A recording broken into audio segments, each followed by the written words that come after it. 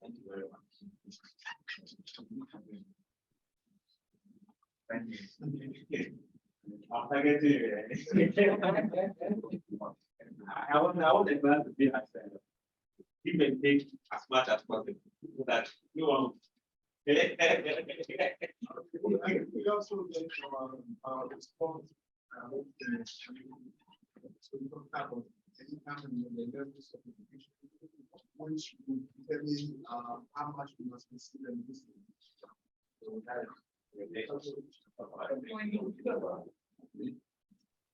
okay. Anyone else? Or well, I think we started off by getting introduced to various technologies used for the also went into field analysis. So you talk about SPSS in general. I thought like in general. Now let's come specifically the SPSS. Can you share with us what you've been able to use SPSS to do as at now?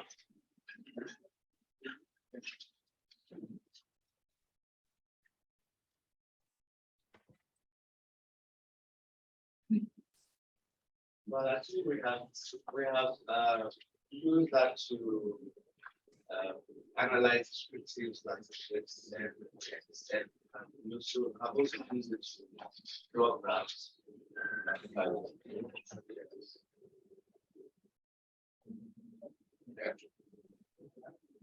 All right. Okay, so about everything that you have shared is you are right.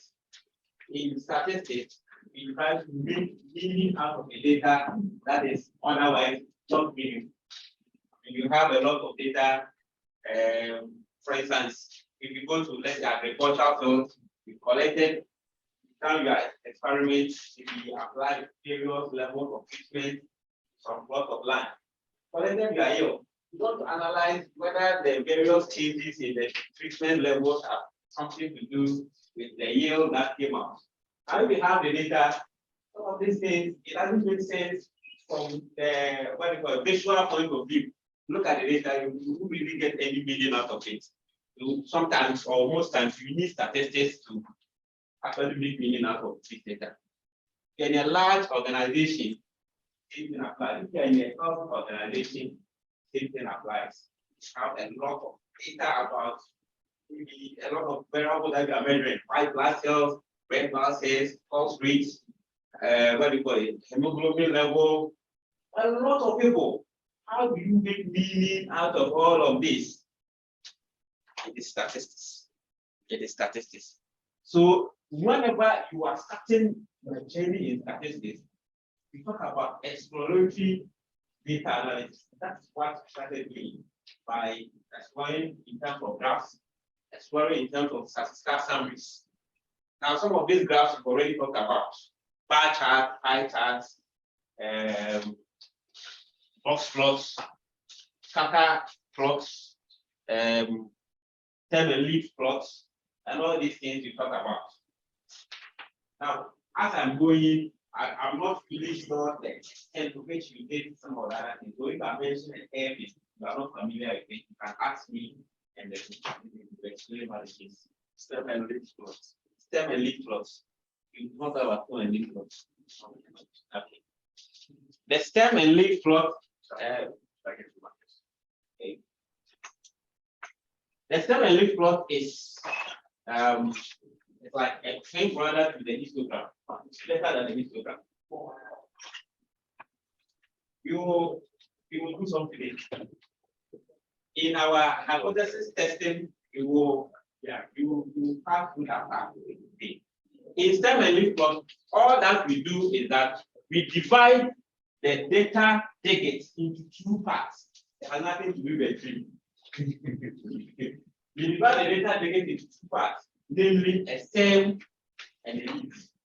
A stem and a leaf. And there are several ways of dividing it, but the popular rule of thumb is to hold all the digits except the last digit as your stem.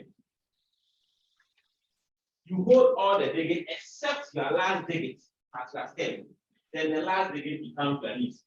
That's the most. I'm not saying that's the universal thing, but that's the easiest way of understanding the stem and leaf. With the matter. So let's say I have a data in 100, 145, 152, and so on. What I will do is that I will maintain the first two digits as my stem. Then the last digit becomes my leaf. Then this one, same thing. So the last decimal. But there's a catch. You have to always write what we call your leaf units. So if your leaf, I'm sure everyone here has been in class 1, class 2, so this please, what do you call it? Please, what do you call it? In the numerations, we have the place things. Yes. We have ones, tens, hundreds, and so on. So whatever your leaf digits, you have to set it into. So that whoever takes it to know that these numbers are in ones. These numbers are in tens, are in hundreds. So the person knows that it's a 1 decimal place digits. It's a 2 decimal place digits. So for every step, that has to be stated.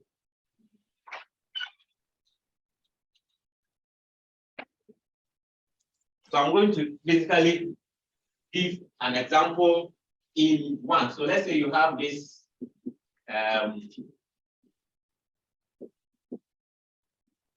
So this, let's say this is my data sets, and I want to construct a stem and leaf plot out of this.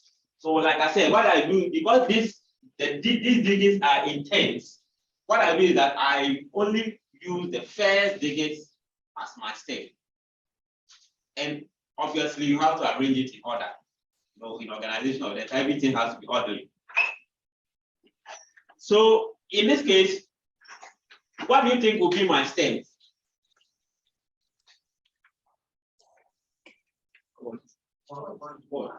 One, because of the 14. The first digit of the 14 is 1. So that will be my stem. So here's my stem. And then I'll have what? 2. Then I'll have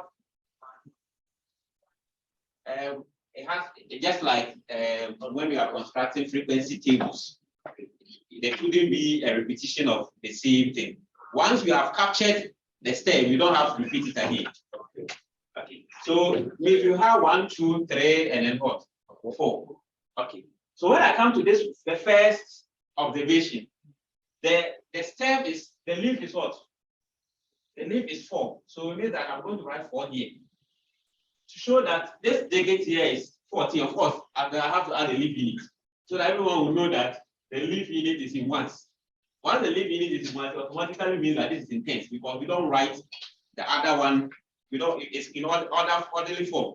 We don't write tens before ones. Oh, yes.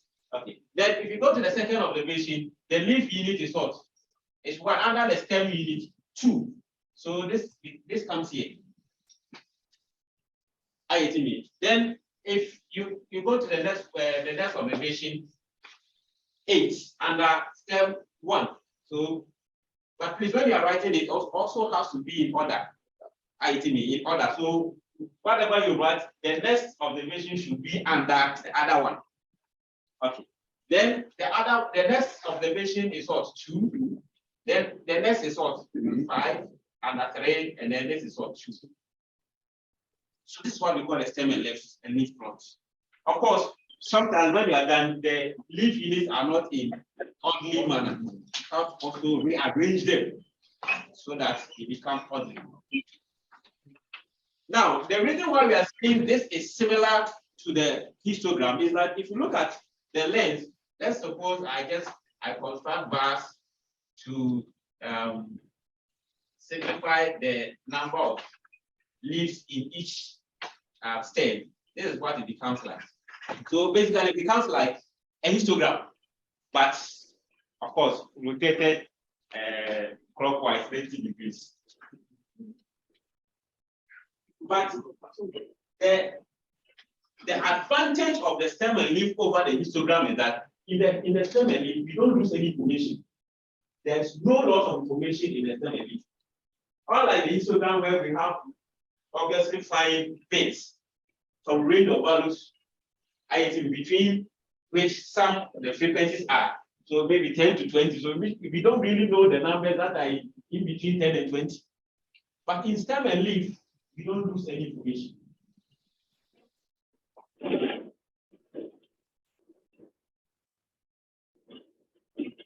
Of course, when you are done, you have to indicate clearly what your leaf unit is.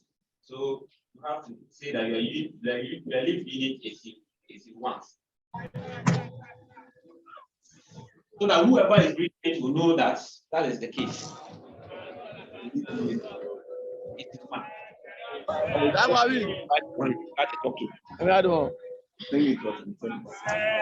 Messi wọlé gan ọbọ kan ó kọ yìí Messi wọlé gan.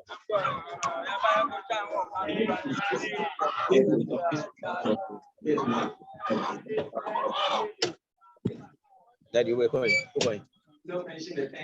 Kaneshi na nka wa nkọ ha.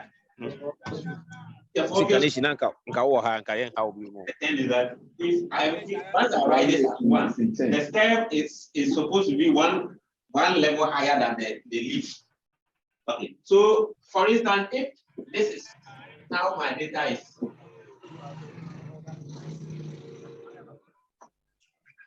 let's assume that this is now the data. Hello, the data is now in pieces. My stem and leaf doesn't change. It's the same thing, but I have to indicate that my leaf unit is 0.01. That's all. Okay. So that I've changed the data. The stem and leaf is basically the same. But with this leaf unit, I am just telling everyone that my stem unit is in 100. Sorry, in 10. And my leaf unit is in 100. So that's how the stem and leaf plot is started. It is so if you want to estimate these measures of location. And part out those things. And you can easily count which observation is exactly there. Unlike the histogram, which you have to estimate, the stem and leaf will give you an accurate measure of the median and then the other measures of location.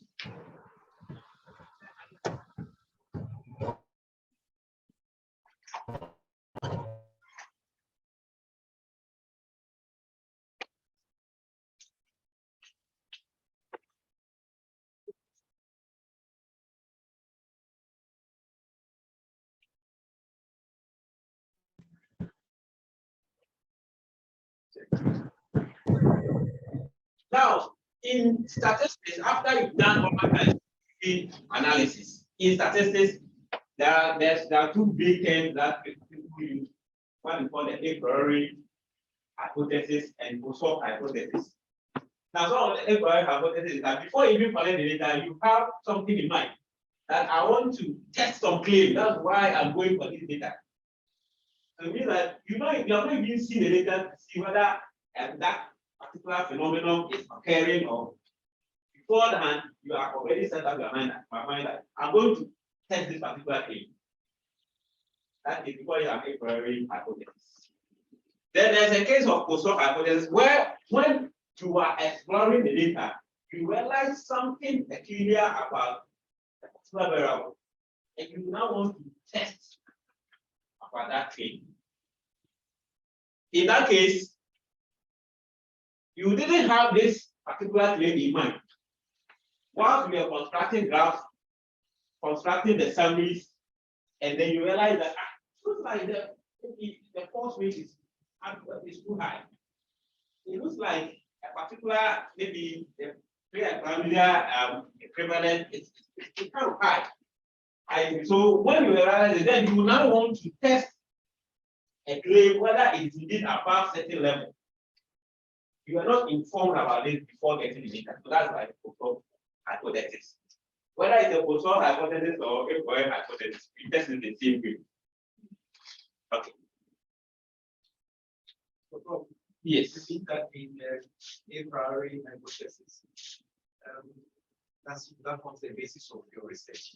Yes. the posterior, what happens is that you collect your data every day, and in your description, you have observe something you did actually want to show you up and then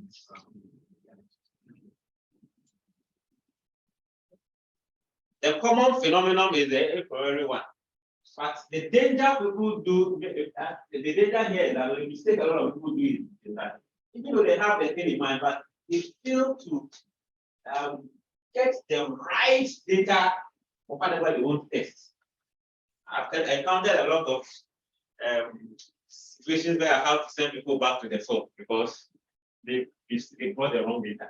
They have a very brilliant idea, but they left it in the hands of some people to do it anyhow. Actually, in Ghana, a lot of people don't respect research. When you give them your work, they will go and stand anywhere and fail it. And bring it. You would rather someone answering, are you a professional driver? Then the person will say yes. When did you receive your driving license? Then the person say, I don't have a driving license. So it means how did the person answer that he is a professional driver in the first place? Because by the definition, the professional driver is someone who has a license. And so you see some of these things and rather know this particular question wasn't complete, and the person just do somewhere and then take something and then brought the questionnaire back. Okay. So as you learned in summary statistics, what summary statistics does is that it is basically trying to take one observation or one particular value to stand in for the whole data. That's what summary statistics does. So whatever you are going for early career, your concentration is on the average pay. The average pay. In the health sector, most of our concentration is the normal value. What is the normal blood pressure, systolic blood pressure? What is the normal diastolic blood pressure? It does not mean that everyone has that particular value. Even the normal one does also mean that it has that value. So that's what summary statistics does. Now, we want to go beyond that summary statistics. The reason why we want to go beyond that summary statistics is when you change sample, your summary statistics is likely going to change. So even here, if I take these three people, calculate their average age, it will be different from this three. If I move, even I group two and I add another one, it will be different. So because summary statistics changes from sample to sample, you cannot just come on one summary statistic and you just make your entire conclusion. You have to go beyond that. You have to be sure that even if you continue changing samples, it will be the same. And that's where inferential statistics come. So in inferential statistics, we are still using the sample information to make general conclusions about the entire population, but we still use the sample information anyway. But we want to be sure that even if we change sample, what we had is not by chance. It is a phenomenon in the population. That's what differential statistics does.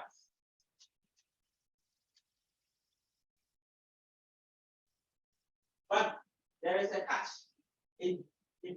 I always tell people that differential statistics basically like trying to argue with me that I don't know how to play Blue. Let me do that for everyone here knows what the Blue game is. And before we start, you set the rules that if I throw the die 10 times and I'm able to get 8, you believe me that I am a very good player of that particular game. Now, if I'm able to do 7 out of 10, what will be your conclusion?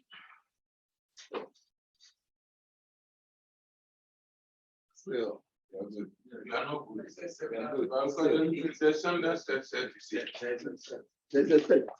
There's what? There's a set. So once the standard is a set, it means you are below the set, so you are not good.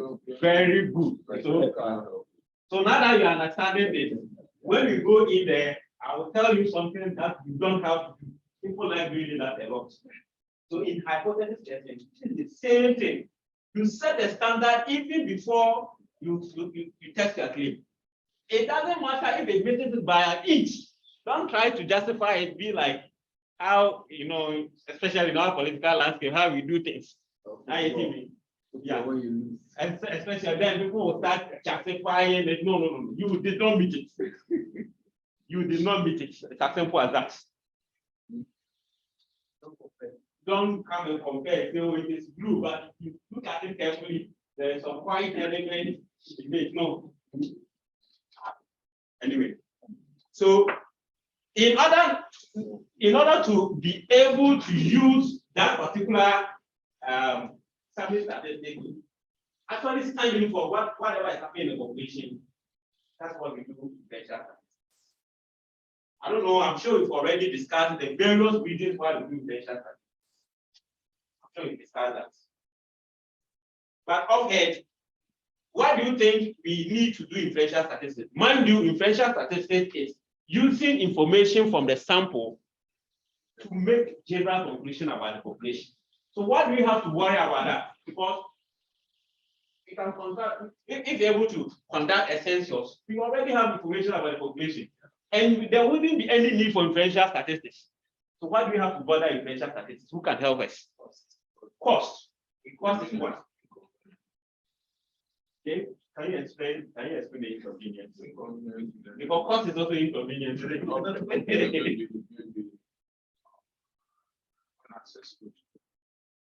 Variable one. For instance,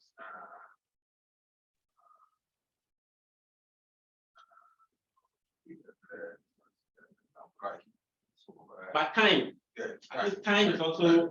I think what he's trying to say that in your time, you cannot even have access to the entire population. Inaccessibility. Inaccessibility. Yes. Okay. So there are some people online. Don't forget them. Some of us are online. Okay, so those online, you want to answer some of these questions, you raise up your hand and you call you to what's going on. Okay, cost and time are the obvious reasons, but there are other reasons. For instance, for what we say, there are a population that we call infinite population. Let's say you want to do a study about mosquitoes. Mosquitoes in which part of Accra has so many mosquitoes? Okay, Choco. Obviously, even if you want to conduct population census there, you can. But there are too many mosquitoes there. You have to obviously select some. In fact, a lot of the inhuman populations or the inhuman natural populations are like that. Even if you want to conduct census on stones in University of Ghana, just on University of Ghana land, it's nearly impossible to get all the stones. So some of these things are infinite, so you can't do it. The next thing is there's something that we call sampling errors. Sampling errors are not the problem. The problem is non-sampling errors. Because if I go to University of Ghana students and I want to estimate their average age, so the average income, the average expenditure, some are going to lie. There are some who will overestimate them. They will think that if I say 2 cities a day, this person will look down upon me. Let me say 100 cities. While there are some who say if I tell the person I spend 1,000 cities a day, you will think I waste too much money. Let me say 80 cities. So this thing will obviously affect it. To me, that at the end of the day, I'm not really going to get the true average. The actual average, I will miss it because of non-sampling error. This has nothing to do with it. So because of non-sampling error, it's not even worth it. Why bother to estimate something that's not even 100% accurate? That's one thing. Then the other thing, especially in clinical trials, is what we call non-destructive experiment. So destructive experiment. Destructive experiment. There are some experiments that are destructive. If you try to conduct this on census scale, you are basically it's likely to destroy the entire population. And I'm sure there are health workers here. Most of the drugs, when they bring it in the first stage, some of them are very lethal. Some are very, very lethal. So when they start, sometimes they apply it on frogs, pigs, and so on, before eventually they start human trials and so on. Some of them, when applying on anyone, they die. So imagine gathering all frogs in the world and applying this on them. That's why you wipe out the frog population, especially if it's very little. So because of that, you have to basically settle for sample. I'm going to use an example that's very common in the homes. What happens in the kitchen? When you are preparing soup or stew, you add everything, the ingredients, and then you stir. When you want to check if the soup or the stew is okay, what do you do?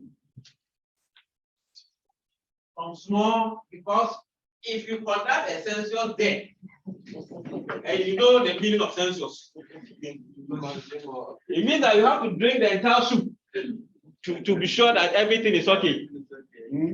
And you are going to have a fight with your entire family for drinking the entire soup. Or Don't play with the soup. So that's what we mean by destructive experiments. That is why we have to settle for sample. Now, like I said, sample summaries they differ from sample to sample. So you can't just use one sample and then you just conclude. You can't just use one sample and conclude. For instance, like I said, in the case of the loop, let's play the first one, I get 6, then I conclude that we were very good. Well, next 100, I'm not going to get anything close to 6. So the first 6 I had was basically due to chance. It means I have to go on and see and set of criteria. If you do it 100 times, are you going to get it this number of times? Then you cannot conclude that indeed that is actually the rule rather than the exception. The rule rather than the exception. So that's what we want to do in hypothesis testing. Okay. So inferential statistics has to do with 2 parts. There are 2. The inferential statistics has been categorized into 2 parts. The first part that we call estimation, and then the second part that we call hypothesis testing. Estimation and hypothesis testing. But you've done the estimation already. You've done the estimation already. In estimation basically is like guessing. It's like guessing, but obviously you can't just guess. I know there are some very good what do you call it, medical practitioners who can just look at someone and then diagnose the person. The person's condition, how you feel for that maybe, it's loud, and then they diagnose the person. And because they are able to do that because of the experience, and so on. In fact, even in businesses, you can look at a particular business deal and see whether it is a good deal or a bad deal without even going into the details. So this is what we mean by the guessing. We statistics also have a guess, but you need to also be experienced in statistics. So that's why you learn all these various levels of measurement. So you know that if the variable is nominal, I have to use this thing to guess. If it's on ordinal, I have to use this. If it's on the interval or the ratio before the scale variable, I have to use it to guess. So in estimate, you have point and interval estimation. Now the point estimation is basically when it is something the point, it means that it is just a single value. So when we are using a single value to guess something about the population, that's what we call point estimation. That's what we call point estimation. So for instance, if I'm using the mean, I'm standing for the population mean, it's a point estimation. If I'm using the sample median, so standing for the population median, it is a point estimation. If I'm using the sample standard deviation, standing for the population standard deviation, this is a point estimation.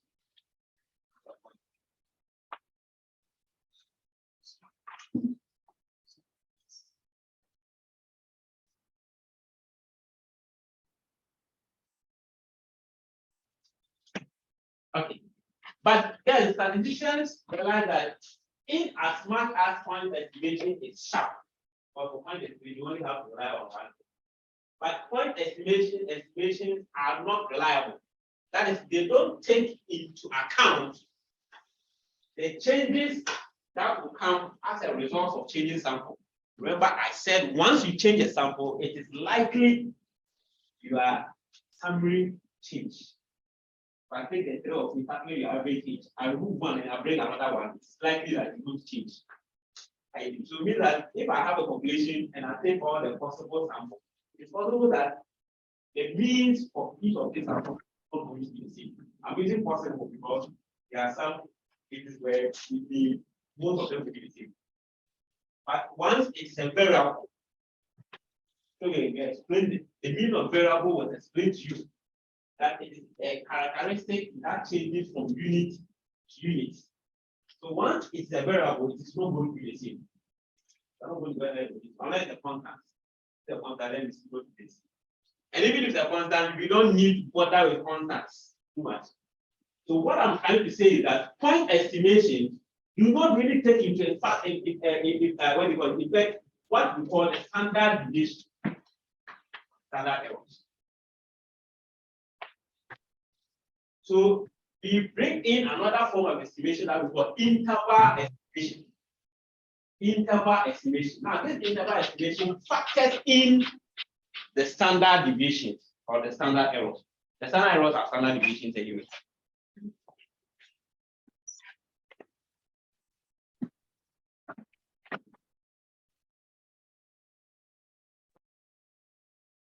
But as the name suggests,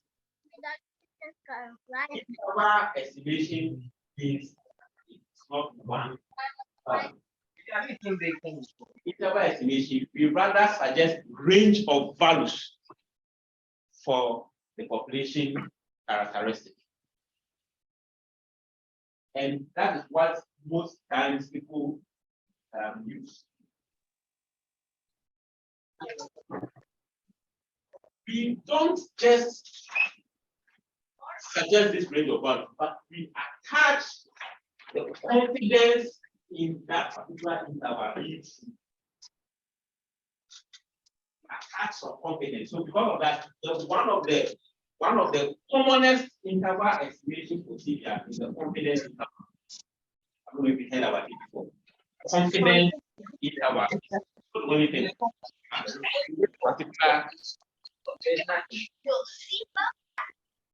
In this particular journey, you focus only on confidence interval. Maybe later on when we do Bayesian training, we talk about the other of interval estimation. But the confidence interval is the commonest one. Commonest one. That is what is used in classical. Okay. So in interval estimation, what I'm trying to say is that instead of suggesting one value for the population parameter, this time we suggest range of values for the population parameter. So for instance, instead of saying that the population mean, we are estimating it to be, let's say, 5.2 meters. We would rather say that the population mean will fall in the interval 2.5 to 7.3 meters. But we don't just say this, we add some level of confidence rate. So we say we are 95%, we are 95% sure. We are 95% sure that, or confident that this interval 2.5 to 7.3 will contain the true mean. Will contain the true mean. So we use this interval mostly for policy making. So when you know this, at least you know the least value that average you take, and you know the maximum value that average you take. So if you want to maybe come out with a policy, it will depend on what you want to use. If you want to settle on using the least, depending on the circumstance, use it. If you use the maximum, then use it. this interval will tell you that the mean will fall anywhere in between them. It means that you are saying that you are 95% sure that the mean won't go below 2.5 and it won't go above 7.3. That's what the interval estimation does.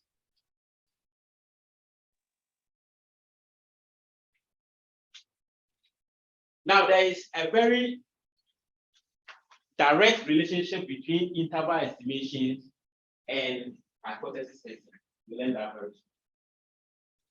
Sometimes you don't even need to conduct a mean formal hypothesis test. Once you have your interval estimation, you are good to go. Yes, you are good to go. You don't need p-values. With this, you can still make any conclusion that you want. Okay. So that is one aspect of inferential analysis. The other aspect is hypothesis testing, which I said they are brothers. The interval estimation and then the hypothesis, they are brothers. Now, to understand hypothesis tests is to, first of all, let's understand what we know about the word hypothesis. Hypothesis. What have you heard about hypothesis?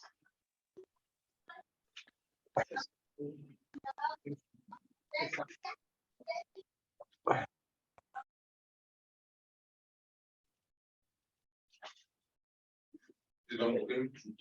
Unclaimed truth, okay. Anyone else?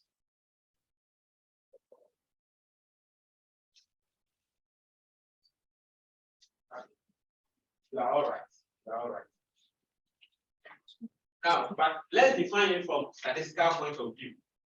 I always say that when we just go out and then someone has fallen down, everyone will try to attempt the solution from. Hello.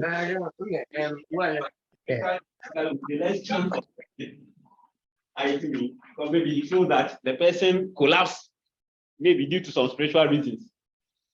I think if there's a medical doctor, then the person will also suggest that we should do something about it. Maybe a later you say, let's give the person some sheets. So hypothesis, the definition of hypothesis is very broad. But when you come to statistics, I'm going to take your big shoe. A hypothesis is basically any claim about population characteristics. Any claim about population characteristics.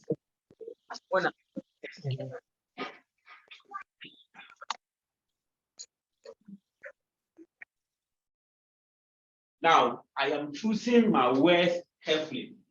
I said characteristics. These characteristics include parameters. Parameters are characteristics of population. It is not all characteristics of population that can be computed. It's not all what we call it characteristics of population that can be computed. Like saying that the population or the observations of the population are independent. This thing is kind of very difficult to compute, but it is a characteristic of population. Or saying Come on, we are the one. Okay, you will. So there are other things about the population that we can also make claim other than mean, the median, and so on. Okay. So this is an example of a claim about the population that the true mean is more than 15. The true mean is more than 15. This is hypothesis. And please, hypothesis is only about population, it's not about sample. For the sample, you already have it. So you don't need anything. It's a population that you don't know what is happening there. That's why you probably make some claims about it. You don't know what is happening. So you are basically going to make claims about what is happening in an unknown world, and you are using parts of that unknown world to test that claim. That's what hypothesis is. Or saying that the true proportion, so the true here, by true here, I mean the population. So, yes. So, do you sample can hypothesis also. You don't test. Yeah. So about range later. Could it? Generalize We shall share. sample representative. Yes. So your sample size will large. That will follow the consequences when I was coming out from the line. I'm fine. I don't so much. I don't know. Avoid this.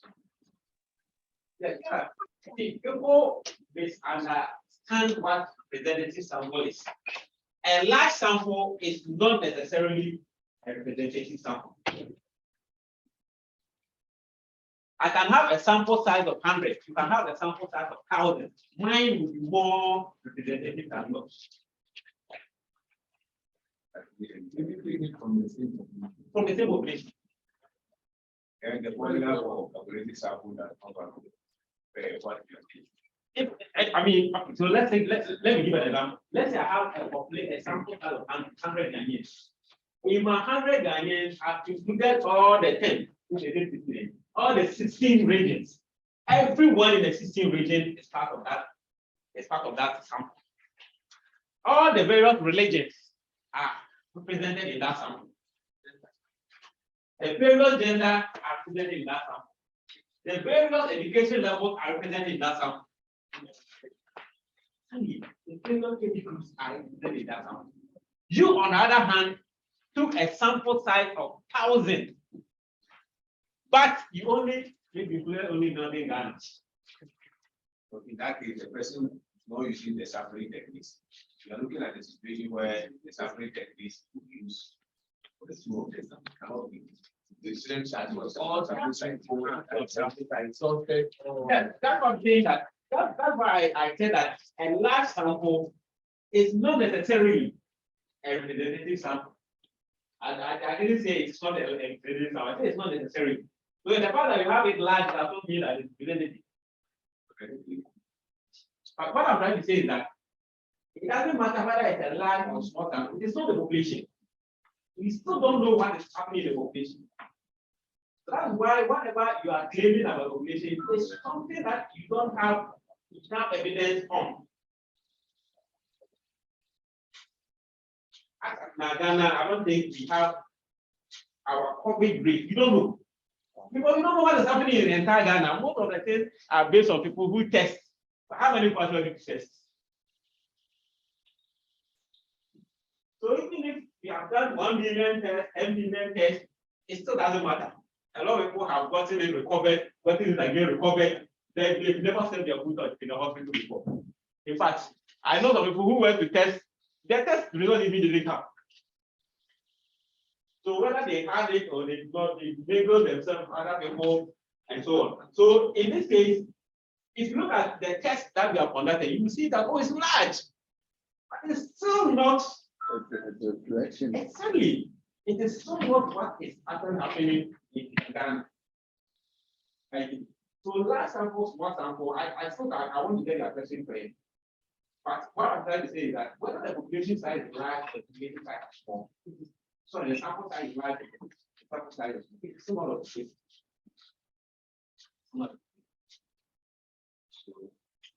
like you are saying, you are not estimating. So now, before the explanation that you did, the person was able to use civil sampling technique or the fastest or the sampling. And still, you see that your formula for getting the sample size will be based. Then you see that it's not very easy that when you're looking at your course, and most of the time, samples too are also used to make decisions. I don't use that. The sample formulas that we are using are basic formulas. I have to be honest. The Cochrane formula, the Slovene formula that you have been using in most of your studies are basic formulas. There are real formulas which includes cost. I agree. That in advanced statistics, there are formulas which include the cost.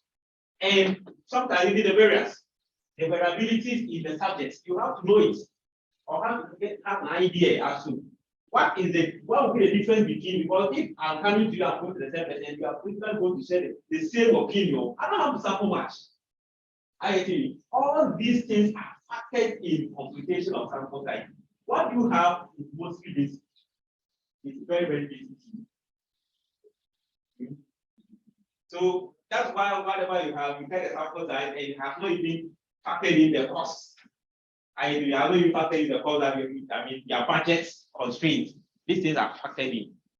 Your budget constraints are factored in. Elsewhere, people have to pay for being interviewed. I think so. It means that these things are very important. You can't just say, I'm going to 30,000 people when you have a very limited budget. I think so. Costs are actually included in the computation of sample size. Just that what you have is mostly basic, the basic ones. Yeah, the basic ones.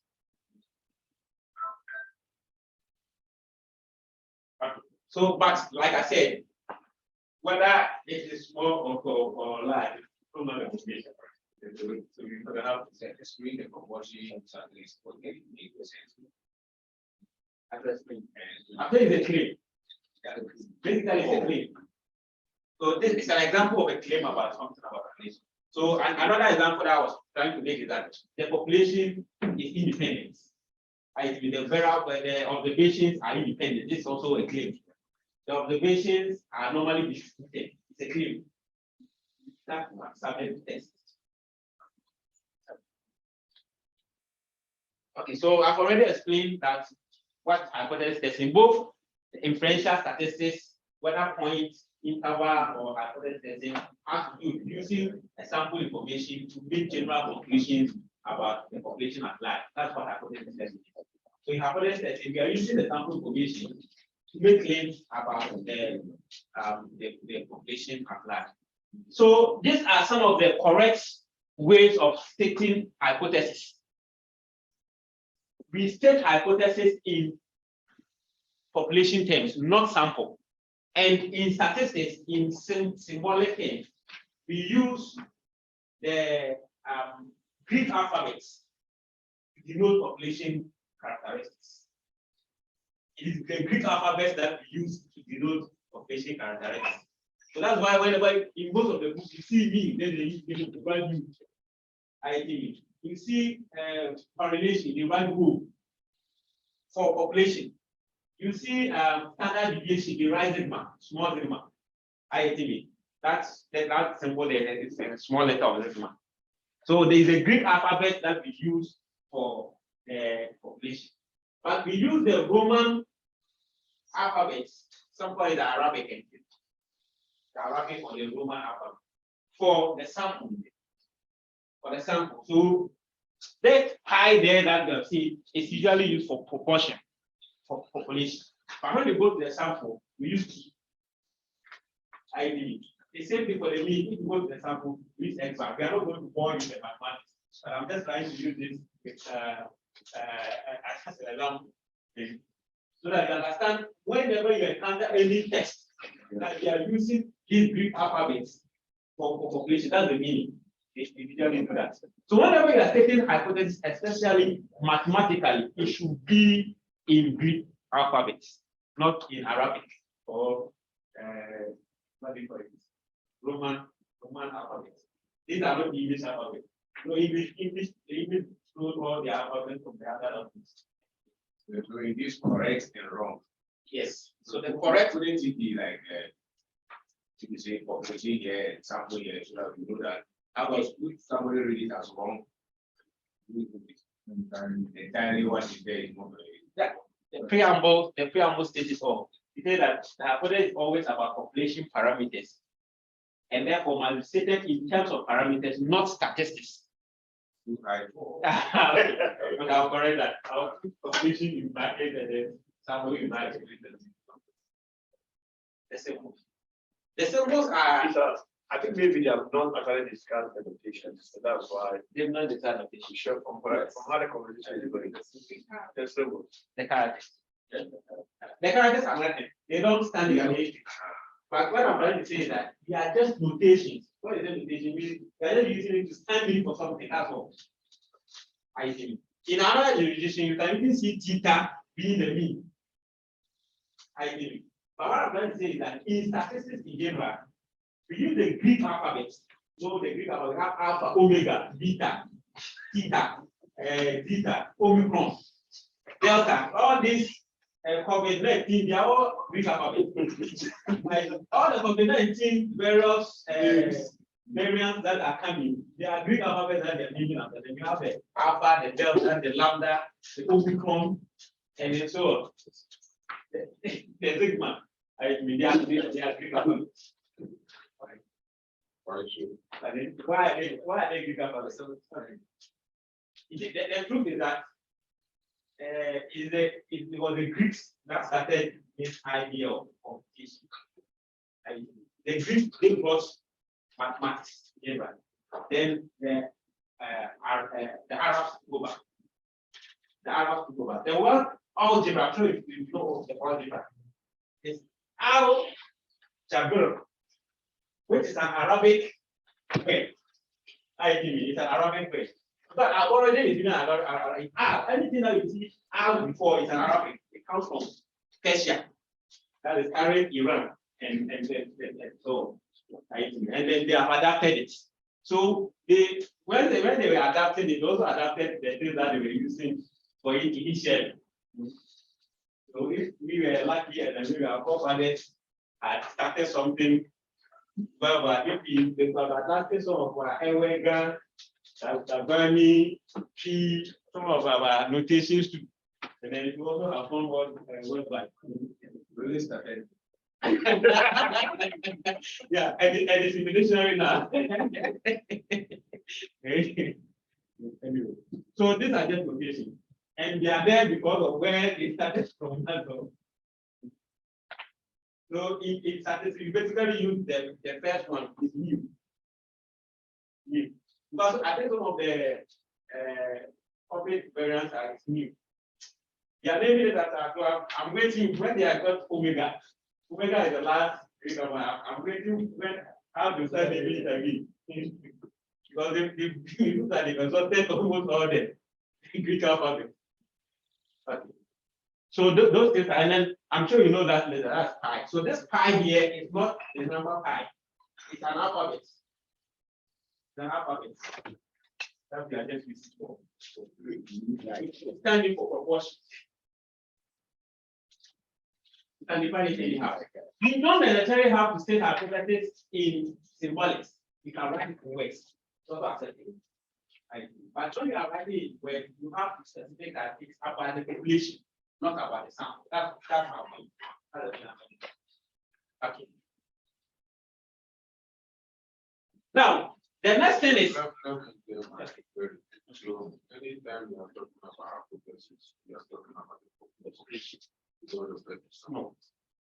The sample is basically like an evidence that we are going to use to tell this claim.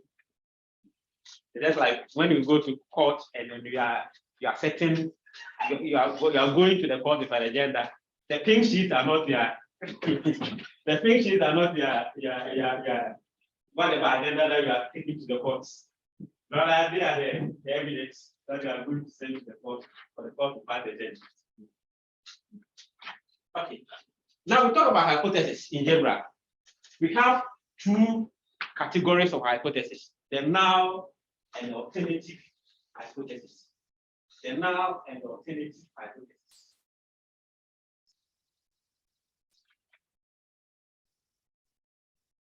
The null hypothesis is what we call the status quo. I'm sure everyone here knows the meaning of status quo. Status quo basically means that until proven otherwise, that is what we are going to maintain. So any hypothesis that has to be maintained until proven otherwise is the null hypothesis. The null hypothesis. And we denote it by H with subscript 0. That is how we know the null hypothesis. So one will ask, why now? But now, now it's also a Greek alphabet. Actually, it's not 0, it is a now. Now it's a Greek alphabet, which is basically like 0. Now is is something that is empty. I think it's empty, zero. The concept of hypothesis testing began from pharmacology. I think it began from pharmacology. Now, the first thing that they tried to do was to check if a new drug performs better than a previously used drug. So until they are able to conclude, what do you think will be the status? That the old drug That the old drug was what? is good. Or effective. It's effective. In other words, of course, if you have not gone through some R&D, you won't really come up with the new drug. So it means that the worst the new drug could do is to be the same as the old drug. But obviously, you have used the methods of the old drug and probably improved it. ITV. So which means that at worst, the new drug and the old drug will perform the same ITV. The efficiency will be the same. So, and obviously that will be the statistics. Because you don't have evidence that the new drug is going to perform better.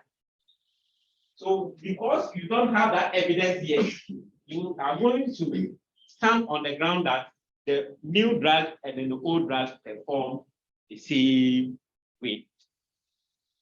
And so how does the law come in here? If they do perform the same way, let's say I apply the new drug and the old drug on you. What would be the difference between the time it will take you to heal or to see the effect? Let's say it's an analgesic or painkiller. Let's say it's a painkiller. If I give the old drug and the new drug to you, and the efficacy rate is the same, obviously you are going to use the same length of time to feel the effects. ITB. So which means that the difference between the efficacy rate is what? Now, empty. That is if the status quo remains. So that is where the genesis of the null came in. And like I said, most of this is not trace back to where it began. So that is where the word now. So whenever you are maintaining the status quo is enough. In any hypothesis, you can separate the status quo from the alternative hypothesis. Any claim that you make can distinguish between them. So in terms of mathematics, I'm not being advanced mathematics. In terms of mathematics, the null hypothesis is the one that contains equality. Any hypothesis that contains equality is the null hypothesis. Because we usually think that the equality is the status quo. Equality has to do with status quo, which means that we are standing where we are already at. We are not moving. ITB. Yes. The alternative hypothesis is basically the hypothesis that is born for in case the null hypothesis is rejected. So note that the alternative hypothesis, it does nothing. It is just sitting at one corner, waiting for you to reject the null hypothesis so that you go for it.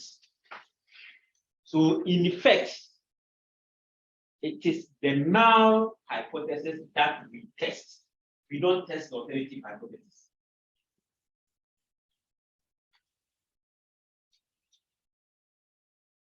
Let me give a simple example. When I accuse you for doing something and I take you to court, the court, my claim is that you have done something wrong to me. The court sets both null and alternative hypothesis there.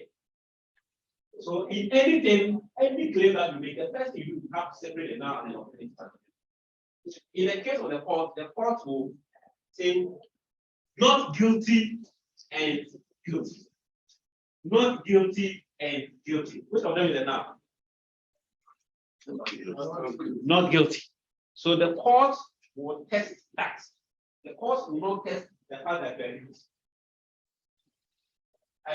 The court will only proclaim that you are guilty after it has rejected the fact that you are not guilty. So that's the difference between the null and alternative hypothesis. So please note this: some people will be testing alternative hypothesis.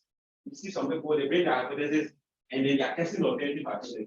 No, this is your alternative hypothesis. I know that's your focus. But tell them now, when you are done with it now and then you have rejected it, then you can now claim that in fact you have evidence to support your alternative hypothesis. Otherwise, forget about it and test your null hypothesis. Remember, your claim can be the alternative hypothesis. In fact, most people's claim are alternative hypothesis because they want to challenge the status. The status they want to challenge. So meaning the alternative, you only have to speak to it as you also assume. Yes. So based on your assumption that this is the alternative, meanwhile this is the status, which is the now. After rejecting it, there is no other. Must you put something to support the alternative, or the way you also have? The data is what is supporting. The data is telling you that in fact it's something towards the alternative hypothesis. If you are not rejecting it, it means that the data is saying that you don't have enough evidence to say that your alternative, the status quo should change. The data is saying that the status quo should be maintained. Can you touch on that one again? But then, yes. What I think what he asked about in case maybe yes. Whenever you have any claim, for instance, maybe you are at a particular unit in a hospital, and then you've seen some phenomenon. I think these days it's very common that CS is the rate of CS actually going up compared to previously. I'm talking about cesarean section. Okay. Then you think that the rate is going up, you think that in every 10 women, 8 of them actually will do CS. And that's your claim. That is your claim. So in this particular claim, you have to now go back to what is the status quo. Was the status quo like 5 out of 10? And you think that this time it is more than the 5 out of 10? So you can now conclude that indeed it is 8 out of 10 when you've gone through the process and you have rejected the 5, then you can now come to your 8. In fact, pardon? After rejecting the 5, Then you can say that it's more than 5. it becomes the alternative.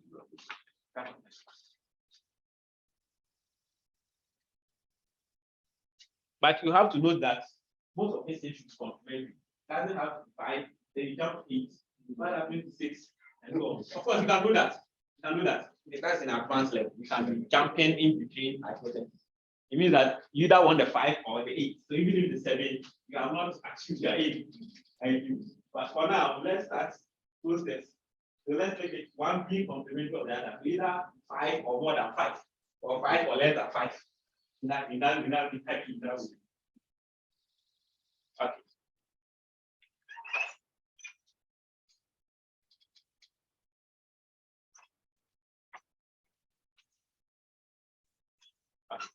So just like I used the court case as an example. When you go in the court, obviously tell you that guilty, not guilty. What will be the next thing the court will ask for? Everything. Exactly. So in statistics too, after you have said you are now in the next is bring evidence. And that's what we call the test criterion. The test criterion in statistics, our evidence is for the test statistic. That's what our evidence is. So our pin sheet in statistics is test statistic. So this test statistic is basically a value that we compute it and it's based on a sample. Remember, if we are using this sample to test the claim. So we use this value as a benchmark for either rejecting or not rejecting the null hypothesis. And that's what the test statistic is. So of course, every test comes with its own test statistic, just like every case has its own evidence. We don't have an evidence for all cases. So the same way, we don't have a single test statistic for all the hypothesis tests. So sometimes it is the test statistic or how the test statistic is distributed that gives the name of the test. So I'm sure sometimes you'll be hearing I-square test. And it's because of the test are there, not because of the hypothesis. T-test, it is because of the test statistic. ANOVA, it is because of the test statistic. I think, because obviously we have different hypotheses. Even under regression, we test hypotheses about the coefficients and so on. And then the names of the test statistics are because of the test statistics.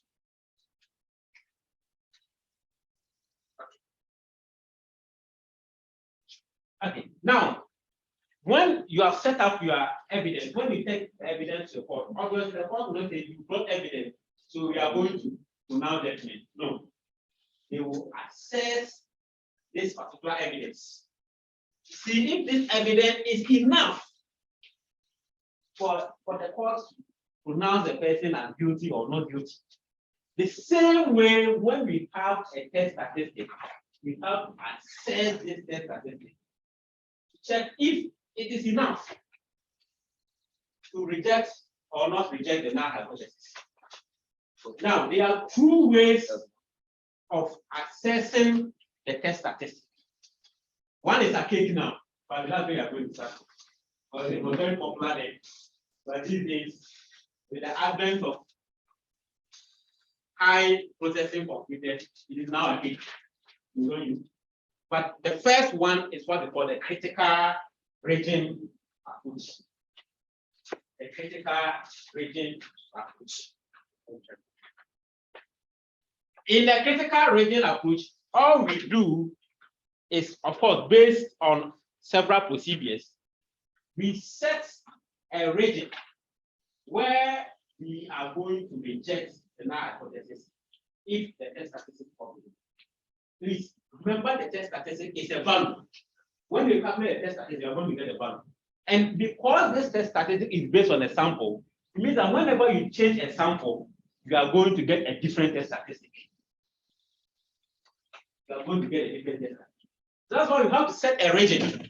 For instance, you can set a region that this is my region, T is greater than 10. Now, if you set this region, what it is telling you is whenever your test statistic is greater than 10, it is in the region of rejection. So all you have to do is calculate the test statistic, get the value. Then look at the region you set. Is it in that region? If yes, then I'm rejecting my null hypothesis. Please, I'm sure you are noting that I'm only talking about null hypothesis, because once you set the null hypothesis, you don't talk about the basic hypothesis again until the end. Everything is about the null hypothesis. But that's how this may be opportunities. But that's for next time. Because it's too biased. How can you just stand on one thing and then not even look at the other end? That's what some are arguing anyway. But it's working for us, and we want to change it. So that's what the current. We also call it, like I said, the region of rejection. The region of rejection. Of course, its complement is what some people call the acceptance region. I don't really buy it. I call it the non-rejection region, and I will tell you the reason why it's out. So call it non-rejection region instead of acceptance region.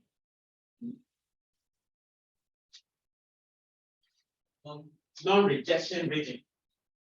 The non-rejection region. Now, when I was writing the critical region, I wrote about 10. So it is basically this value that's setting the boundary. So it means that above 10, I'm rejecting. Below 10, I'm not rejecting. So basically, this like this ends like a veil. That's a partition that is dividing the rejection and non-rejection rate. So we call that value a critical value. So basically, critical value is like a boundary. It sets the boundary between the rejection and the non-rejection rate. That's just what the critical region is. Now, the critical region, and you can have situations where you have only one critical region or only two, or also two critical regions. you've seen that I've rated the critical region to be greater than 10. I can also write the critical region to be less than something. Then I can also get a situation where I have it less than something and greater than something. Yes. So these forms of critical region depends on what we call the various forms of tests.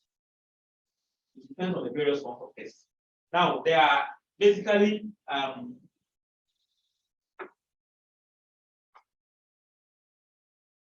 yes, there are basically two forms of tests. There are basically two forms of tests. We have what we call the one-tailed test and then two-tailed tests. One-tailed test and then two-tailed tests. The tails are basically because of the direction of the critical regions. Now, when the alternative hypothesis, of course, the critical region also depends on the alternative hypothesis. When the alternative hypothesis is right directional, when I talk about right directional,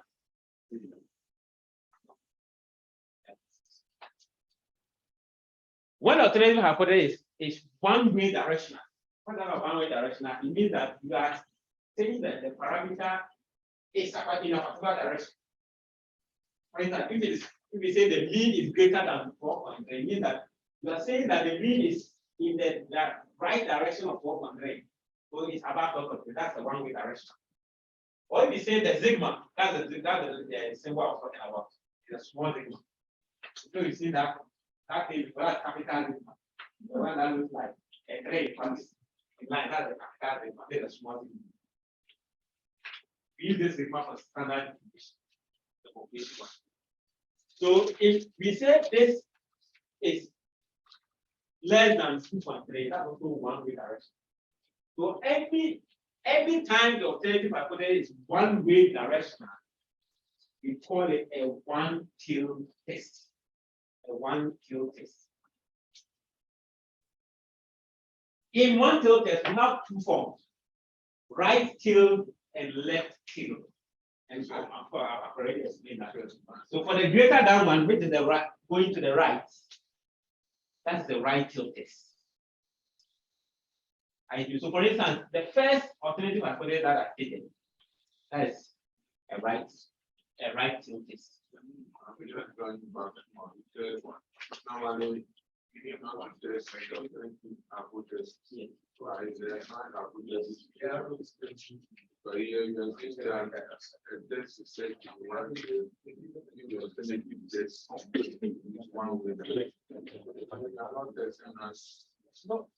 we are still not testing it.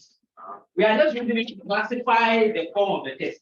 After the test, we are still not going to use the alternative hypothesis anyway. It doesn't mean it's all progressing yet. We still have issues, but during the test, we don't actually use the alternative hypothesis for anything. We use it to classify the form of the test. We use the alternative hypothesis to classify the form of the test. And the reason why we use it is we have already stated that the null hypothesis contains equality. So for the null hypothesis, the fixed point. That like, but it's alternative that is telling us, are we going to the left of the status quo or the right of the status quo, or we can go anyway. That's what alternative see. So that's why we can use alternative to classify these tests, but we can't use them now to do that. Okay. So like I said, if it is right directional, we call it a right-tailed test. If it is left directional, we call it a left-tailed test. A left-tailed test. These things that I'm explaining here, if you move up more, I'll also explain it in technical terms. But in this case, I want to bring it to the least possible level so that everyone without strong mathematical background will understand. For two-tailed tests, it is not directional. So basically, you can say two-way direction. It's a two-way direction. So basically, they're not equal to alternative hypothesis are the two-way tests. Two-tailed tests. So which means that if it is not equal to, it means that it's either greater than it or less than it. So it can be the right directional or left directional.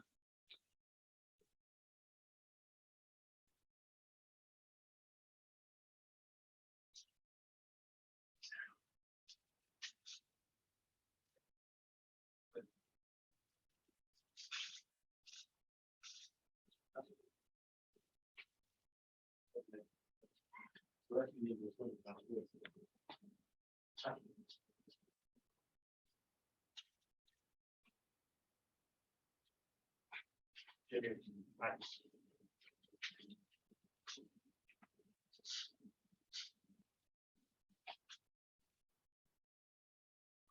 we are not soothsayers, or we are not sayers, clairvoyants, we can make errors. Whatever decision that we end up taking, whether we are rejecting or we are not rejecting the null hypothesis, we are obviously found to be committing a mistake. ITV.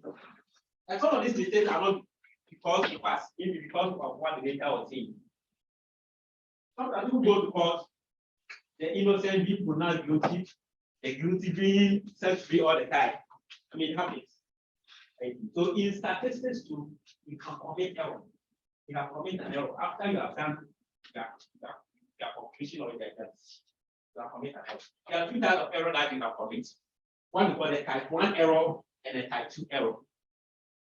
The type 1 error and the type 2 error.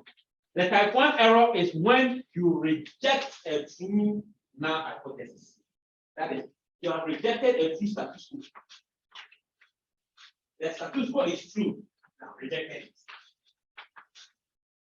That's what the type 1 error is.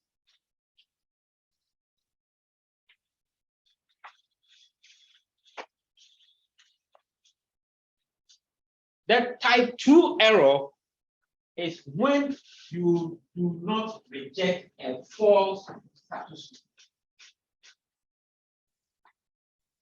That is, the null hypothesis is false, but you did not reject it.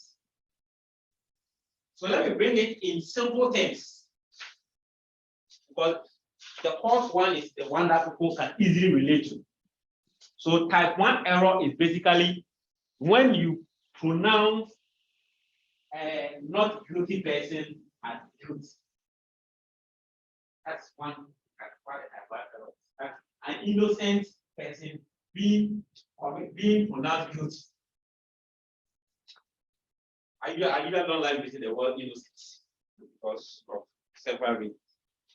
So the type 2 error is when you fail to pronounce a guilty person as not guilty. The person is guilty, you are supposed to do that, but he said, and I'm saying that the person is not guilty. Which of the two do you think is more serious? The first one. The first one. The type 1. No, I think two. The third one. The third one. The type 1. The person is guilty. The person is no. The type 1 is when the person is not guilty. Let me use this table here. So let's say this is the actuality. The actuality is that the person is not guilty. And then guilty.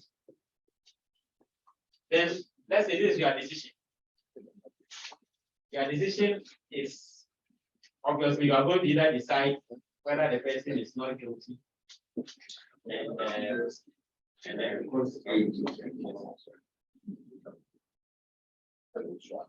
so if the person is actually not guilty and you pronounce the person as not guilty, you probably done the right thing. That's the correct thing.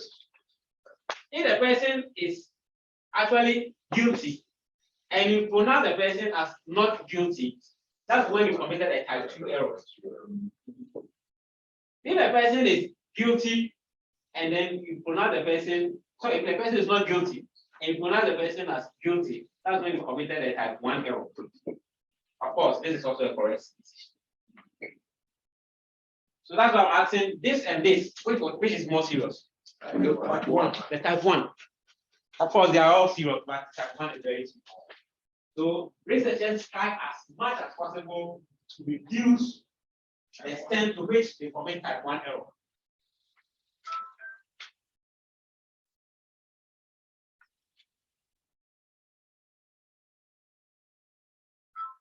So because of this, you have to give yourself the chance of committing type 1 error, the maximum chance of committing the type 1 error, even before you start conducting the test.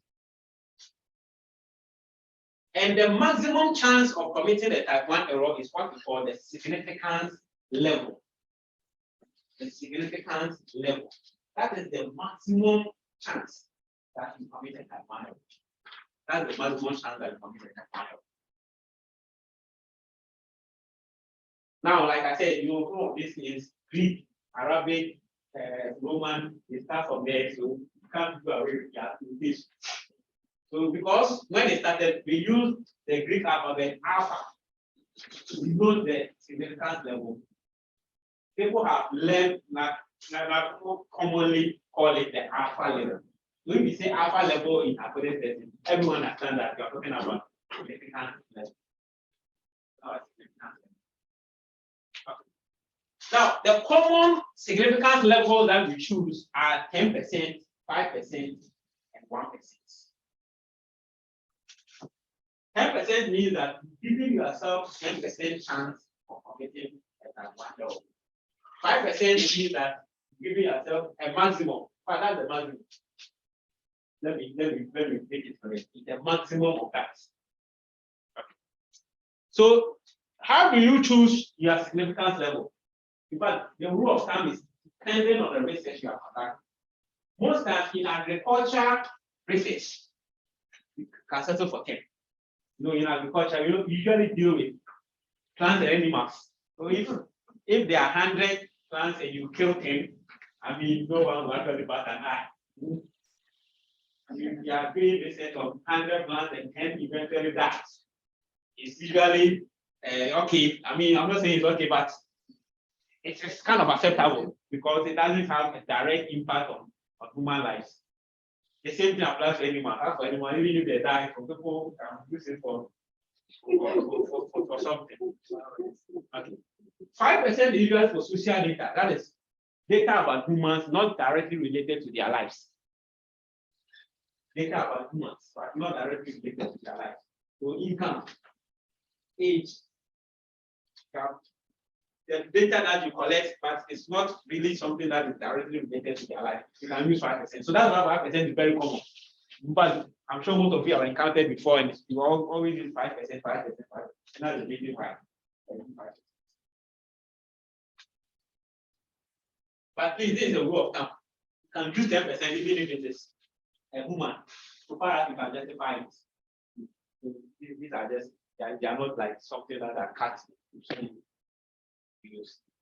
1% is usual for clinical trials. That one, but some people like you should 0. I mean, like I said, it's a rule of thumb. Some people go at 0.1%. Some go at 0.01.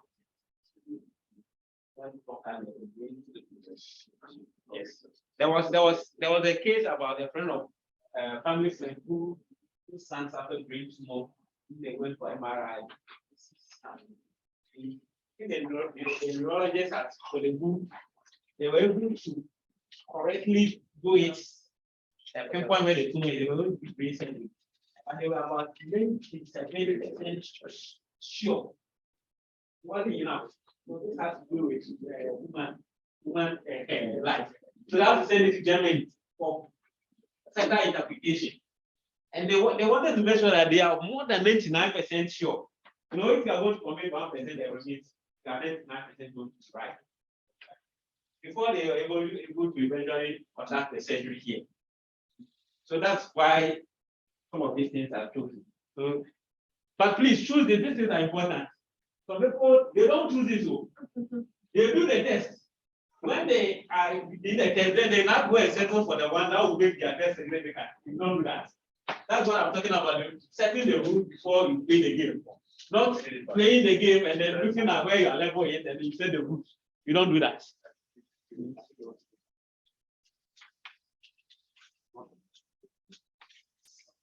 Let's wrap it up. Okay. Now, when I was talking about entering, I said it's the olden days.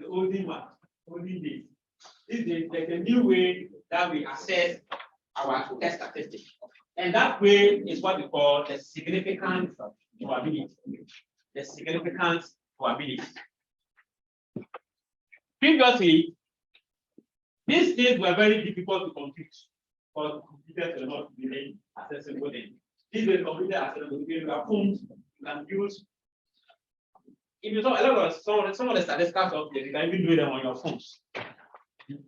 You don't even need computer to even do some of these statistical. They have cloud computations, so some of these things, so you can do them on your phone. So we call it the significant probability. The significant probability, the common name that people know is the p-value. The p-value. The word p-value comes from the fact that it's a probability value. So that's why people call it p-value, wherever you have p-value. But the actual name is significant probability. The significant probability is basically the probability that the test statistic is in support of the null hypothesis. Let me take it again. It is the chance that the test statistic that you have like your evidence, whereby you are computing this evidence based on your population. The chance that this evidence is in support of the null hypothesis. That's one way of explaining it.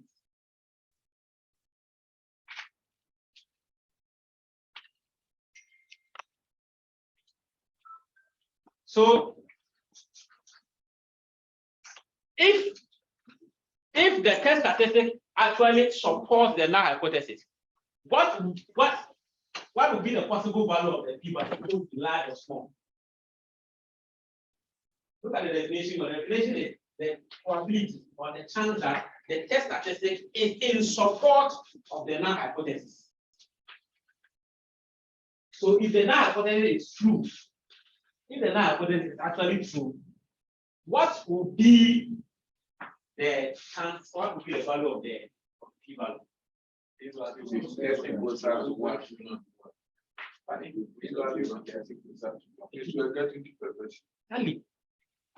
So it means that when the p-value is becoming large, it means that indeed the test statistic actually supports the null hypothesis. The test statistic actually supports the null hypothesis. That's why you're getting it to be large. So that means that whenever your p-value is becoming larger, you are likely not to reject the null hypothesis. Because the test statistic is telling you that it's supporting what the null hypothesis is saying. Of course, if it is getting smaller, it means that it is not supporting the null hypothesis. So likely reject the null hypothesis. What is small? Exactly. So that's the next question. The next question is, what is small and what is large? That's why you have to set a bill. In the case of critical range, we have a bill, which is called the critical value. In the case of significant probability, our bill is the significance level.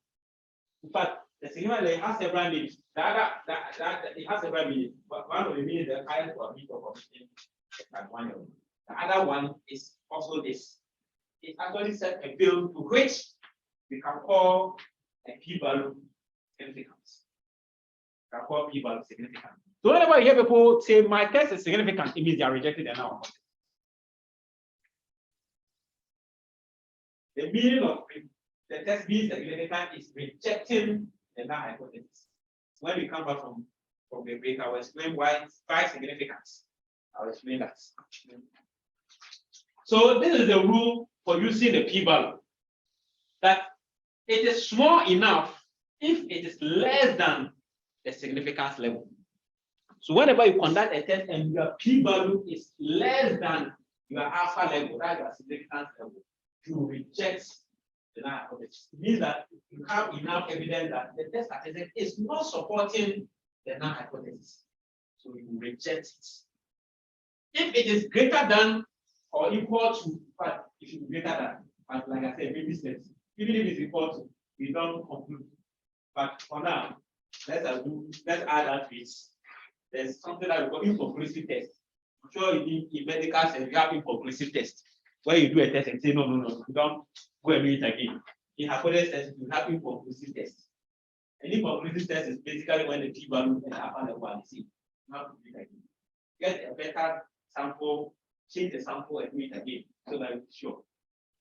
But I mean, as a rule of thumb for now, let's use this tool. That if it's less than it is small enough. If it is not less than it is large enough.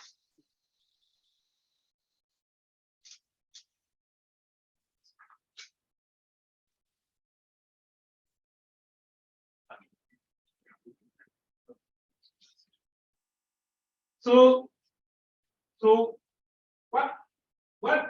how do we summarize calculated testing process? So this is a summary. The summary is whenever you have any claim, the first thing is you state the claim, but you have to state it in terms of noun and alternative hypothesis. The next thing you do is you state your level of significance. That's what I said. So these are before you even move on to what the test statistic is, what the p-value is, you have to know what your significance level is. You specify your test statistic and its distribution. Of course, these distributions are based on assumptions, which we talk about later. Then you specify your significance probability, which, like I said, we are not going to bore you into how these data are computed. Some of them are very high, but we have the computers do it for us. Then, based on your significance probability and your alpha level, you can now decide.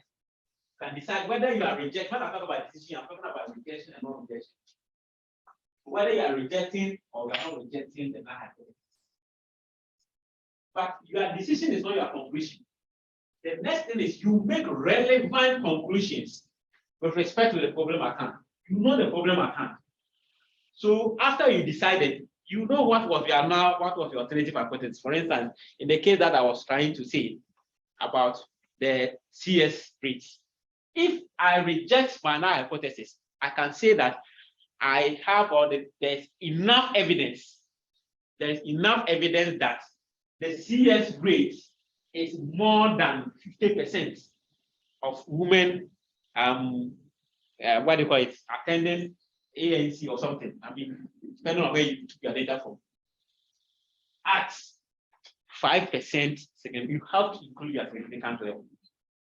So that everyone knows that's the level you concluded, because someone can do the same test and reject it at 1%. So the significant level always has. Or sometimes you have to just write a p-value. When you write a p-value, everyone will know that, okay, this is a p-value. That's why you rejected it. But like I said, don't go and calculate p-value. Someone wait, calculate p-value, get 0.08. They say, if I choose 5%, I'm not going to reject this. I'll choose 10. And that's what we could do. So if it is 5, you already decided 5. So even if it's 0.055, you are going to reject it. Sorry, you are not going to reject your hypothesis. Sorry. All right. So understand it's break time. So you take a break and then we now come before you with SPSS. Okay.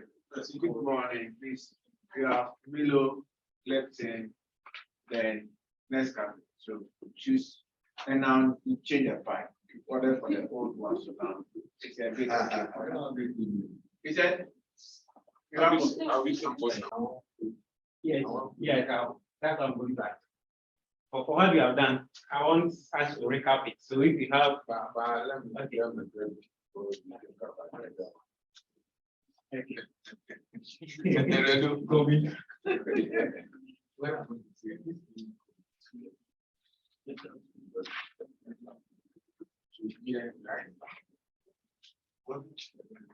want to try to summarize you. So you see all the what I know for understanding now is that if the secure power of the people is 1, then it means it's a very is about 90. Or if my okay. The p-value has nothing to do with the significance level. It has absolutely nothing to do with the significance level. So let me use this scenario to explain the difference between the p-value and then the significance level. Now, I use the case of the loop IATB to when I was trying to explain criterion here. That if you challenge me that I know how to play the die, that I know how to do it properly, and then you have before we started, you have set the criterion that if I throw it 100 times, I'll be able to get 95 of them correct. It means that you have set your criteria, your significance level to be 5%. It means that I have a chance up to 5% of actually getting the 95. So if I get 4 wrong, I've satisfied your criteria. If I get 3 wrong, I've satisfied your criteria. If I get 2 wrong, I've satisfied your criteria. So that is what the significance level does. It means that you are giving yourself 5% chance. So when you fall within that 5%, it means that we are going to reject the claim that I'm not a good thrower. If you fall within that 5%. You see, they are complementary, so I can change it anyhow, but I want to restrict myself to the error part, not the correct part. I think yes. The correct part is the confidence level. We come to that later. So if you are going to commit 5% error, it means that you are 95% sure of the test. That's the confidence level. And so you can talk about the significance level and confidence level, but the p-value is different. Now the p-value is after I have actually thrown the die. Are you getting me?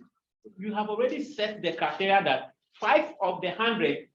If I fall within that 5 of the 100, you reject the status quo that I am not a good thrower. The status quo is because you don't have any evidence I'm a good thrower. So as at now, the status quo is I'm not a good thrower. So the p-value will now help us compute that chance of me making the error. Are you getting me?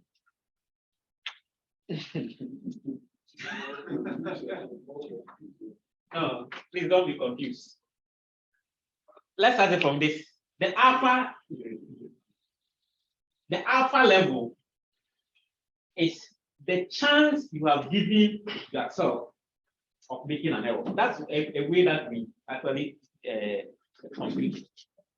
Now, the significance level, like I said, it has so many explanations. One of it is the chance of making the type 1 error. The other thing is that it basically sets a boundary. So it sets a boundary, and that boundary is what will tell us whether the p-value, the computation of p-value is completely different from the alpha level. It has nothing to do with it. We don't use the alpha level to compute the significance probability. So the alpha level, apart from computing the probability of making type 1 error, in fact, it's the maximum probability of type 1. It's actually not the probability of type 1 error.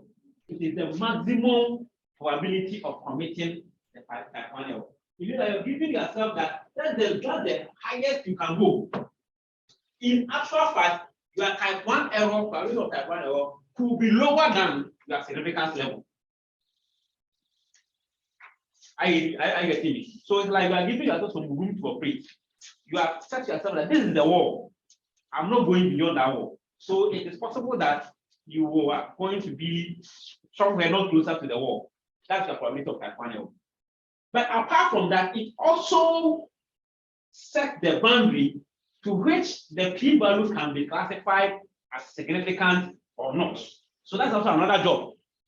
So besides, it has 2 different functions. So when you are done computing your p-value, and this p-value is what I said is the probability that the test statistic supports the null hypothesis. The probability that the chance that the test statistic supports the null hypothesis. So it means that if the test statistic actually supports the null hypothesis, this chance is going to be high. It is going to be a very high value. Or in fact, it supports it. So that's why whenever the p-value is high, we do not reject the null hypothesis. Because example, I don't the p-value is high. Support the nice. Yes, it means that it supports that because by the definition of the p-value. Let's look at the definition. The definition is the chances that the test statistic is in support of the null hypothesis. Okay, we're going to give us how high it is when it is getting closer to 1. That is. Yes, but this is a probability.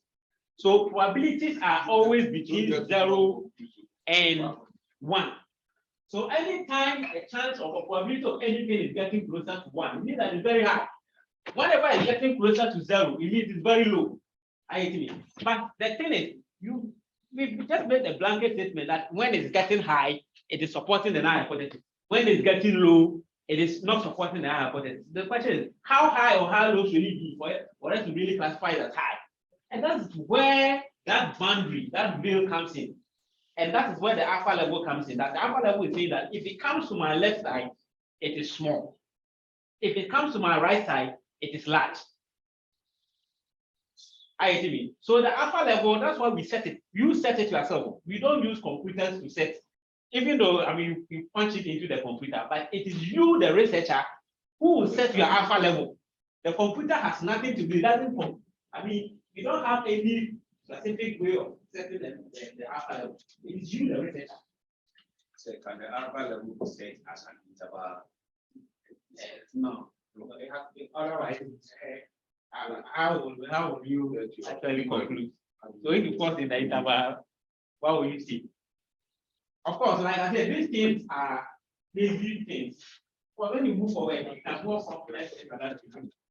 In fact, when you move forward, we have a case where we are testing one now against several alternative hypotheses.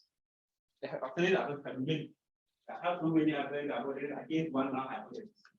It's possible like that. But the alpha level or the significance level is always a value. And that's why you will set it. It's just like you're playing the game. You set up a game now, you will set how the game is being played. How you win and how you lose. And that's what the level of significance is. But that's why I said that the common ones are 10, 5, and 2 and 1. People set it 2%. People set their alpha level to be 2%. Depending on if you can justify why it should be 2%, no one will actually challenge you because you are setting your own rules. No one will actually challenge you. Some set it to be 8%, and like I said, 0.1%, they are all there. They are all there. Okay, yes, but if you also have some clarifications you want for what you have discussed. So these are the various steps that we go through. Now, when we are starting, I'll talk about the interval estimation. I said that the common interval estimation is the confidence interval. Now, I've already said that the confidence interval and the alpha level you have already. So whatever your alpha level is, the complement is your confidence level. So whenever I complement, I'm talking about probability percentage terms. So if your alpha level is 1%, your confidence level is 99%. So this is how the alpha level are. This is how the confidence levels are. Remember, I said that in the case of the point estimate, it does not factor in the standard deviation of the standard errors. That's why sometimes we are going to the markets. You heard that the price of a shoe is 100 cedis, or let's say 300 cedis. So you take the 300 cedis. That is the average. That's the point estimate. So when you are going, you say, some shops are saying 350, some are saying 380. You don't add 150 cedis to it. That 50 cedis, you are really thinking that it's not part of your budget, but you are just using it to cover for any possible shock. For the difference in prices. And that's where what confidence interval factors in the standard error. So in confidence interval, especially for averages, we have this out of mind. So like I started from the beginning, we said for confidence interval, you have to suggest an interval. So the interval, basically what you need is where it's starting from and where it's ending. That's all. So the lower point is known as the lower confidence limit, and then the upper point is known as the upper point. So just like the significance level, the common confidence levels or the confidence coefficients are the complements. So the 10% is 90%, the 5% is 95%, and the 1% is 99%. These are the common confidence. And the complement. So the application will be the same as the alpha in the fields. In the fields, yes. So if you choose an alpha level, If your alpha is 99, 95, 96. The common thing is the interpretation. So let's say you constructed a d% confidence interval. A d%, I'm using d% to make different. If the common one is 95%. So if this is your confidence interval, the L1 and L2 are basically the limits of the interval. It's nothing.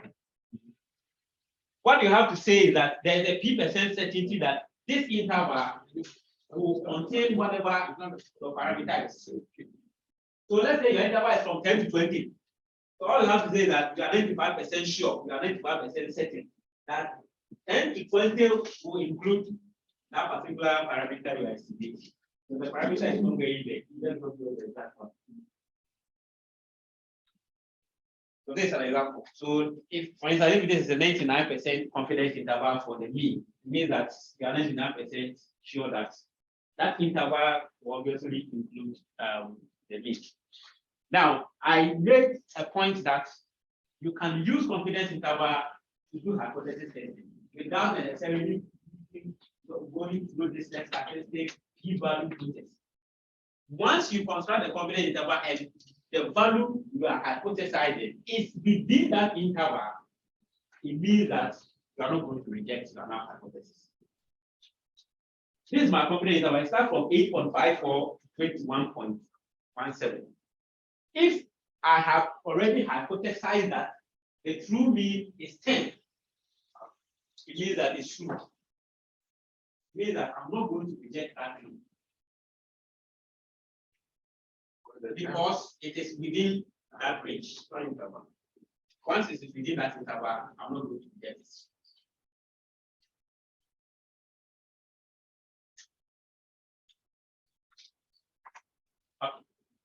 So please, once you don't reject it, that it becomes your alternative. Once you don't reject the null hypothesis, it means that you are not leaving the it means that you are maintaining the status quo. What I'm saying is that you have a situation where you are now after testing for permanent. Can somebody alternative hypothesis become it? And the null hypothesis can become alternative hypothesis. No. The null is a status quo. So once the status quo has not changed, so if we change it and then it becomes a new status quo, isn't it?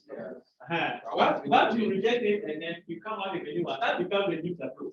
So it means that when someone is coming to test any other hypothesis, yours is now the status quo, and then they'll take it from there. So that's how scientific what do you call it?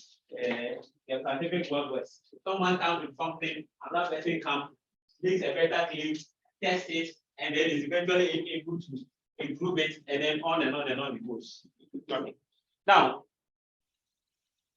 there are several population parameters that we test on. Population characteristics that we test on. However, we are solely going to concentrate on averages. We are going to concentrate on averages, test about population averages. Now, when we are doing summary statistics, you learn that there are 3 averages. We have the mean, the median, and then the mode. These are all averages. They are all useful in their own way. There are situations you can use the mode, you can't use the median. There are situations you can use the median, you can't use the mean and then the mode. And so on.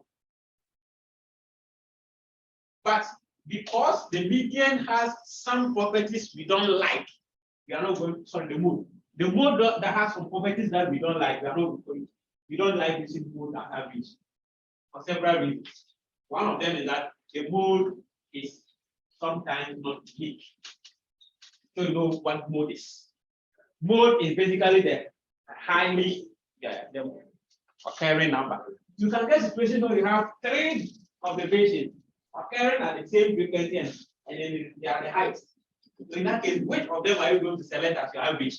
So because of that, we don't trust the mode. Another reason is that there can be no mode. You can have a data and there's no mode. That is, they all occur at the same frequency. In that case, there's no mode. So in that case, if you want to compute an average, if you want to settle on the mode, you are not going to get any average. So when statisticians talk about averages, their concentration is more on mean and median. Mean and median. They use the mean when the data behaves. Let me use that way. When the data behaves properly, normal. When the data is normal. The word normal distribution shouldn't really scare you into anything. It means that it is behaving as we should see it. Usually, the normal thing of any data generation is that few values are at the extreme low, at the low end, few are at the high end, majority are in the middle. That's what we mean by normal. So if we get the data and it does not behave in that way, we say it's not normal. But even the definition I've given you is not a correct definition of normal. What I'm giving is a symmetric distribution. And there are several symmetric distributions that are not normal. But once they are symmetric, we say, oh, this brother is normal, so take it like that. But we have several symmetric distributions that are not normal. Okay, so in testing about averages, like I said, we mostly concentrate on mean and median. The mean is actually the most used average here because one, when you are computing it, it uses all the information. So we say the mean does not waste information. That's what statisticians like it a lot. If I want to find the average age of this class, everyone age will be what? I won't discuss some. That's why we like it. We practice in every information. If I want the median, I'll just have to look through, arrange the number and choose the one in the middle. Which is I've discarded the rest. So the median throws away a lot of information. That's why we don't like it compared to the mean. But the mean too is affected by extreme values too much. So when there are outliers in the data, you don't like the mean. You don't like the mean. Okay. So in testing about averages, we are going to arrange our discussion in three. There are so many, but for this one, we are going to discuss it as when we have one sample, just a one population or one group, and we want to do a test. So one sample problem. Then we move to two sample problems. Then we move to three or more sample problems. This is how we are going to schedule our discussion. And in this case, we look at the test that we can use for the average, the assumptions that each of these tests must obey before you can use them. But people throw away a lot of assumptions, do whatever they want, and then they still conclude the same way. The assumptions are very important. They are not things that you can easily throw away. So we start our journey with what we call the one sample problems. And in one sample problems, we start with the one sample T test. One sample T test. So after you have, like I said, after you have done your descriptives and so on, please, even though we are doing hypothesis testing, we are still going to incorporate some of the things we've already done. So we are doing hypothesis testing, but most of them will begin incorporating some of the graphical displays we've done, some of the survey statistics we've done before we even go to hypothesis. So that's where the investigation begins from. Now, the one sample t-test is used to compare a population mean to enrolled constants. So when we have a population mean,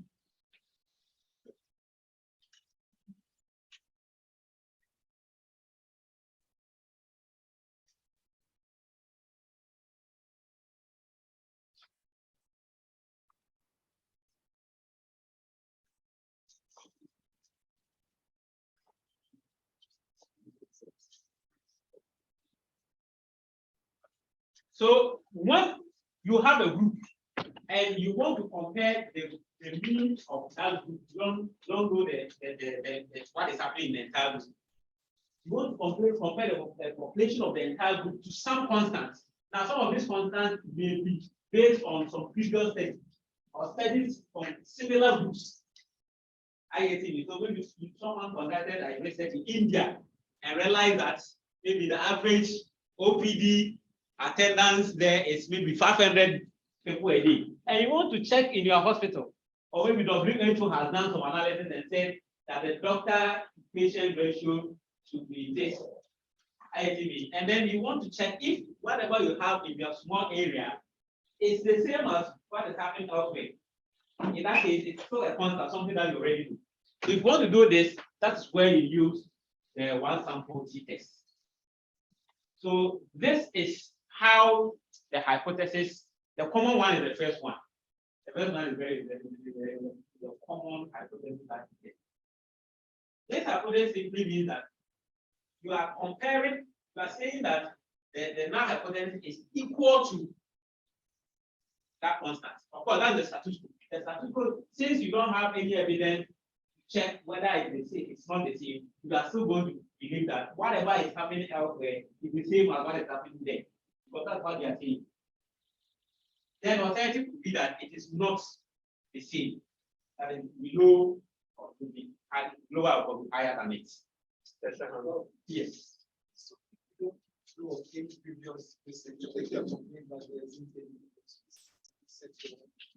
That's why when I was talking, of course, when we said that they go to the certificate, the first question who asked me that, how did you come with that value? That's what I'm saying that I was saying that sometimes you have a priori hypothesis and then post up.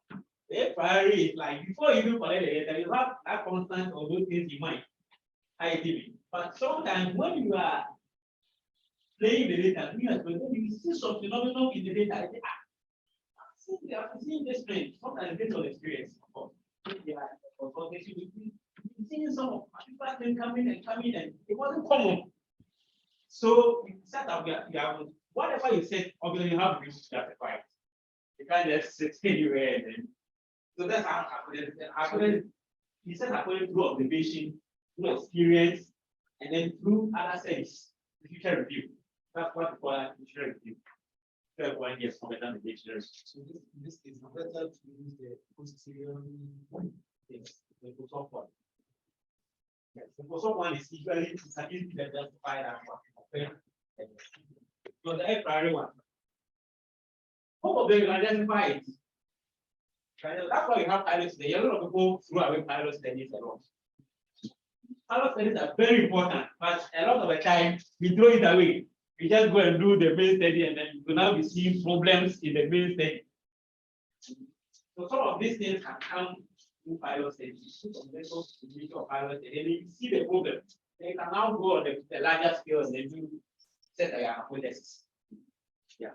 It says through observation, and that's things. Yeah, I can do it through observation, experience. Maybe you are seeing some things going on. If you are not an authority, they believe experience aspect. That's what I'm saying, that the experience comes a lot. Of course, maybe a professor in the research comes and says something. You're already an authority. Of course, it can't be a nobody, and then nobody here, on quotes. And then you come and make some claim in the particular code. Everyone will actually do it left and right. How you get it? You can be on once you are in the authority, you can be an authority there. The justification can come anywhere. You don't expect a farmer to come and make a claim about some brain tumor. No one will take the person serious. I get it. Yes. But if a neurosurgeon or a neurologist make the same claim, you will take the person serious.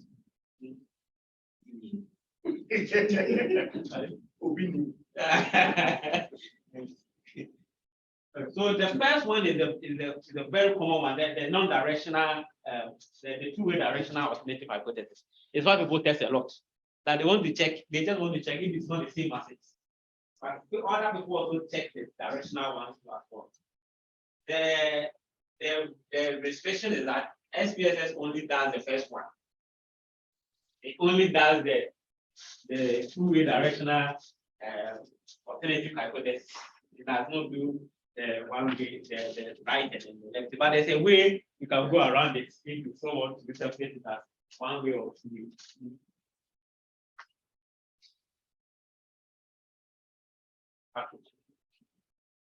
Now, like I said, if you want to do any test, the one important aspect of the thing is the assumption of the test.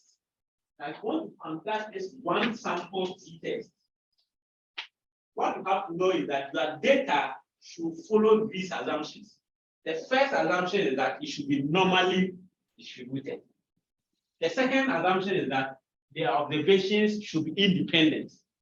Now, when I talk about independent, you mean whatever I measure of you does not influence whatever I'm going to measure of the other person. That's what you talk about independence. So being independent can only be achieved through the measurement process. There are some measurement processes that are not independent. So it means that in that case, you don't use t-test for this. Most times, time series data. There are some time series data. Not all time series data are time series data. For instance, inflation. You know, obviously know that this month's inflation depends on last month's inflation, and so on. Actually, but it's not all time series data that are but a lot of them are, especially for the economic variables. They are very depend on the previous one. Whatever happens the previous one depends on what happened previously. But some things like time series, maybe monthly OPD, what do you call it, attendance. Some of these things are not necessary, but some of the monthly antenatal attendance they are dependent. Those who come this month, obviously, they will influence, they will not come the following month and so on. But in the case of OPD, it's not, because those who come maybe completely depends on who come the next month and so on. But as for antenatal, we know that those who are coming this month, they will come in the following month and so on and so forth. So it's not all time series that are dependent, but a lot of time series data are not independent. So means that if you have such data, don't go and be using one sample t-test to do it. People do it all the time. Time series data dependent, then they are using one sample t-test to their test. There are other tests for it. But even this independence, there is a way that we control. Like I said, in maybe our subsequent ones, we talk about them. So the data that we are going to use for this study is body measurement study. So there is the data about measurements of the. Please have shared the data on WhatsApp and then the link. So if you can get the data so that we can finish it. when you launch your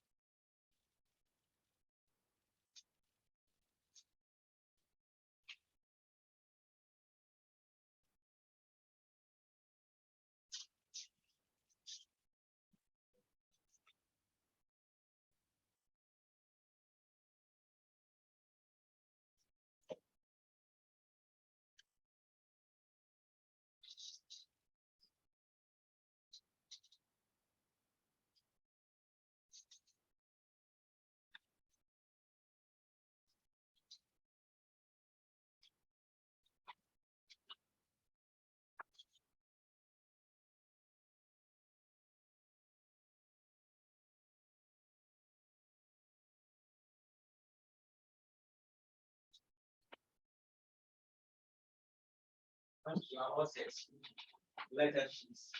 While we are setting up, we also need some clarifications on what we have so far. You can ask in the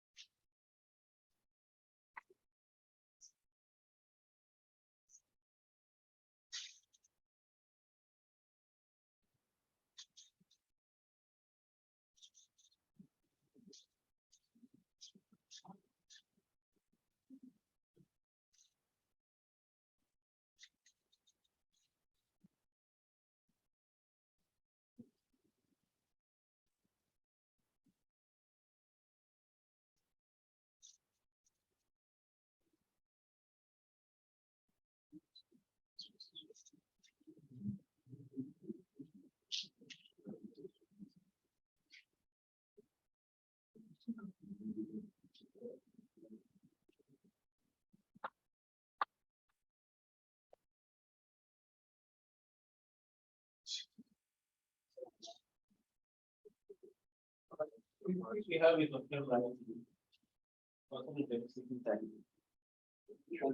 Yeah, it's on the red.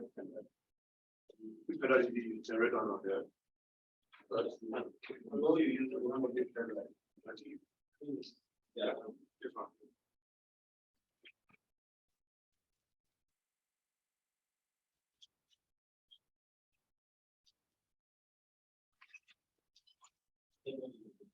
Oh, yes. Yeah, we will be. Let me bring them around. Okay, that's so great. Okay, what did that put that? They are 4 pounds.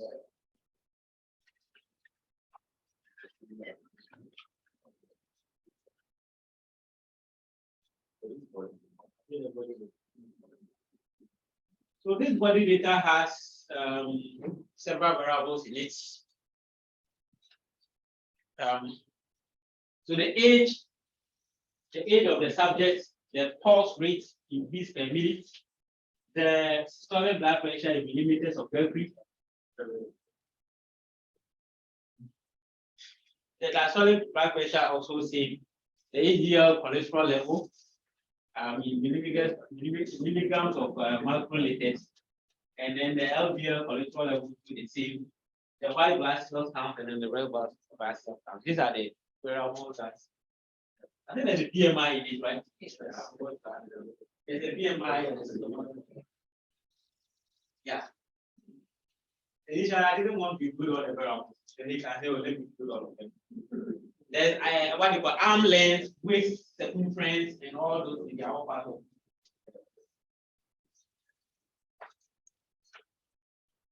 There's width, there's height, there's and BMI.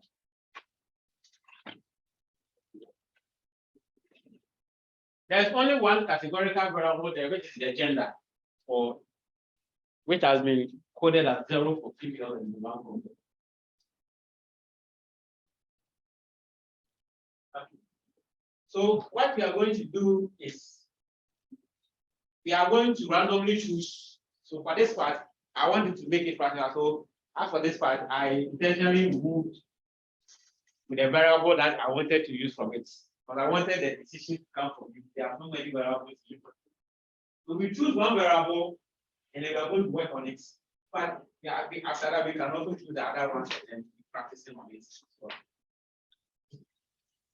So which of them you think we should use?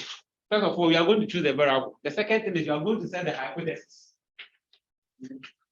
Based on the variable, you set the hypothesis. You think what would be the solution. Then we test whether that's the thing or cheats. We choose BMI. You should be BMI. Yes. Okay. I've withheld BMI for some reason. We come to the BMI. We come to the BMI. You win the BMI. So apart from BMI, what else do we do? Let's say false. Somebody saying false. I think we should choose false. And the reason why I'll either false or system, because the reason why I'm saying that for those variables, they are statistical, they are normal values that you can't say there's a normal age. What's the normal age? Life starts at 40. Life starts at 40. So Life starts at 40. It's an authority. Okay. So the first thing we do is that let's play with this. So let's construct a box for the box. I don't know if those online, can you please see the screen? The screen. Please, those online, can you see the SPSS screen? Yes, we can. Okay, so as you remember, if you want to construct the box plot, you go to graphs. You can either use the child builder or the legacy dialog, any of them any of them can help construct this for you. I usually present the child design, but you can use the legacy dialogue. So choose any.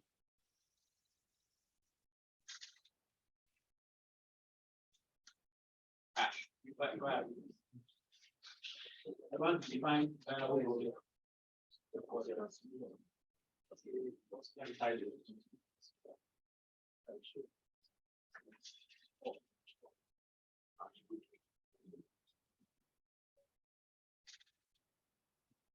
so choose the gallery, choose box plots from the gallery.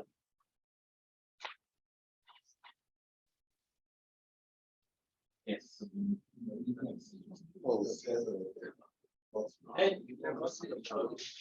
Just click on box plot and all the fields will show. All the fields. You choose the first one. The first one is the simplest of them.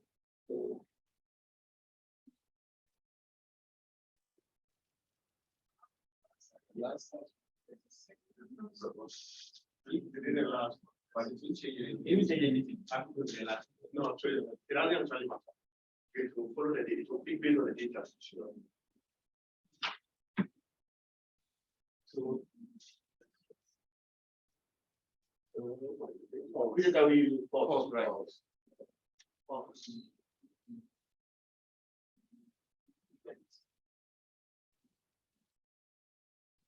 Drop the Sorry. Okay. yeah, that's all. Of course, if you want to change the title, but some of these things are why you do them in your editable space. So for instance, you get a chart, the figure, name, and then title, do it in Word or later or wherever you think you want. Because if you do it here and go and paste it there, it comes like a picture. Sometimes editing those things are very difficult. So apart from the diagram, the drawing is some of the things like title and so on. The title of the chart, do it in Word, so that you can edit it whenever you want. But as for the charts, axis and so on, that one depends on the variable name. So, yeah, so you can just go to OK.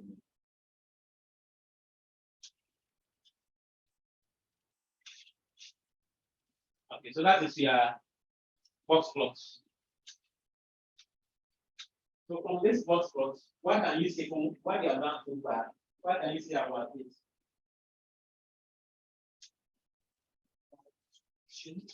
It's normally distributed. Okay, it is singly. It is like because these are exploratory data analysis, so we can conclude straight away that it is normally distributed. There are other ways of checking. Of course, this is one way that you can check for symmetry, but this one just checks symmetricity. It doesn't check normal distribution. So this one from here, it is symmetric. It is symmetric. Yeah.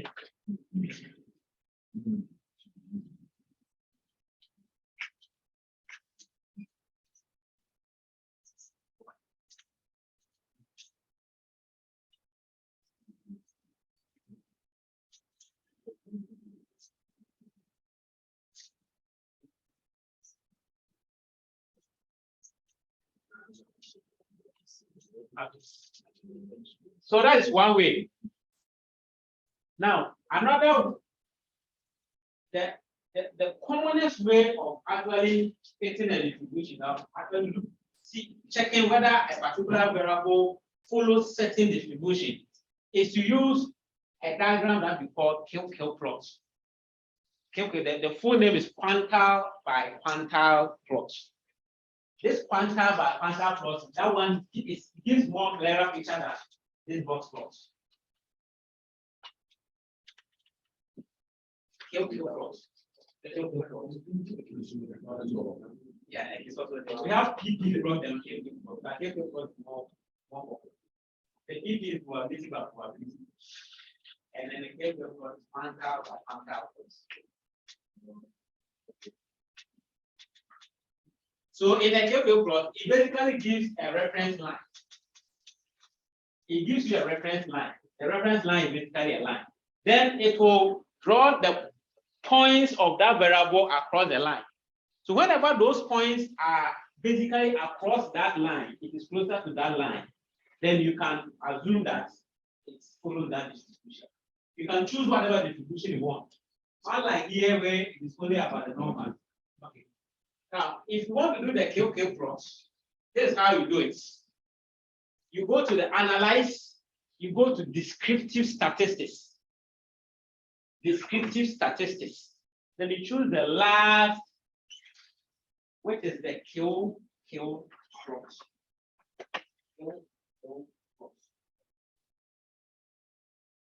So analyze descriptive statistics.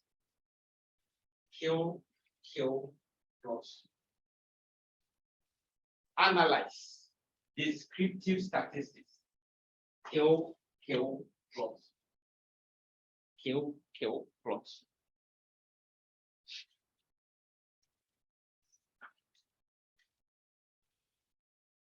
So you push in the variable you want to contrast the KOK plot.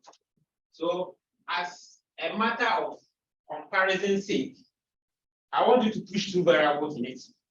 Then you will know the reason why I withheld the BMI. Push, I want you to push 3. Push the pulse, push the diastolic blood pressure. So the pulse, push it. The diastolic blood pressure, push it.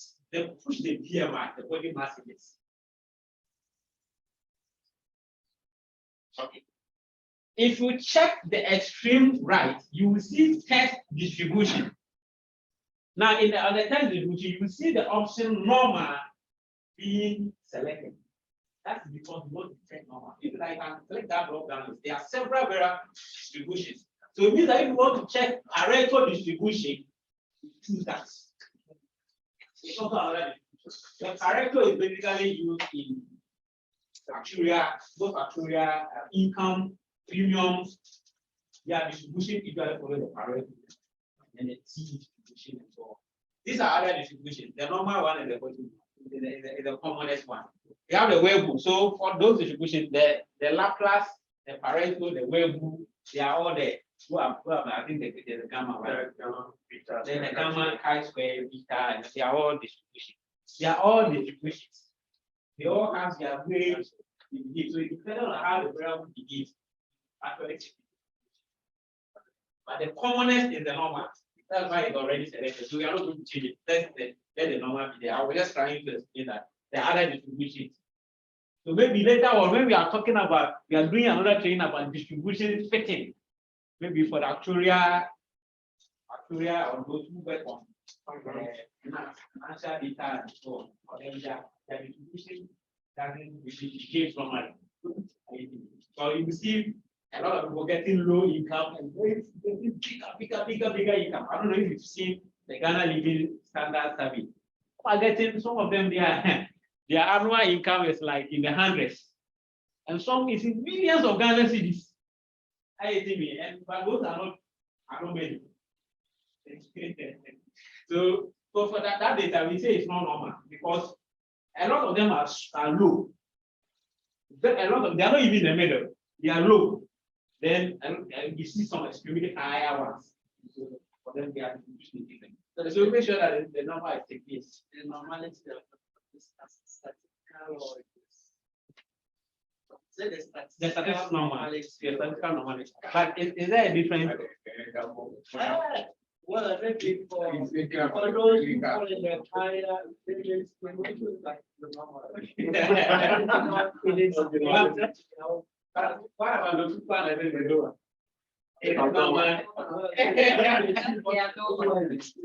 That is why you always have to look at things from objective point of view. You don't have to say I am benefiting. So therefore, when you're talking about this categorization of a scale of measurement, you talk about nominal data, that it is a variable that's not supposed to be run. So most of the world's problem is because people force themselves to run things that are not supposed to be run. I belong in political party A. Someone say B. None is better than the other. But someone is forcing that A is better than B. I am in tribe A. I am in tribe B. None is better than the other. People are forcing themselves that this is better than this. I'm religion A, I'm religion B. So that's why if you know that it is the world, will give you a better place. Because you know that these things are nominal, unbearable, they are not supposed to be ranked. They give me a gender. And they are not supposed to be ranked. All these things are age can be ranked in a way. You are I'm older than you. Yeah, older.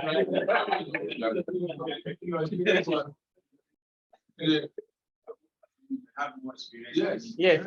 But if you don't stand that, we're doing this thing properly, you see an old person in sit down. You see a very small boy. I remember I had an experience this government buses that is going to one day, I think 3 years back. I picked some from going to Accra. I had an old lady came inside and I stood up and said, everyone was looking at me. Everyone was looking at me. But that's how we're doing. If you see an old person carrying it, you rush and go and take it, and then wherever you think. But these days, social media generation. Anyway, so after that, we'll come back to this later. We'll come back to this later. There are some things that we can do with this, but we'll come back to this. But let's look at how this came plot. So we just go to plot A and let's look at them. So with the someone that go back. Should I go back? I was trying to ask for this transform for the transform. We'll come back. We'll come to that later. Yeah, we'll come back to that one. Okay. So this is the line there is the reference line I'm talking about. Those points are the points. I mean, when you have that case, most of the analysis, you have case processes and we don't need that. We only use normal. I'm sure my default you choose something else. Now we put some options that we don't do. I went to do students. But we should get the same thing.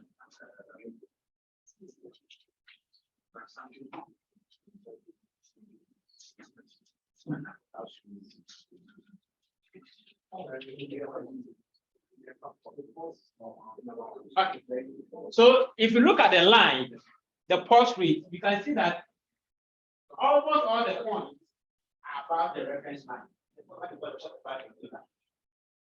So since almost all our points are about that 45-degree line, we can conclude that that normality assumption is not valid.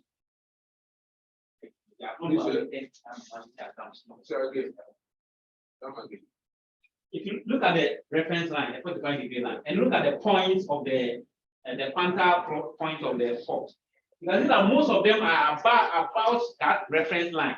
Of course, you will not get it to be 100% perfect, but when a lot of them are about it and they are not deviating from it too much, you can still proceed with that normality assumption. Now go to the second one. What about those below? It's normal. Yeah, this is normal. What about those below? Oh, it doesn't matter. Once it is closer to it, whether it's above or below, it's fine. Let's go to the. So you can see that the solid one even fit is better. Move down to the solid glucose. Yeah, it's really normal. That's the deviation from the normal. Yeah, it's very normal. This one it's basically used to check whether the point above and the point below are similar. But it's usually difficult to interpret that one. We usually restrict ourselves to the first one. Then the solid even does it better than even the fourth point. Now let's go to the BMI. So you can see the BMI is worse off. The BMI is not something that look at the behavior of the BMI. So for this one, you can't say you cannot say that it is normal. You cannot say that. So with this particular one, yes, you have to do something about it. Now, when the data is not normal, and you insist on using a particular test, do it. How to transform the graph. How to transform it. There are several ways. Can you use this case? Can you trim them? Yes, but trimming them means you are throwing away some information. Trim means you are cutting from some away. You are cutting maybe the top 5%, the bottom 5%, but that's throwing away information. You want to do it so that there will be minimal loss of information. Okay. So in the case of this BMI, let's go back to our careful plots and then see some of the transformations that we can do. So go back to analyze descriptive statistics. Plots.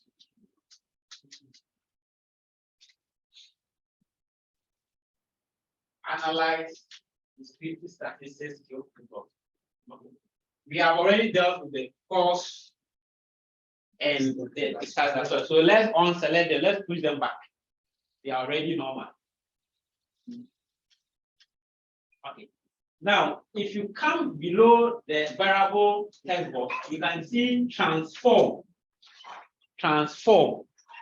Now, under the transform, we have several options there. We have the natural log. The natural log transformation is the most common form of transformation. But when the data is not normal, you can take the log transformation of it. We can also standardize it, but standardize usually does nothing. It doesn't, I mean, let me use the word virtually nothing. Because even though you transform it, but it's not that much. The log doesn't better. So the log transform is the one that you use. However, remember, log does not take negative or zero values. So if in your observation there are zeros, there are negative values, it means that log transformation is out.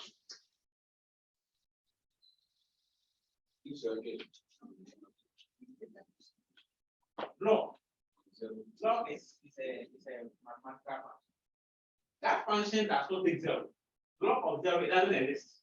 Log of negatives do not exist. So if the variable that we are measuring, the measurement, there are negative measurements in it, it means that you can't take log of the base. You have to think about another thing. That does not be your loss. There are other ways of doing it. So the BMI was not normal. So let's take the log transformation. We all know BMI cannot be zero. BMI cannot be negative. So we are safe. So let's use the log there. Take the natural log transformation. There's also a difference transformation. The difference transformation is usually used for time series data. So the time series data is the one where the current one depends on the previous one. So you can look at the difference, like stock exchange prices and so on. You can do sometimes the data itself may not be normal, but the difference will be normal. So if you look at the difference, we are not going to do the difference, but let me explain. If you look at it, you can see one there. So the one there means that it is just the previous one. There are cases where the current one depends on last 3 months or the last 3 previous ones. So in that case, you have to send it to the correct. All these analyses are things that maybe in the subsequent training, we will look at how we do some of these things. Okay, so let's restrict ourselves to the natural log transform and let's go to the auto. So have you seen how it is now? So you can see that the deviation has reduced drastically by taking the log transform. If you compare it to the previous one, the log transformation, when you take the log of it, the log actually compresses a lot of the measurements. For instance, log of, I mean, if you take the distance, log 100, for instance, 10. Right? And then log and then log 200 is like 40 or something. So it means that you can see that they are on their raw values, they are very distant, but if you take the log, they are not coming closer. Log is a very powerful transformation in mathematics.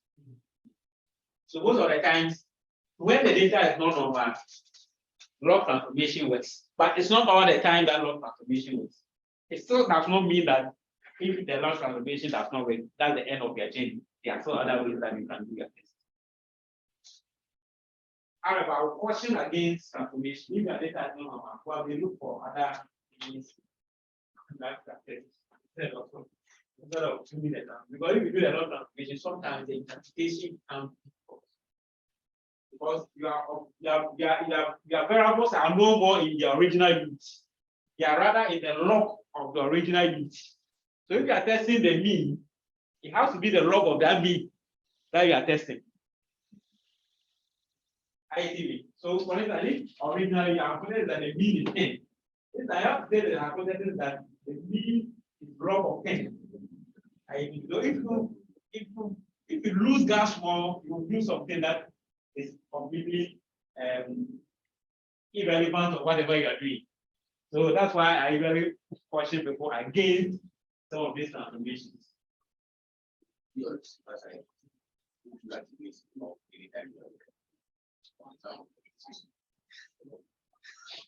Oh, some of the cases, like I said, most of the log things are done for financial money, because for those ones, sometimes the log actually has meaning.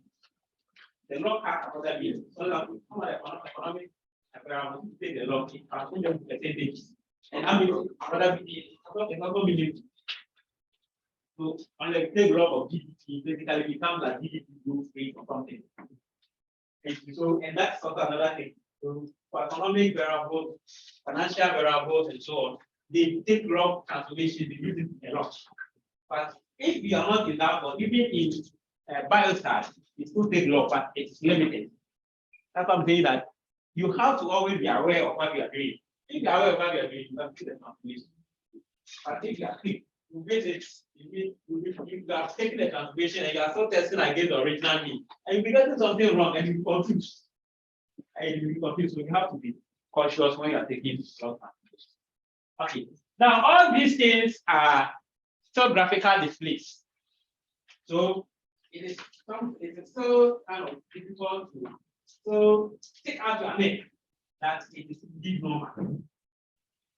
So there are formal hypothesis tests for normality. Formal hypothesis test for normality that you can test it, get a p-value, and then conclude based on that p-value whether the data is normal or the data is not normal. We are going to discuss two. One is what we call the Shapiro-Wilk test.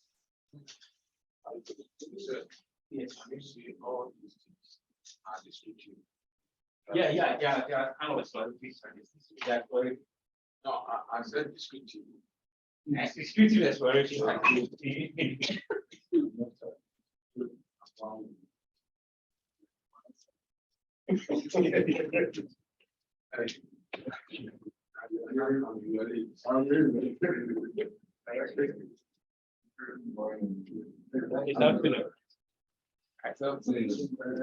you coming from?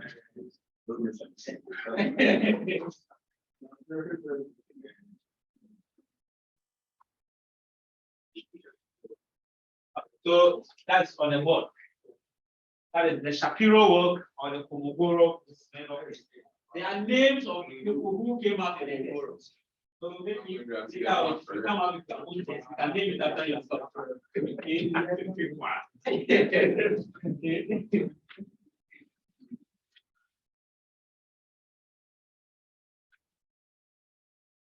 However, the Shapiro-Wilk for normality, Shapiro-Wilk is but for it, it concentrates on the normality. Komogoro is more general. Homogorous does it for every other distribution. So in terms of power, the Shapiro work is more powerful for normality than the Kolmogorov Smirnov test.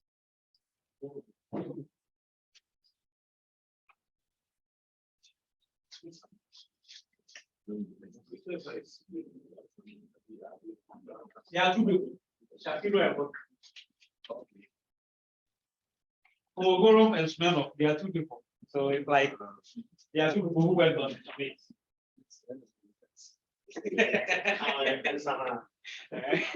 What is it in terms of power? No, that's Smirnov, I think it's F, right?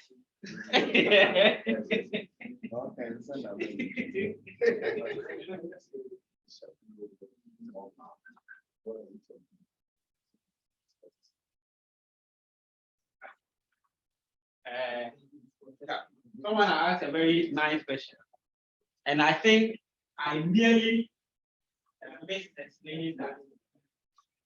When you talk about a test being powerful, or when you talk about power of a test, it basically means the ability of that test to reach the right conclusion. When we are writing, you've seen where we said correct decision and correct decision. So the ability of a test to face these two types of errors, what is power? Yes. But because we usually set the type 1, our concentration is the type 2. If you remember, we've already given ourselves a boundary of committing the type 1 error.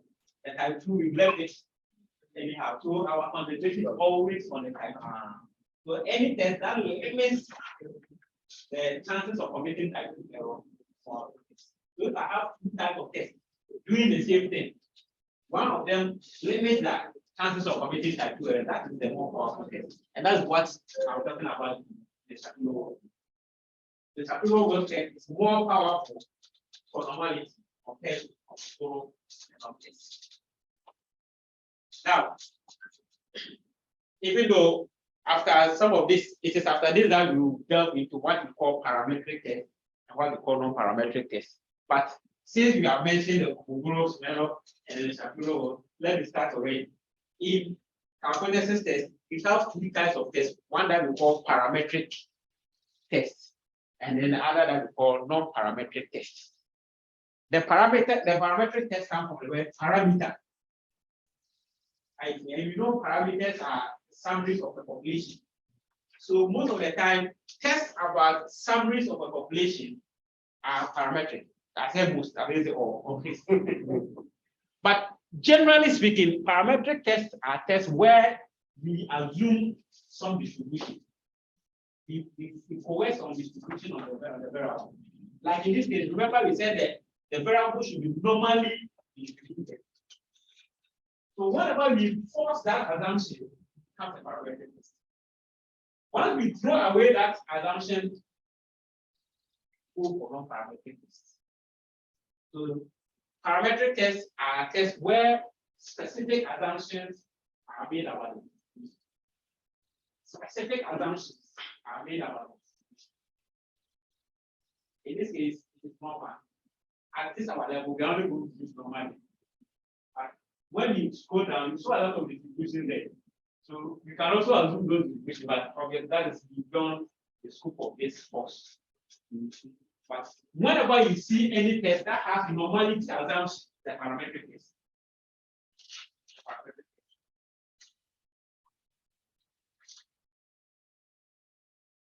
So that's why for all parametric tests, you need to do these things to ensure that you are doing the right thing. Check the normality assumption. See if they are not being violated. If they are not violated, you can go on with your parametric test. If they are violated, of course, like I said, you can do your transformation. Perform that transformation, it doesn't help. There are some variables you can transfer all you know that we have log transformation. That is, you take the log of the log that you already took. Okay? So there's also that transformation, of course. That makes it more complex. So sometimes if I even take log, and it's so never be normal. So when it happens like that, it means that you have to settle for a non-parametric test. A non-parametric. But almost all the tests, they have their corresponding non-parametric tests. But all the tests about other characteristics of population are non-parametric tests. So apart from the parameters, any test that has to do with other characteristics of the population, like the distribution, independence, whatever, they are all non-parametric tests. They are all non-parametric tests. So Shapiro work and Komogorov-Smirnov test, they are non-parametric tests because they don't test about parameters. They test about the distribution of the variables of the population. They are non-parametric. So it is not parametric test that we are going to use now to test if indeed our data is normal. It's normal. Let me caution you that parametric tests are more powerful than non-parametric. When we have a test and we can use parametrics, you can use non-parametrics. Please use the parametrics. Unless the assumptions are validated. When I talk about we can use both, it means that assumptions are satisfied here, the assumptions are satisfied here. On what condition do you use? That's what I said. Number one, when the assumptions of the distributions are not met, you can't use the parametric. It's not normal. Can't use. But I don't want to say it's normal because in advanced level, it can be that it's not normal, but it's exponential. In fact, there's a way you can do it. Okay, so I'm making that thing. I really want to say that so that you go and hear something from elsewhere. This one said it. But if within the scope of this class, we are talking about normality. So if it's not normal, that's one condition. It's not all. The other condition is that whenever you are testing about other characteristics of population, not the parameters, it's not parametric test that we use. All those tests are non parametric. So, for instance, if you are taking whether they are independent, this has nothing to do with the parameters. It is not a mean, it's not a standard deviation, it's not a proportion, IATB. So that one, it has to be non parametric. If you are testing about whether the distribution is normal, non-parametric, because it has nothing to do with the parameters. So tests about distributions, about independence, and so on are non-parametric tests. They are all non-parametric tests. The other case where we use non-parametric tests is when the variable is on the lower scale. When I talk about lower scale, I'm talking about nominal, ordinal. For nominal, ordinal, you can't even use parametric tests. The reason why we can't use parametric tests is most of the parametric tests rely on calculation of mean. So for instance, if your data is on the nominal scale, you can't even compute mean. There's no way you can compute mean. So when the data is in that form, you have to use no parametric.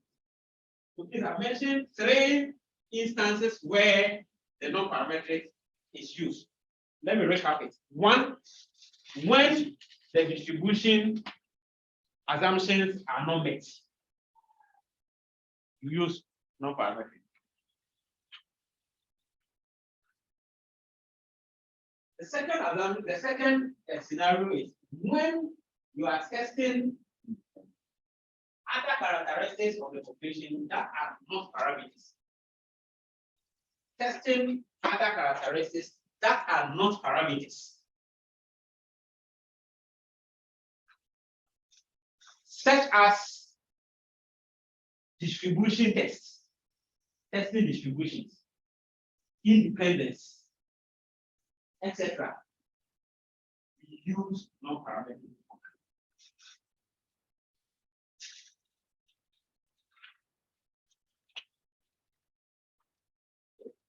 Independence. We have been going to test data is independence. In fact, We even use non-parametric to test. Sometimes you hear, oh, the data is random. We use, because random has nothing to do with parameters. We use non-parametric to did test whether data is random. There's randomness test there. But like I said, it's beyond the scope of this. The data so the test for randomness, those things have nothing to do with the parameter. All those are non-parametric.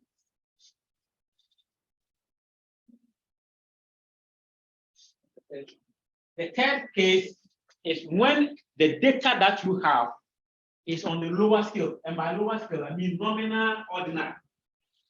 Nominal, ordinal. When you have data on these two scales, you can't even use parametric if you even want.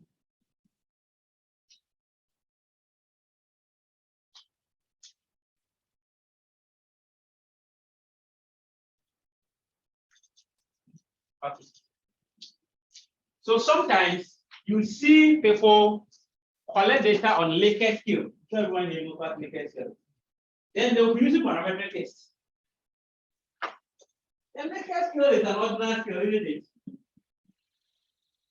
I agree, strongly agree, blah, blah, blah, blah, disagree. These are on ordinal scale. It is not a ratio. It is not an interval scale. So in that instance, you have to use non-parametric. It cannot be. So what does it mean? What does it mean? What would it mean? It won't actually make sense. So that is how to actually use a non-parametric aspect of this. Okay. So that is why when we want to test about normality, we use the two non-parametric tests, Shapiro work, but we are going to use the Shapiro work. Even though the output, the Komogoro will also come, but the Komogoro is general. Shapiro is only for normality. Non-parametric tests are also not powerful. So usually when you are doing non-parametric tests, we set the alpha level a bit higher, like 10%. Doesn't matter. We still make it 10% because it is not powerful. It is the inability to reject the wrong hypothesis is lower compared to parametrics. Now stop. Let's look at how we conduct the yes. Let's say you have a data to interval or ratio. And so you need to conduct parametric tests. But before we do that, you have to use the non-parametric to check whether it's normal. No. When you have data that is interval or ratio, and you want to use parametric tests, you have to check if it satisfies the assumptions of parametric tests. If it doesn't, you have to use non-parametric. That's why the first look at the first scenario. The first scenario is if it does not follow those assumptions, the assumption, the normality assumption. So it means that one, it doesn't matter whether it is interval, it is a ratio. Once it does not follow that normality assumption, you have to use non-parametric. I get you. So that can't be where your data is interval or ratio. But it's not normal. It's not normal. Yeah, but to check whether it's normal or not normal. So for that one, you have to use the non-parametric. It doesn't matter, yeah. Whether it's a lower scale or higher scale, when you want to check the distribution, it's a non-parametric test. And that's the Shapiro work. Okay. So to conduct the Shapiro work test, you go to analyze. Go to descriptive statistics. Analyze descriptive statistics. Then we choose explore. Analyze descriptive statistics. Explore.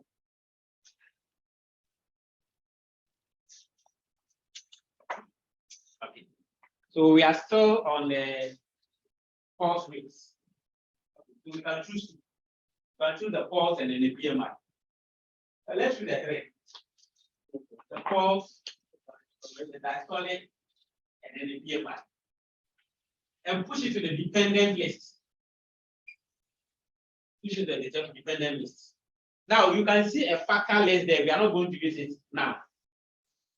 The factor list is basically when you want to check within groups. Let's say, for instance, here we have a gender. So for these variables, you want to check their distribution for males and then for females. And that if you push that categorical variable into the factor list, and then it will do that for you. But we are not really interested in that. So now let's go to statistics.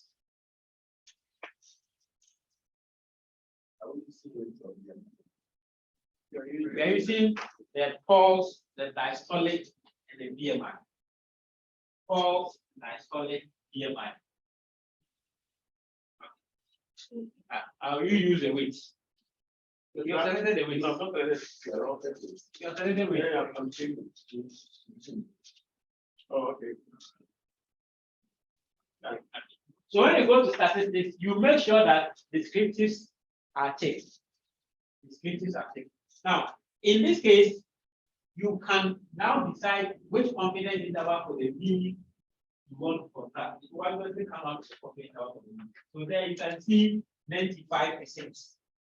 If you want to change it, you can change it to whichever confidence level you want. But since this is a default, let's maintain it and then go to continue.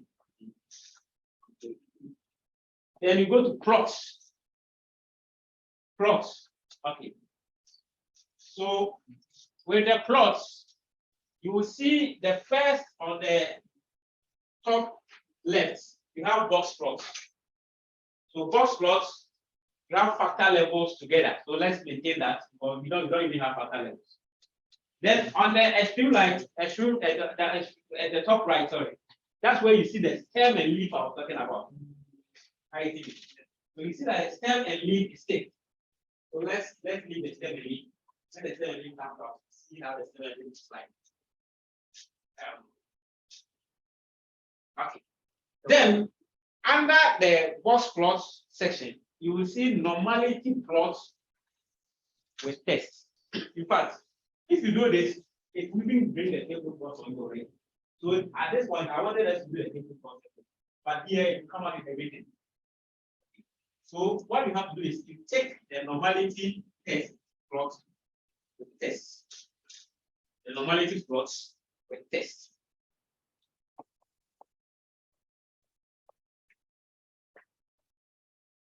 So we're going to continue.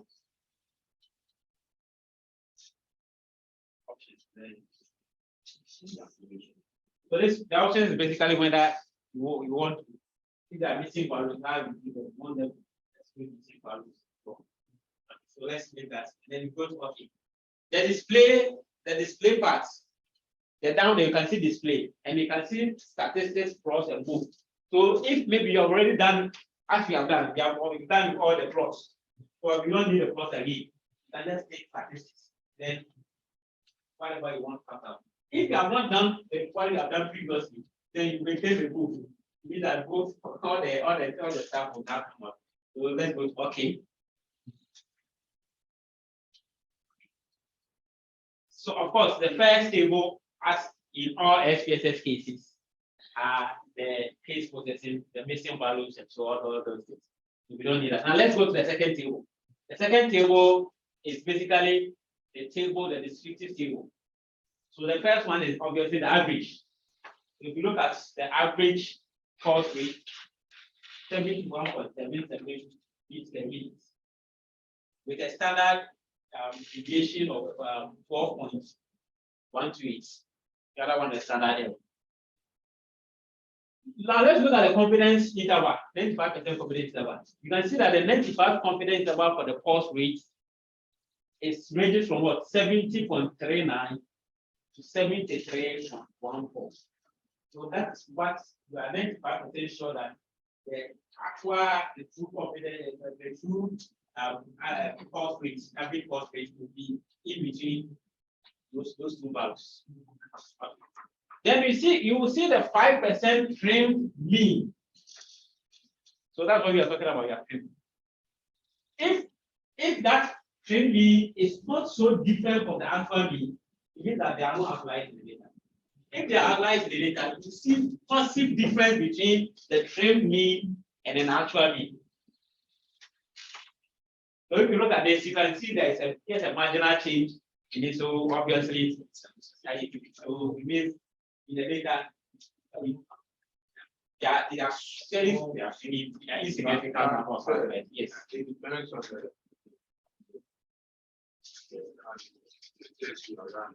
If a human being. I'm not writing a test. This is actually the data if it's the human being, then it's significant because 71.77, 71.5.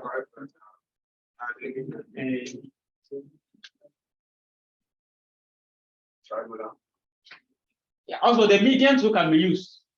Ideally, the median and the mean, if there's also a significant difference between them, then of course, these are the outliers later. So the same thing applies to the national, but let's look at the BMI. Okay, so if you look at the BMI, too obviously do not have that massive outliers. Yeah. So, but if you look at, I'm sure you explained the concept of skewness and ketosis were explained to you.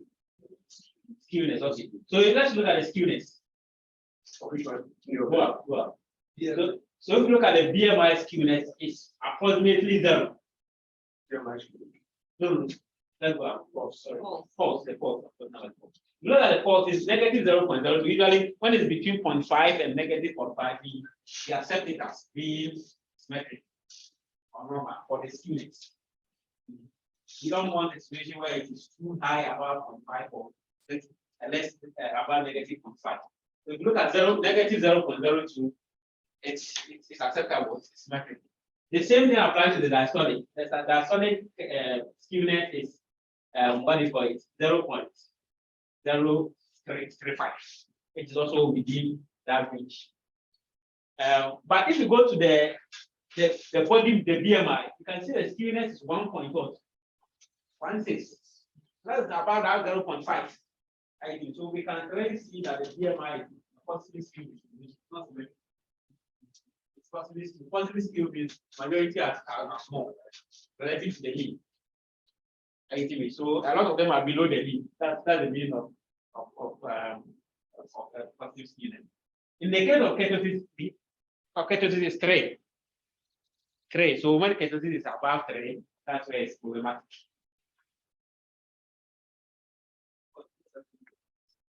The ketosis is how peak the peakedness of the distribution. When you draw the distribution and then basically you draw it like a bell. So when it is going high and high, then the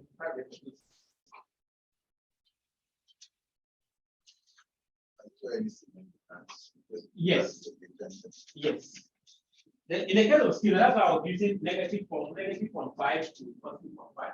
When it is mean that it is suggesting that it's likely to be normal. All these things are disputed statistics, so you can't take out that use the word likely or seemingly or so on. In terms of the ketosis, it's 3. The excess ketosis is 3. So when it is 3 above 3, then you mean that it's deviating from normality.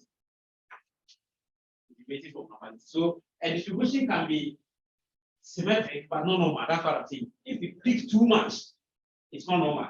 For normal, it will peak normal. Okay. Yeah. Anyway, now let's now come to our test of normality. So if you look at the false rates. So there are two tests. The first one is a congruence method. The second one is a Shapiro test. It has done 2 tests in one in the table. If you look at the first part, the first 3 columns apart from the variable are for the congruence method test. The next section is the Shapiro work test.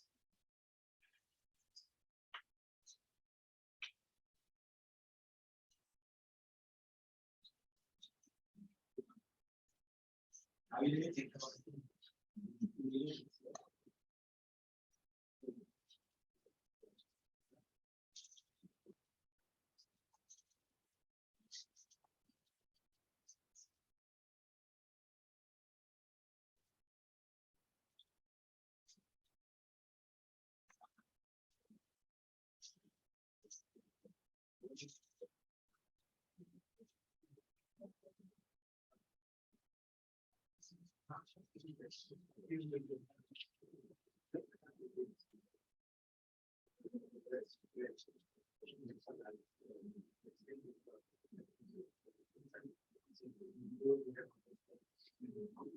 Okay, so in each test, you have to know the hypothesis, the null and alternative hypothesis. Like I said, this is basically statistics without mathematics. Right? So when you set, if you look at the procedure, after knowing your null alternative, the next thing is know your test statistic, know your p-value. Sorry, you set your hypothesis, set your level of significance, know your test statistic and p-value, and then look at the decision and conclude. So yes, that's all. So in the test of normality, because we don't have anything to say it has been dated for normal, our null hypothesis is that it is normal. Unless the data is saying otherwise. So the null hypothesis for test for normality is that it is normal. The alternative hypothesis is saying that it is not normal. So H naught, the distribution is normal. H1 or HA, the distribution is not normal.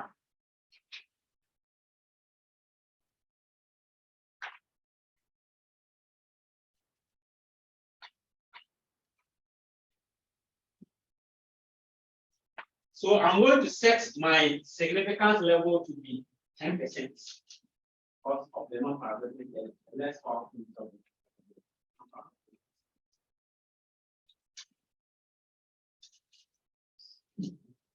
Yes. Now it's normally distributed. Alternative, it is not normally distributed.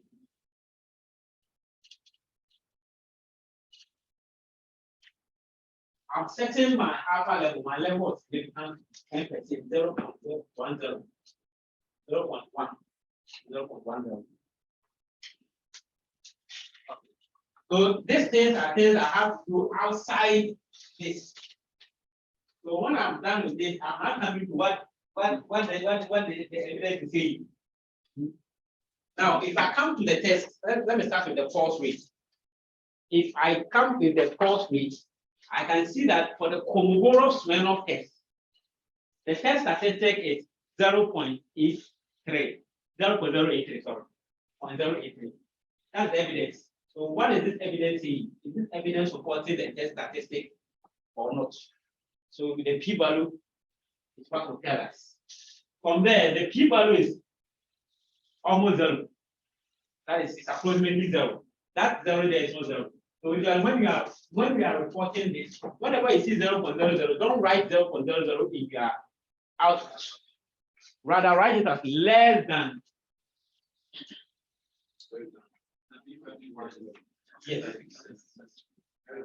Less than 0.001, something like this. Because when you continue, obviously there are numbers there. Obviously, you don't like. So which means that this is our p-value. Now remember that the smaller the p-value, the more likely for us to reject the analysis. So since this value, this p-value here is less than the 10%, means that we are going to reject now.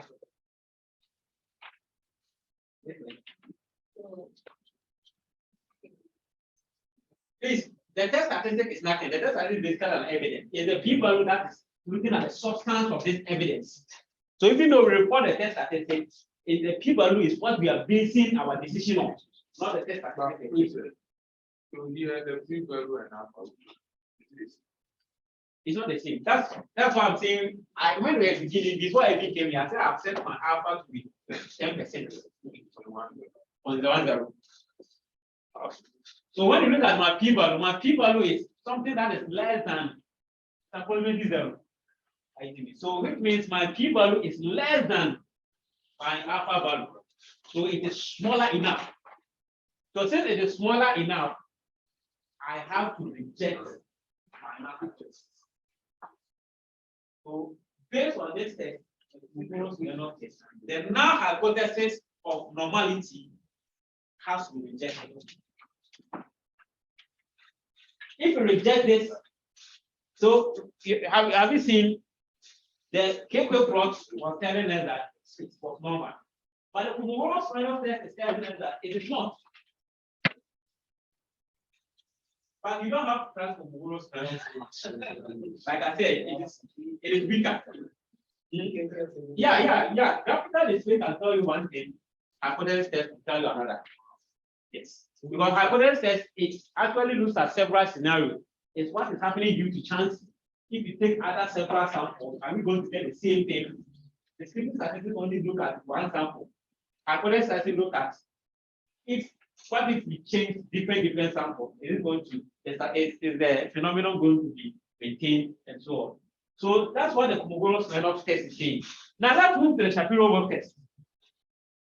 The Shapiro-Wilk test, on the other hand, reported its test statistic to be 0.989. Remember, they are not computed the same way.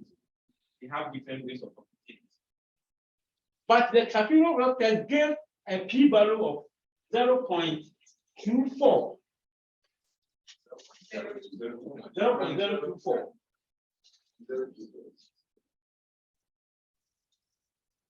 So what does that mean? It's still below the alpha value. Which means that you have to reject itself.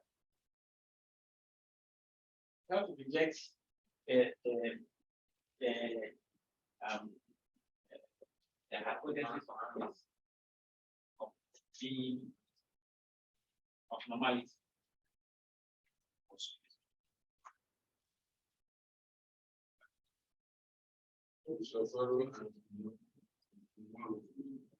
So which means that whatever we saw from the KK plot, but when we finish, I'll add a little caveat to it.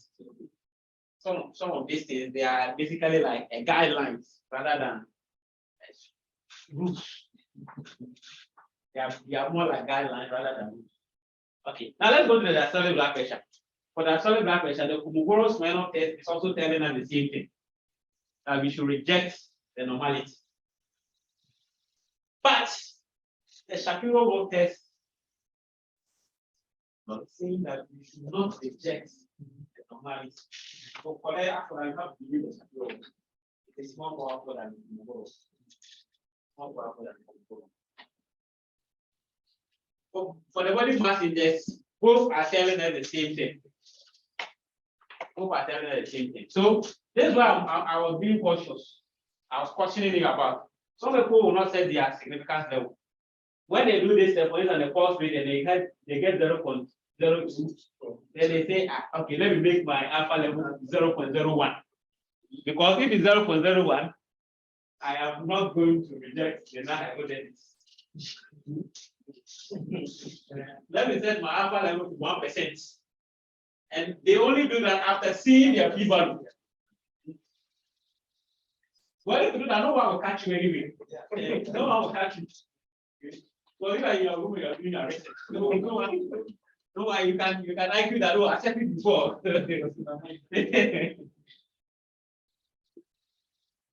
But ideally, you have to set it before and you get it.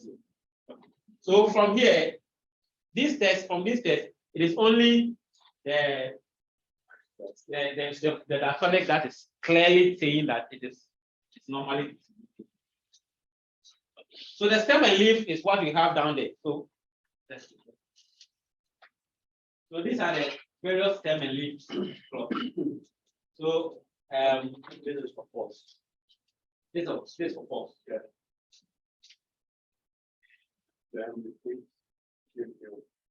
So those are the KQ plots and the box plots that we drew. So when you do this, all those previous plots will come out. If you come here, you don't need to be doing the previous one.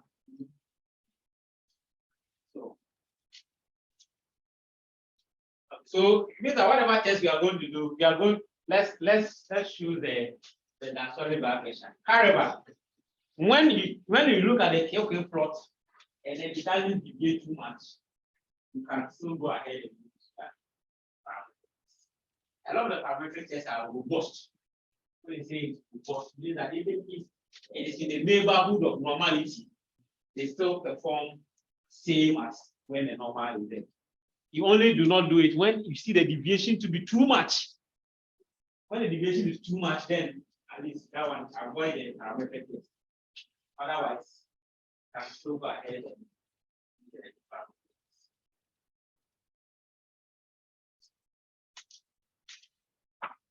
okay. So the solid blood, what is even the normal of the solid blood pressure? I usually when I check mine, it's usually 70 there.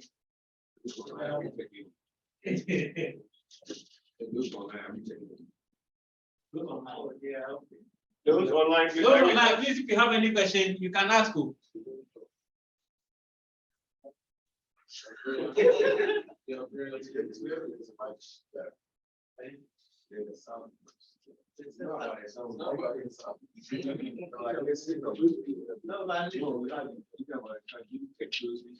look online. I need there. Is everything okay? Okay. So these are all these are the someone would say the comedy to not even done the test. You know, these are things that will pave way for us to do the test as well. So now that we are satisfied with how to even assess the assumptions, now let's move to the test itself. Yes.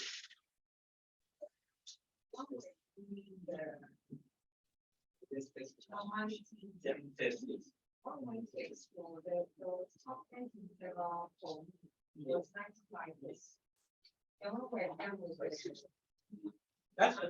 just for the meeting. Yeah. That's what the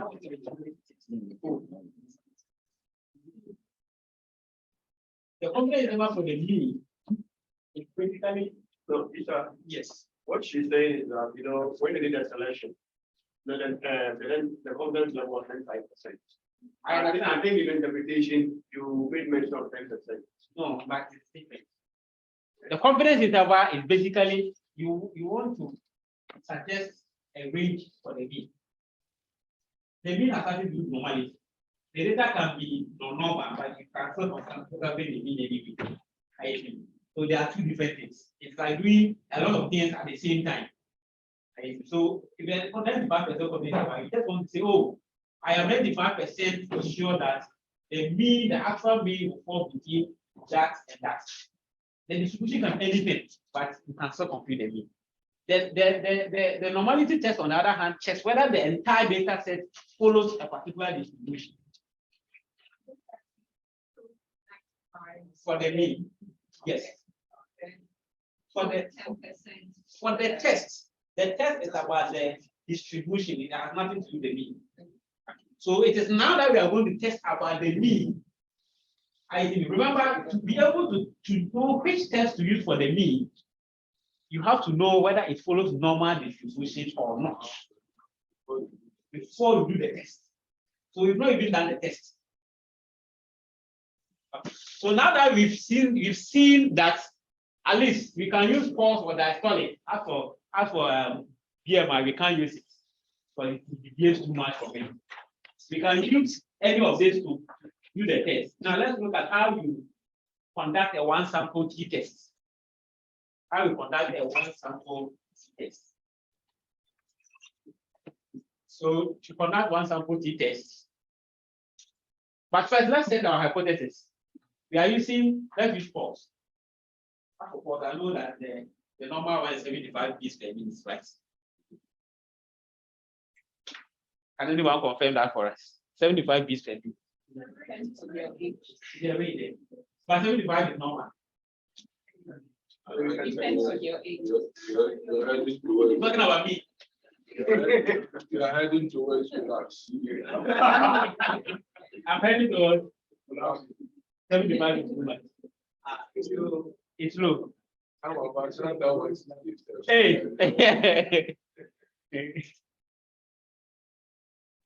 I think these are controlling. This data is specified for controlling also. So no, they are not.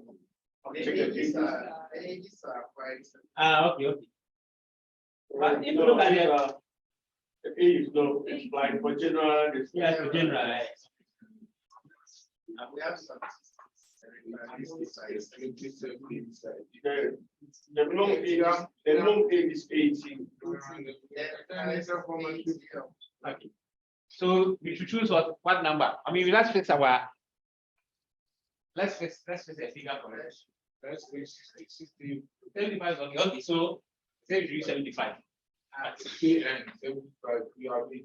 You have 80, you have 80. 60 will be 80.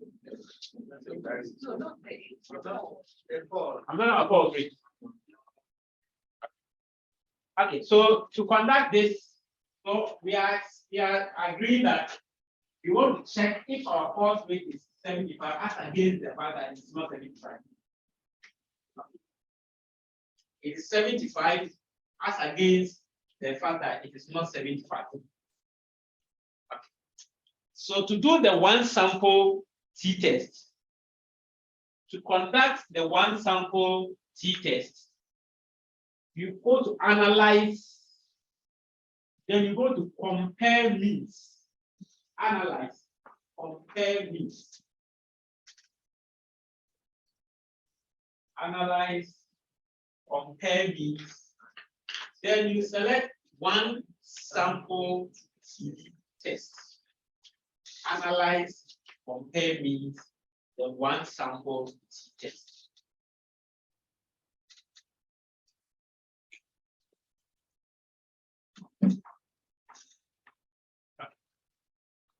Now, if it happens that you want to test several variables, but your hypothesis is the same, you can do that. You want to test several variables, but your hypothesis is the same, you can do that. Maybe they are same, the measurements are the same. We collect the data from different departments. The same variable. If you want to test whether each of them, you can do that. You can push all of them to the 10 variable. But we are doing for force weight. So you select the force weight and push it into the test variable test box. Now below the test variable test box is the test value. So the test value is the constant you want to compare the average. Right? So the 75. The default is 0. So you select the 0 and then you put 75 in that box. Okay. So this is, so back to your question. This is where we are actually testing for the mean. The other one, you can even decide to ignore the descriptions. If I didn't go to the description, you can untake it. But that wasn't the focus of that. I get it. Yes.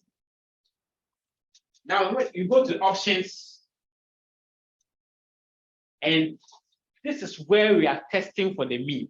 When you go to the options,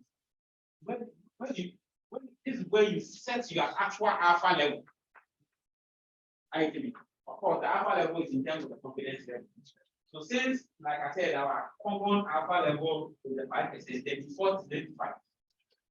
But if you want 10%, you have to change it to 90. If you want 1%, you have to change it to 99. So yes, let's maintain the default and then go to continue. And then as for the bootstrap there, it is beyond you. For those things, go there. Exclude cases and analysis by analysis. So when they are missing values, how do we treat them? So sometimes they treat the missing values by simply ignoring them. Sometimes they treat the missing value by pushing, like when there's a missing value, then you push it up. But usually you don't want that because it restores some of the other, especially if you have a data that follows in that order.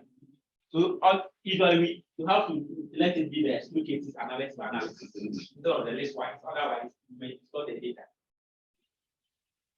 So you go to continue and then you go to OK. So this is the formal test. This is the formal test.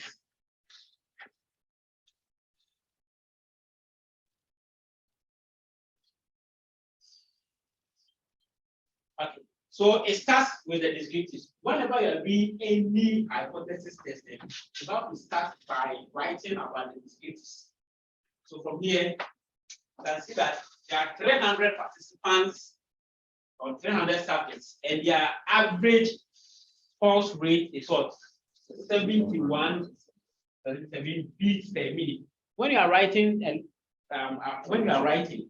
you're interpreting any statistics, don't forget to include units of measurement, so because it's a problem you are solving. So don't just be writing figures in 71.77 to make the reader confused.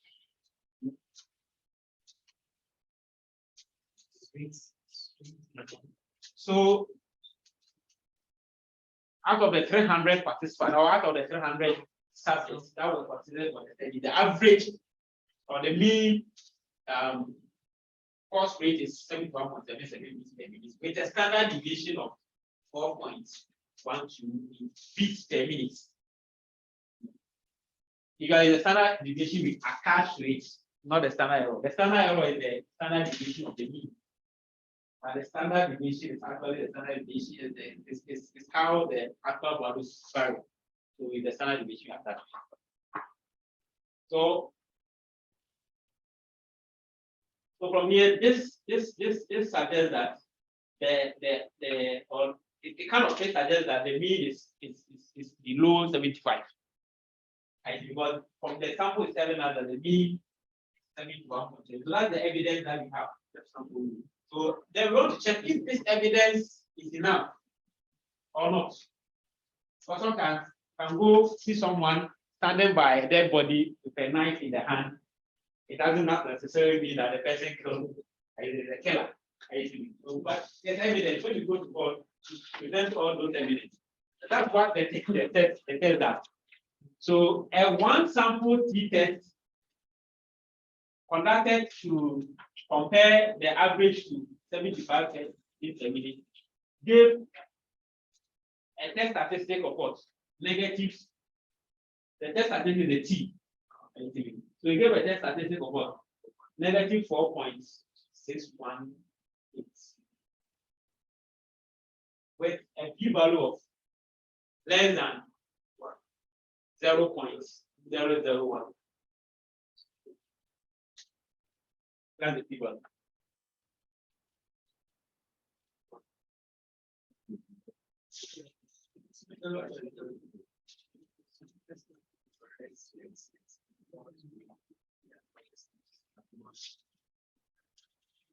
The p-value is the same. Remember, I said the actual mean of the p-value is significant probability. So that's the significant probability that I'm talking about. So you accept the non-hypothesis, so the confidence level of 5. We have 4.6. Negative 4.61. These are the probabilities that the p-value is here. Have you seen the p-value? The p-value is the same. So what is the essence of the what is the essence of the 95? it's not all the outputs that are really necessary. Yeah. So usually, like I said, that's why when I give you how to go about the test, the hypothesis, the significance level, the test statistic, the p-value. These are the things you need. The actual values. So that's the actual 0.00006. Right? So which means that it's approximately 0. That's why we write that number.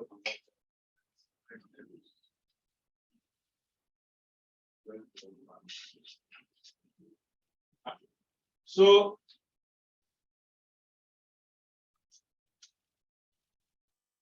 now remember we said our rule is that if the p is less than the alpha, rejects.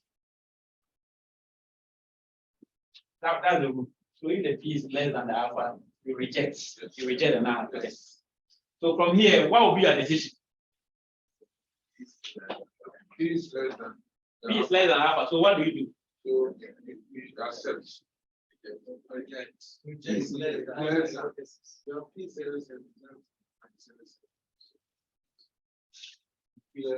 What's next?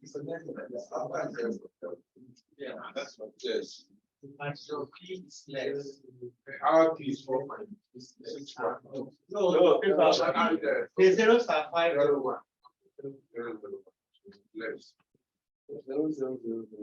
So I want you to make your own decision. So what do you think? You will do what? You will reject the null hypothesis. You will reject the null hypothesis. Remember, the null hypothesis is the test value there. It's the fact that the average false rate is 75. So data is providing evidence at 5% significant level that the false rate is not same as what 75 is stability. But if you can actually be specific, you can calculate it as less than it. I mean less than it. So the data provides evidence. The data provides evidence to show that the false rate is in fact less than 75% at 5%. But after that, I don't even need to say that it's important. Or even if it's 1%, it still rejects.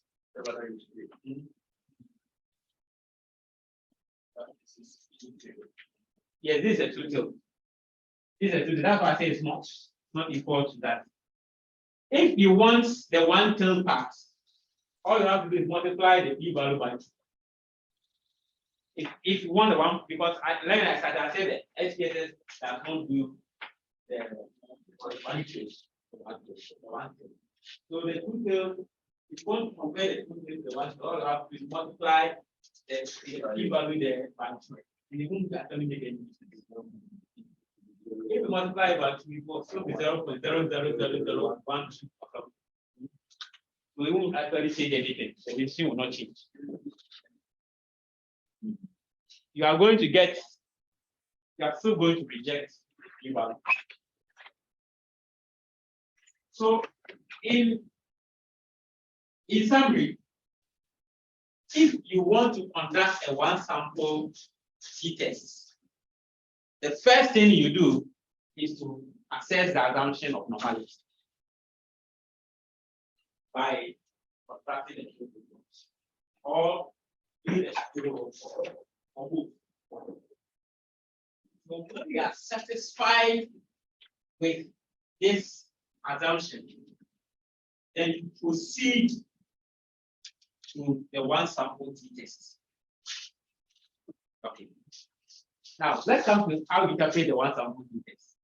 When you want to interpret the one sample t-test, you start by interpreting the descriptors, namely the number of participants in the data calculation, the mean and the standard deviation.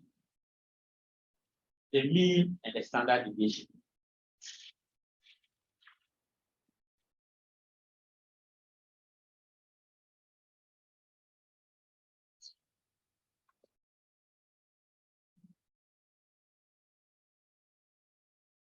So when you interpret this is, of course, remember you are telling a story, so you don't have to mention a figure and then just move away. When you tell them, you have to tell us something about it. Is it surprising? Is that what you're expecting?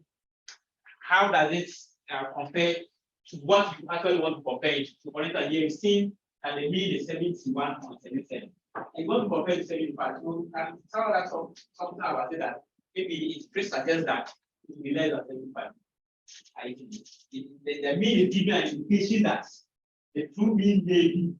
So at that point, you don't have to take out your neck because not that any test is. Okay. So then after that, you move to the test. Whenever you are talking about any test, mention the name of the test. ITV. And one sample t-test. Using ITV. Yes, or in that case, a Shapiro work test. Or the normal a Shapiro work test. When you do that, it's the thing interesting. Everyone will say, oh, wow, this person actually knows what he's doing. No. Okay.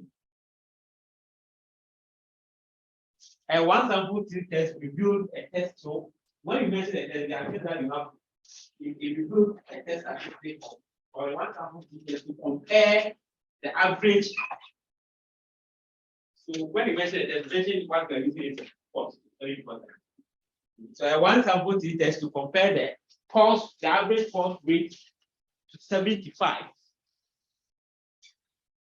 Give a test statistic of the institution with a p-value of the institution.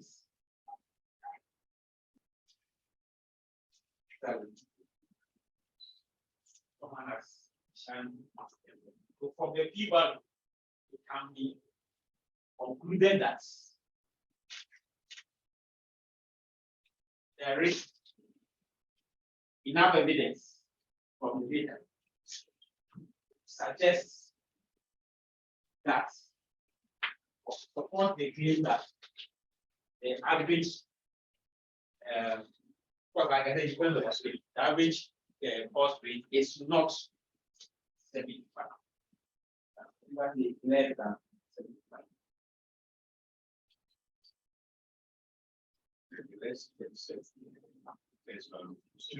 Let's assume the test is 70. The test is 70. Okay.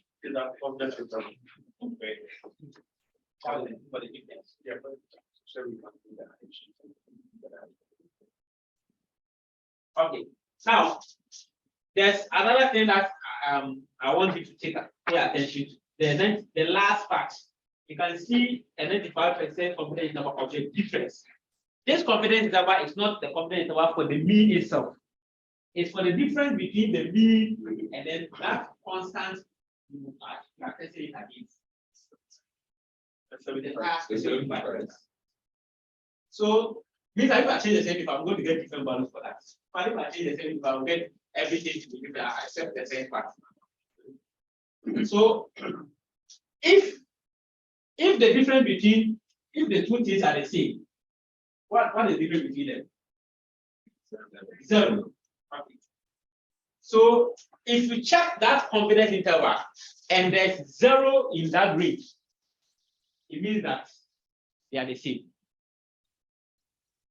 If you check that confidence interval there and there's 0 within that, for it to be 0, it means it has to begin with negative and end in a positive. That's when 0 will come in. So if it is total over one time, it means that they are not the same. That means it's not the same as the constant you are comparing. So from there you can see negative 4.6 to negative 1.86, which means that whatever you are comparing it to is not the same. It's not the same. So it's like I said, for clarity's sake, let's choose 70.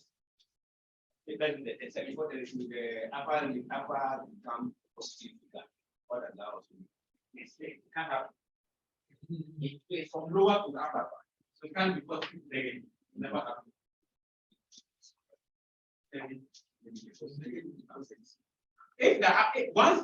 If immediately you can see the upper is positive. So that one can be positive. It means that there is 0 in it. They are moving from negative to mean that there's 0, it means that they are same. Even if that you will see the people being very high. That's why I want us to do the same thing. Let's do the same thing. Let's do the 10 value with 70. So I appreciate what I'm doing. Analyze and compare these. Analyze, compare these.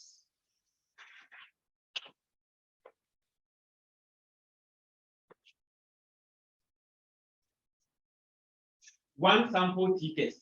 So just maintain the same thing. Just change the 10 value from 75 to 70.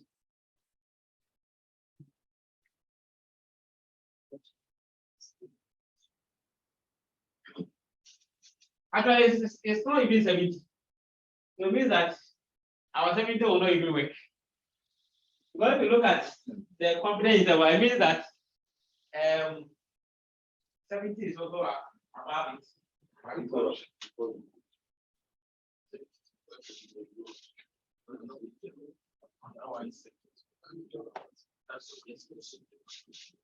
It means that at 70 is below. It means that our actual mean is greater than 70. So we have 71 or something. Because We have 71.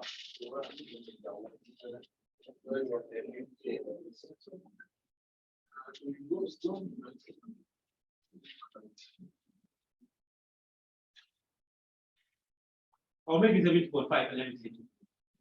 70.5.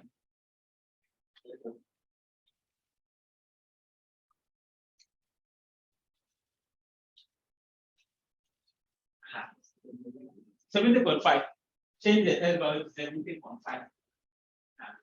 So that you can see what's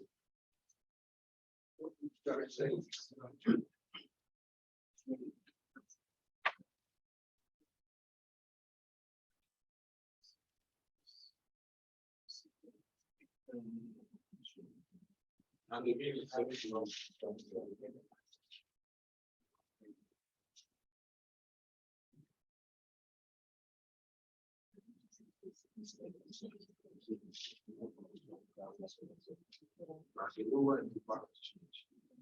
yes, because we of course they have changed the test value.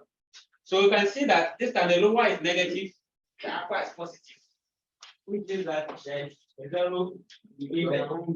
So it means that you can say that the mean is not different from 70.5. Now let's look at the p-value. You can see the p-value has changed. The p-value is now 7.1%. That's 0.0071. So this time our p-value is no longer less than our alpha level.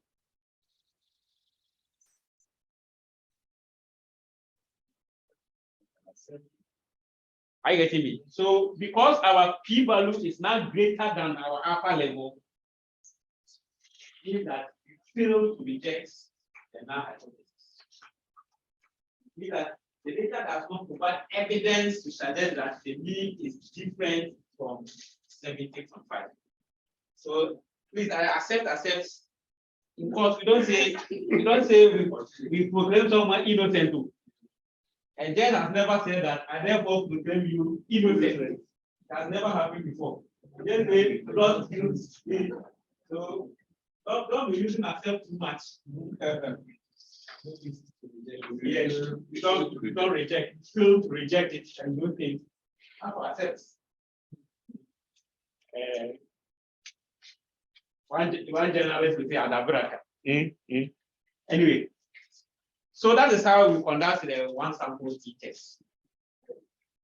That's how we conduct the one sample t test.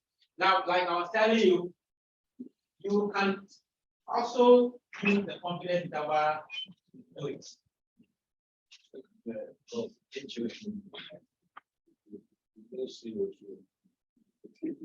You can use the confidence interval without going through this p-value stress.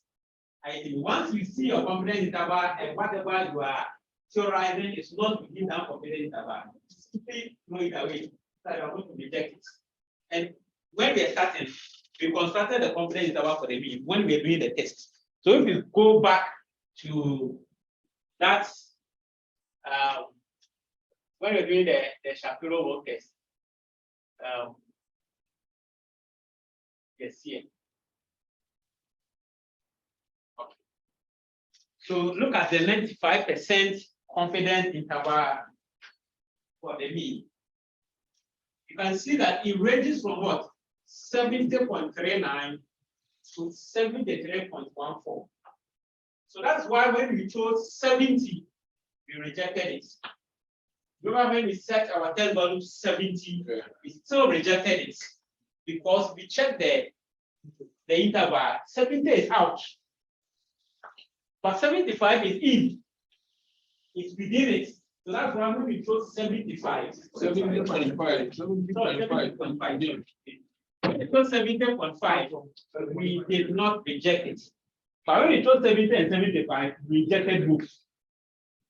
So, like I said, you can just use your confidence interval. You are tired of comparing key values to stuff.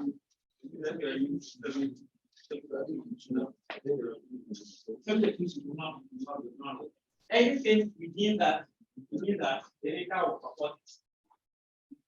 Anything outside the data will support it. But remember, if I change the 95 to 99, the bounds will change. The bounds will change. The bounds will widen. When you increase the confidence level, the bound becomes wider. If you change it to lengthy, it becomes tighter. That's how it is.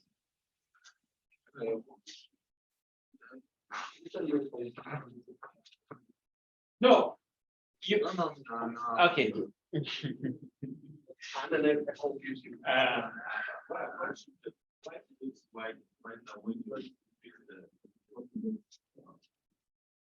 So basically,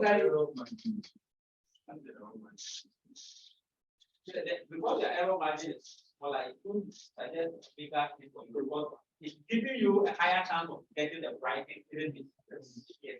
So because it's giving you the higher chance of getting the right thing, it's like it's just like saying, oh, if someone asks you, maybe you go to a police and they ask you to mention the age of someone who has done something to you. And so the age of the person is between 20 and 120.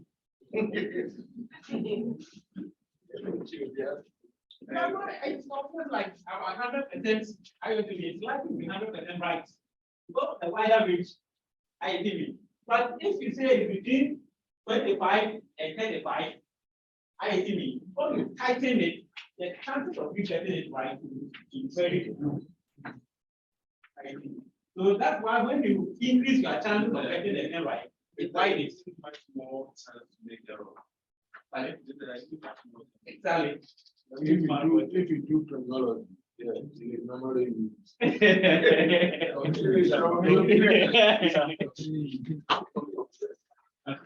Understand you want to stress. So since that is the end of one sample t-test, let's stress and come back for another sample t-test. Some 5 minutes. Let's stretch our legs and then you want to chance.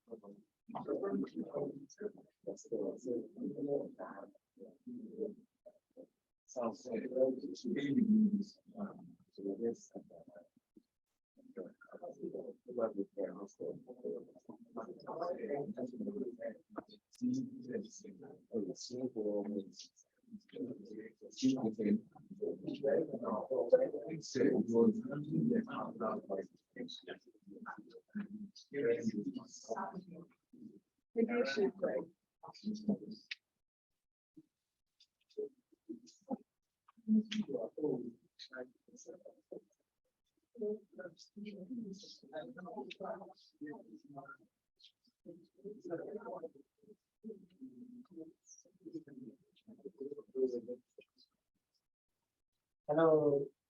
Yes, sir. Yeah. I don't know if it's very well.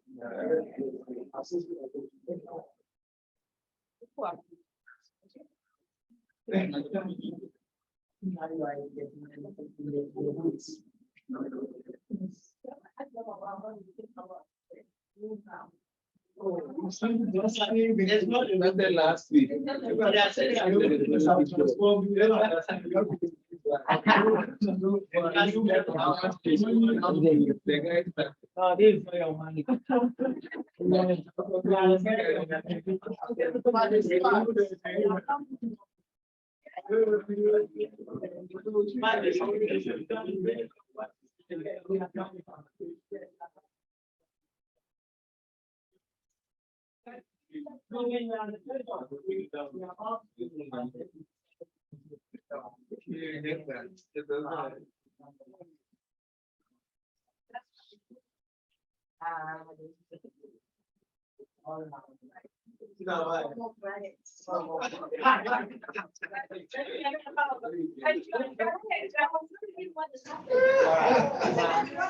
Wow, the program going so far.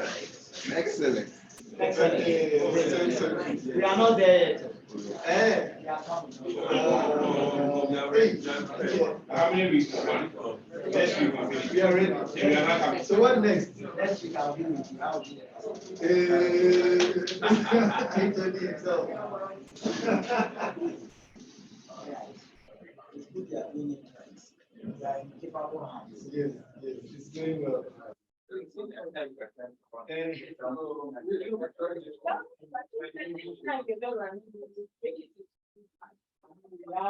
have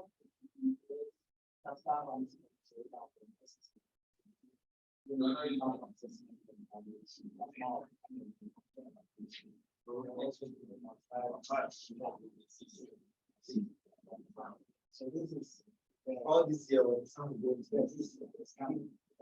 You know, what you are doing is without one by one. When there is more slide.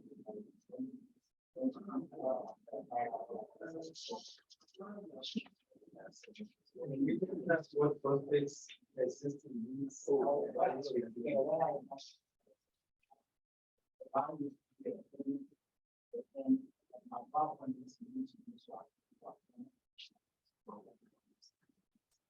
the potential needs to be hit. So you are here, exactly same ones. There are even software that actually can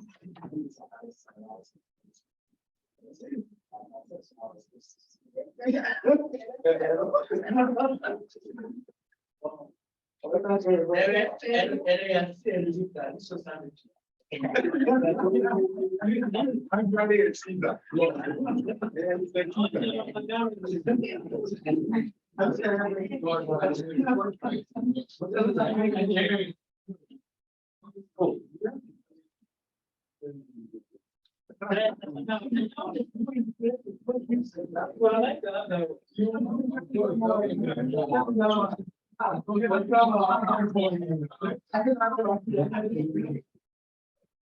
know if you can talk like that.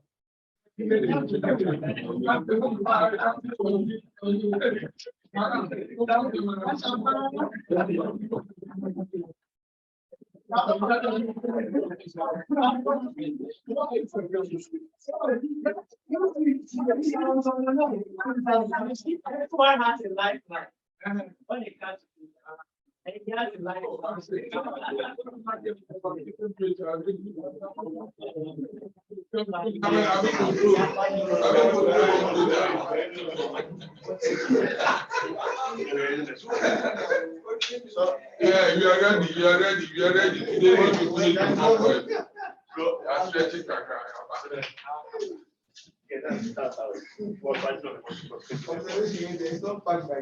Oh, but observation by the man told you it's not always by data. Now, before you can get the data, where you need to observe.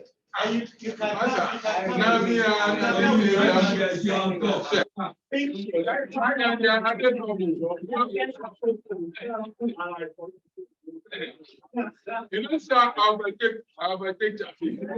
Let them know they come.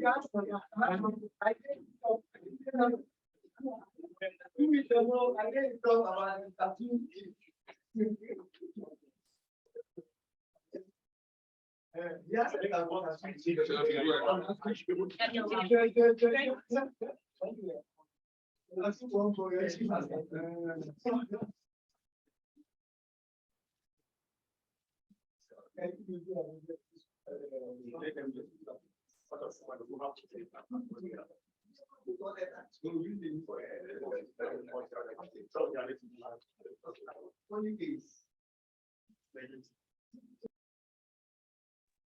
The second one, but still doesn't matter.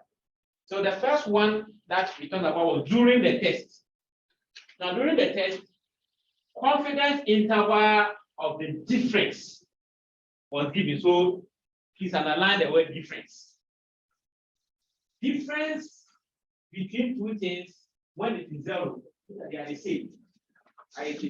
So when you are using this confidence interval of the difference, your target is zero included in the range because the difference, you are comparing the constants. So if the difference is zero, it means that whatever you are hypothesizing is the same as the true mean. So that's for the difference. So for the difference, if you see the lower to be negative, the upper to be positive, which means that zero is included in the range. Then you are not going to reject the null hypothesis. That's for the difference. So zero is included in the range. So for the difference, your target is zero. Is zero in there? Is zero because we are talking about difference. But if you are only using just the confidence interval for the mean, which we got during the Shapiro test, that one I have not come here yet. So if you scroll up, that one is just confidence interval for the mean. It's not the confidence interval for the difference or the mean difference. With that one, zero is not in your mind. Rather, the hypothesized constant is what you are thinking about. Because the confidence interval for the mean just gives you the possible values that the actual mean can take. They have not taken into account any difference yet. That's why this one is given to you when you are doing the test. But the other one is given to you when you are not doing any test. So that's why I was saying.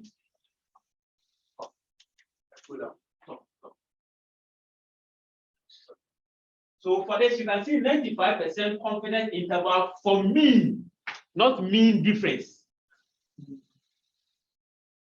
Because here we have not conducted any test yet. But we don't have any constant in mind. When we are considering the confidence interval, we don't have any constant in mind. So that's why I'm saying that you can just stop here. Because at this point, whatever constant you have in mind, you can still decide. When we get the confidence interval for the mean, whatever constant that you have in mind, you can use it inside. So for instance, if you want to compare the mean to 70, it means that you are going to reject it because 70 is not in the range. But don't go and then get the confidence interval and then intentionally set constant that you are going to reject, and then you end up rejecting it and then you clap for yourself. So you have to set your hypothesis before obviously getting here. Okay, so that's the difference between the two things. The difference is when you are comparing, you've already set the constant and you're comparing it with it. So it is actually looking at the confidence interval between the mean and then the difference between the mean and then the constant that you have already set. But for the confidence interval for the mean, you don't have any constant in mind. You just have constructed with possible values that the mean can take. You want to be 95% sure, and you are giving it to you. So it means that anything not in that range, when you set that constant, you are going to get this.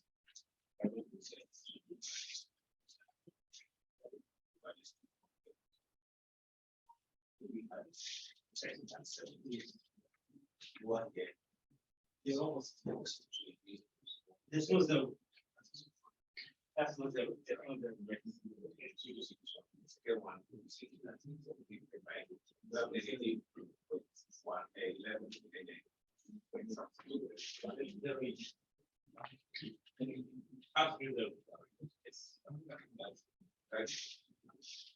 Okay, so that is for one sample test. In fact, ideally, a lot of tests hardly, a lot of hypothesis hardly said it's I for model WhatsApp. Most times about comparison between groups and so on. So let's move to a more interesting case: true sample problems. Now, remember, there are non-parametric ways. Assuming you test the normality, and it is not normal, like I told you, it's not the end of your research life. You can still use no parametric. In the case of one parametric, there are non-parametric tests, which we call the Wilcoxon sign rank and the sign test. Unfortunately, SPSS is limited. It cannot do that test. So maybe in our subsequent, we move to another software like R or Theta or something. So maybe our subsequent then. But this is even Excel. Excel is very powerful. I'm surprised people don't like it at all. SR is sometimes. Excel is very, very powerful. But Excel, even Excel is very powerful. Excel is very powerful. Anyway, so let's go to two sample problems. Now, it so happens that in most cases, our interest is to compare averages of two groups.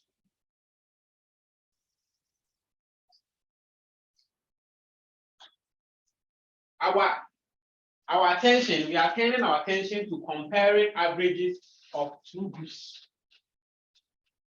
Now, these two groups could be independent groups or dependent groups. So first of all, we are going to begin our journey with independent groups. When we talk about independent groups, we are talking about two groups where one has nothing to do with the other. For instance, here in this particular class, if we group according to gender, we obviously know that the females have nothing to do with the males. They are completely dependent. I'm talking about this class specifically. It's not always all the time that females are independent of males. Okay. So if you want to evaluate the difference between averages of two independent groups, and of course, you want to do it parametric way, you use the independent samples t-test. Independent samples t-test.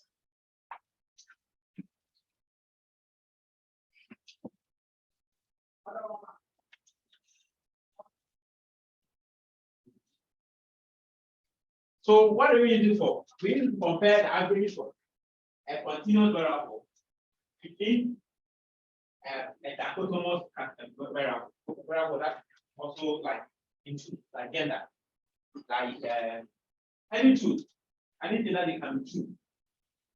That's what we need independent sample t-test. So no more. We go to the more than two tomorrow. So an example of this is a case control experiment. So when you have case control experiments, you randomize them into case and then control, and then you measure the variables. All those in the case group are different from those in the control group. They are nothing. That is an independent sample. I'm not saying you have to use independent sample t-test. Of course, it has to follow the normality assumption. It has to follow the normality assumption. So case control is one case. We also view it as looking at the relationship between the dichotomous variable and the continuous variable. The dichotomous variable and the continuous variable. Let me give an example here. Let's say you want to test whether the average BMI is the same for males and females. Ideally, you want to tell whether the average BMI is the same for males and females. Another way of looking at this same thing is to check whether gender is related to BMI. Because if it is different, it means that it is gender that is actually setting the differences. It means that for males, their average BMI is different from females. Ideally. So even though it's a test for comparing between two groups, you can see it as the relationship between the grouping variable and the continuous variable. The grouping variable is so it's an independent sample test, all right, but it's also test for relationship. It's also test for relationship.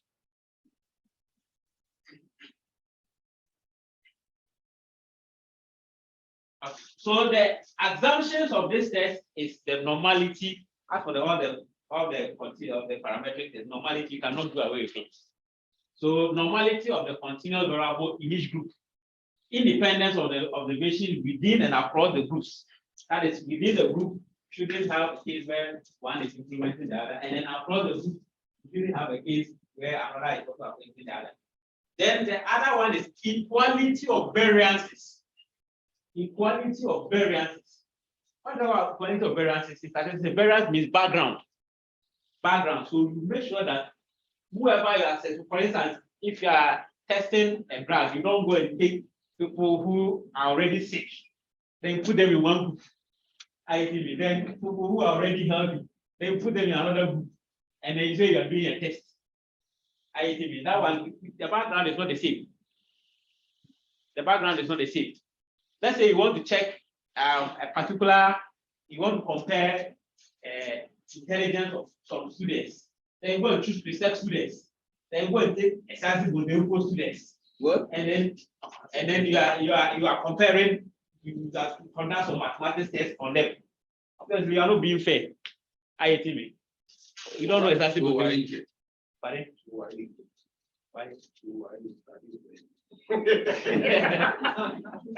Well, they are not fair. That's why the universities have affirmative actions. The university you have affirmative actions. The grade that we admit present students is not the same to admit a class student. If a class student gets 8, you are admitted to this. But yes, if the present student gets 6 A's, he will not be even considered. Yeah, considered for just for. I thought it was you didn't get that good. No, I school too. We good. Yes. Yes. Both tech and so on. And now, if that is the case, that they get admission, but they can't pay the fee. Both of them is fee. It's not about. I didn't go to travel as well. I think what kind of university that's already you know the account. You know where you are Funding. But the university have They don't have funding for all of them.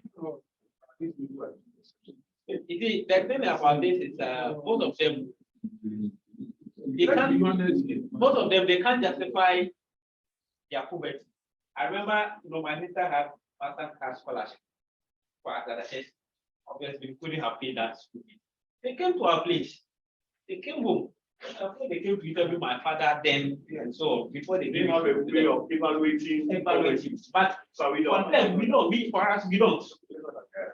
as you can. So it's not as it's MasterCard. MasterCard. MasterCard, yeah, they give the scholarship. So the MasterCard people, they are able to go, if you say you are from whatever village, they will go there and interview. When they came, they didn't come straight to our house. Yeah. They interview people around that, do you know this person who stays here? And they say, oh, that's house. So if you are lying, especially some people, when they are failing from, they lie on their form. So when they go there and then you say you live here and then they go and then you don't even live there, you're out. And you know what I mean? We don't take some of these things serious. They are failing for, they just go to cafe and then the cafe person just puts anything there for them. And when they are checking some of these things, then they are in trouble. So it's not about admission. It's usually not about admission, it's about the admission fee. That's the problem. And the school also does not have much funding. Elsewhere, they have a lot of funding for some of these things. Yeah, check is having MasterCard, they got another one. Yeah, Lego doesn't have MasterCard. Maybe. All right. So that's then there should not be an existence of external confounders. Now when we talk about external confounders, we're talking about things that will influence the measurements. Things that will influence some of these things that I mentioned are actually external confounders. External confounders means there are things that are working in the background that will easily affect what they have. For instance, if you are testing testosterone levels of males and females, this is not a competition. There's no way I can just take males. Obviously, there are naturally males produce higher testosterone levels compared to females. That's why we did the sports, they pick a female and their testosterone level is not high. They ban you from competing with other females. Because they think if you cheat them, you are cheating them. Yeah, so these are some of the external components we are talking about. You don't go and do some obvious thing and then say I'm doing comparison. No. Some of the things you read in the newspaper and then someone has done, it looks like some of the obvious, I think I saw some headlines say cemetery got bent and everyone died. I mean, in a cemetery, obviously everyone is already dead there. If the cemetery gets bent, what a thing. Yeah. So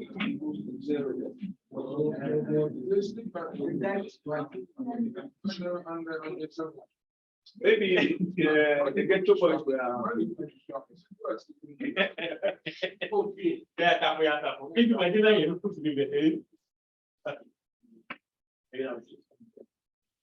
should be rusting up company.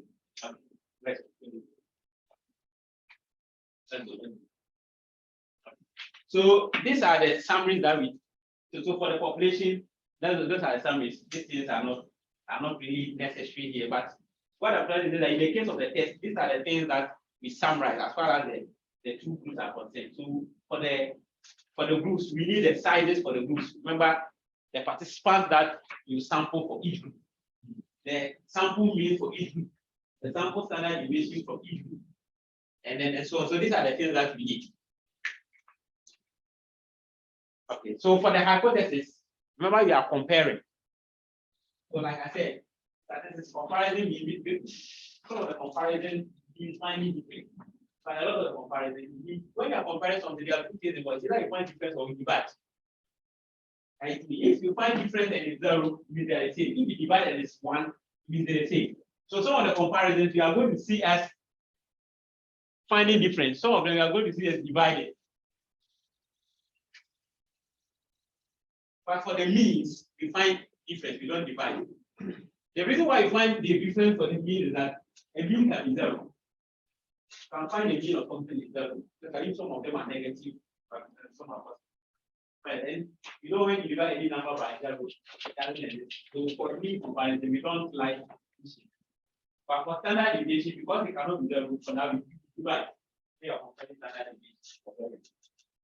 Okay. So these are the hypotheses. So the first hypothesis, the common one that we test, that the difference between the two means is 0. That means they are the same. Otherwise, the means are the same.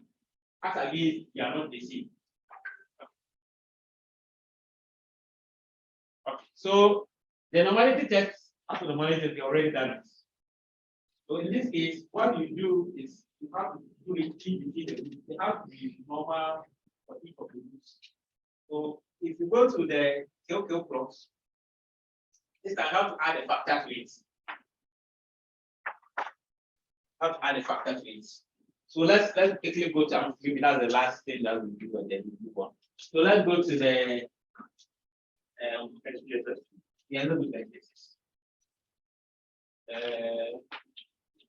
so this let's do everything in one. We don't want to do KOKO plot and do Shapiro work test and do everything. So let's go to the so analyze descriptive statistics, explore. Analyze descriptive statistics, explore. Yeah. So in this case, let's put only the false rate.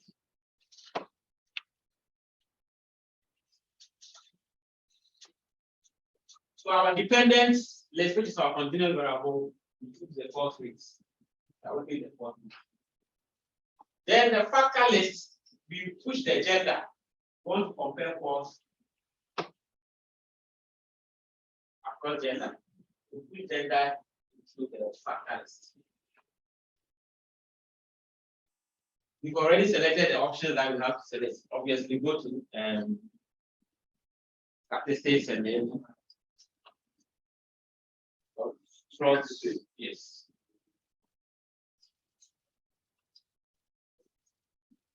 Okay. All right. So from statistics, The statistics. So we make it the descriptive statistics. So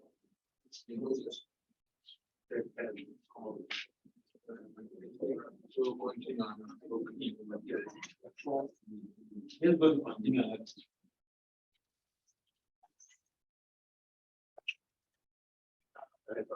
Yeah. So when you go to the options, we've already ticked all those things that we wanted to tick. The normality test report, we take them. We selected a normal there and all those things. So we've already ticked them. So then from that we can go to okay. Okay. Go to the process. Go back to the back to the yes, okay.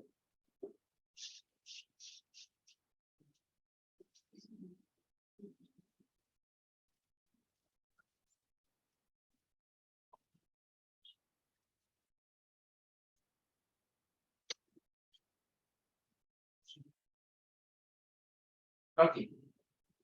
So this time when you go to the options, sorry, there is the plots rather. Sorry. When you go to the plots, remember we said we made assumption about equality of variance. We said the variance actually we don't need it now, but we can do it now and then repeat it later. So under you will see spread versus level with leveling tests. So what you do is that choose the untransformed. You are not going to transform any data. Choose the untransformed option. The rest of the options are for transform. We have power transformation. That one, that's the first cost. The first cost transformation. That one is beyond. And then we have the log transformation today. But we are not going to transform anything. So let's choose the untransformed one.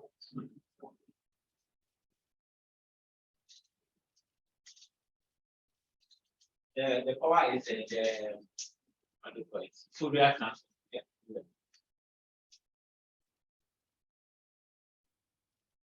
Okay. So then you go to continue and then off. Okay. So you have your summaries.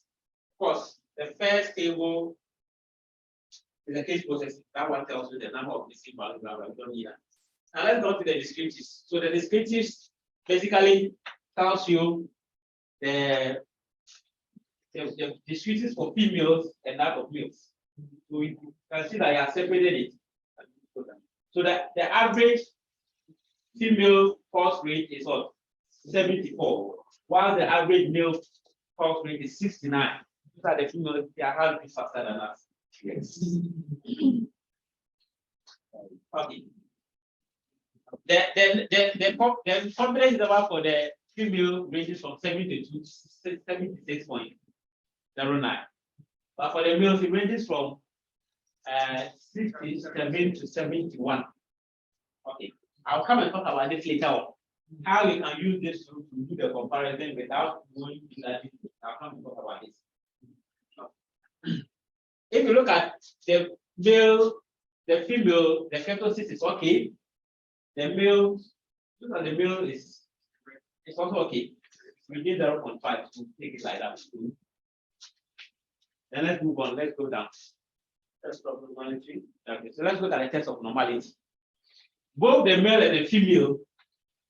I'm restricting myself to only the Shapiro test. So if you look at the p-values, the male is like 31%. The female is like, sorry, the female is like 31%. That's 0.31. And then the male is like 12%. So in both cases, we are not rejecting normality. Remember, in this case, people have to be larger than 0.5 or whatever, alpha level 4.1 for you to settle on not rejecting the null hypothesis.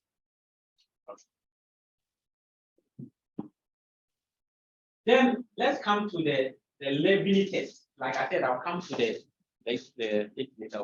labeling test compares the variances. Remember, the assumption is that the variances too must be equal.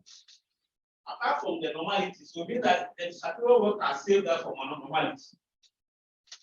Now let's go to the next assumption of equality for variance, and that one is the labeling test that does it. So the labeling test, they do it based on the mean, based on the median.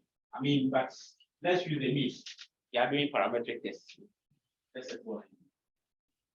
So the null hypothesis, of course, is that the variances are equal. This is equality test. So the null hypothesis is that the variances are the same, they are equal. Now, if you look at the p-value for the first one, what's the p-value there? 0.206. 0.206. What would be your decision? You do not reject the null hypothesis. Remember, your null hypothesis is that the variances are equal. The variances are equal for the test of homogeneity of variance. Homogeneity of variance means homogeneity means the same. Homo means the same. This is at first it wasn't a complicated word. These days people have made it complicated. Anyway, so in this case, you are testing whether the variances are equal. And that's what I'm saying, that for most of the equality tests, the null hypothesis is that it's equal. The null hypothesis is that they are equal. But if you look at the p-value there, the p-value is clearly greater than whatever alpha value that we said, whether 1%, 5%, or 10%. It's greater than Unless 30%. or 25. Even 21 is 21 is even, but who would choose 21? That's anyway. So it means that we are not rejecting that null hypothesis of equality. So it means normality stays. Equality of variances stays. Can go ahead and do whatever you want. Yes. So these are the two things we did, but of course you can use the KQ plot. This is the KQ plot for the female. That's the KQ plot for the female, and then that's the KQ plot for the male. And then these are their box plots too. These are their box plots. You can use their box plots to also compare their needs. In the box plot, you look at which one is high and which one is low, but sometimes it's not quite clear. So it is difficult to sometimes make any meaning out of the box plots. For example, look at this box plot there. What are you going to see? That the average female horse race is higher than the male. That's what you're going to see. It's not quite clear, but that's what it seems to be suggesting, but it's not really quite clear. But sometimes you can see a quite clear one is very high and then the other is very low. That one can see that it is not what it is suggesting. But in this case, yeah, I mean, I'd say that in a way it is. It's exploration. It's exploration, so you can't really say that much. Okay, so these are the ways that you assess the assumptions of the independent sample. To understand the data, right? Yeah. So let's go and keep it up with the food. On the online. Oh, That we are great. We don't tell them we are eating. We're online. We are going for another 30-minute break. Okay, so please take note of that. We'll return in 30 minutes time. Thank you.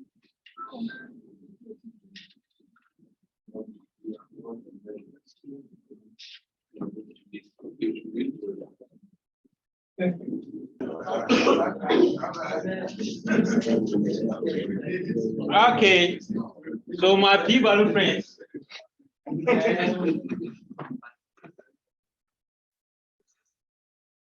Yes, after so those online, we are back. So if you also took a break, come back and then let's continue from where we left off. All right.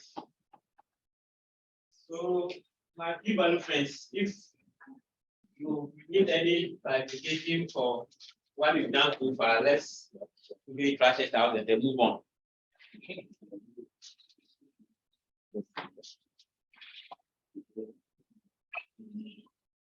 Okay, so we have learned how to evaluate or assess the assumptions of the independent sample test, and then how to test the normality, and then how to test the quality of variance.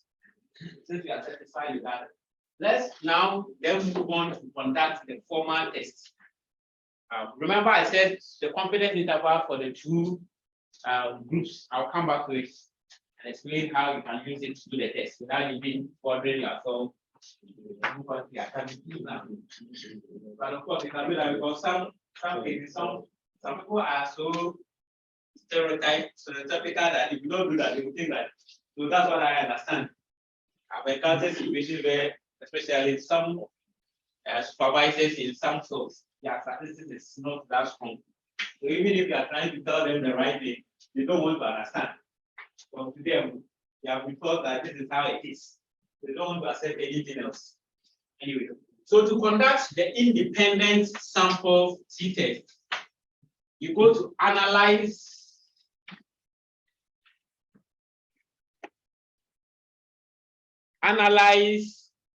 compare means,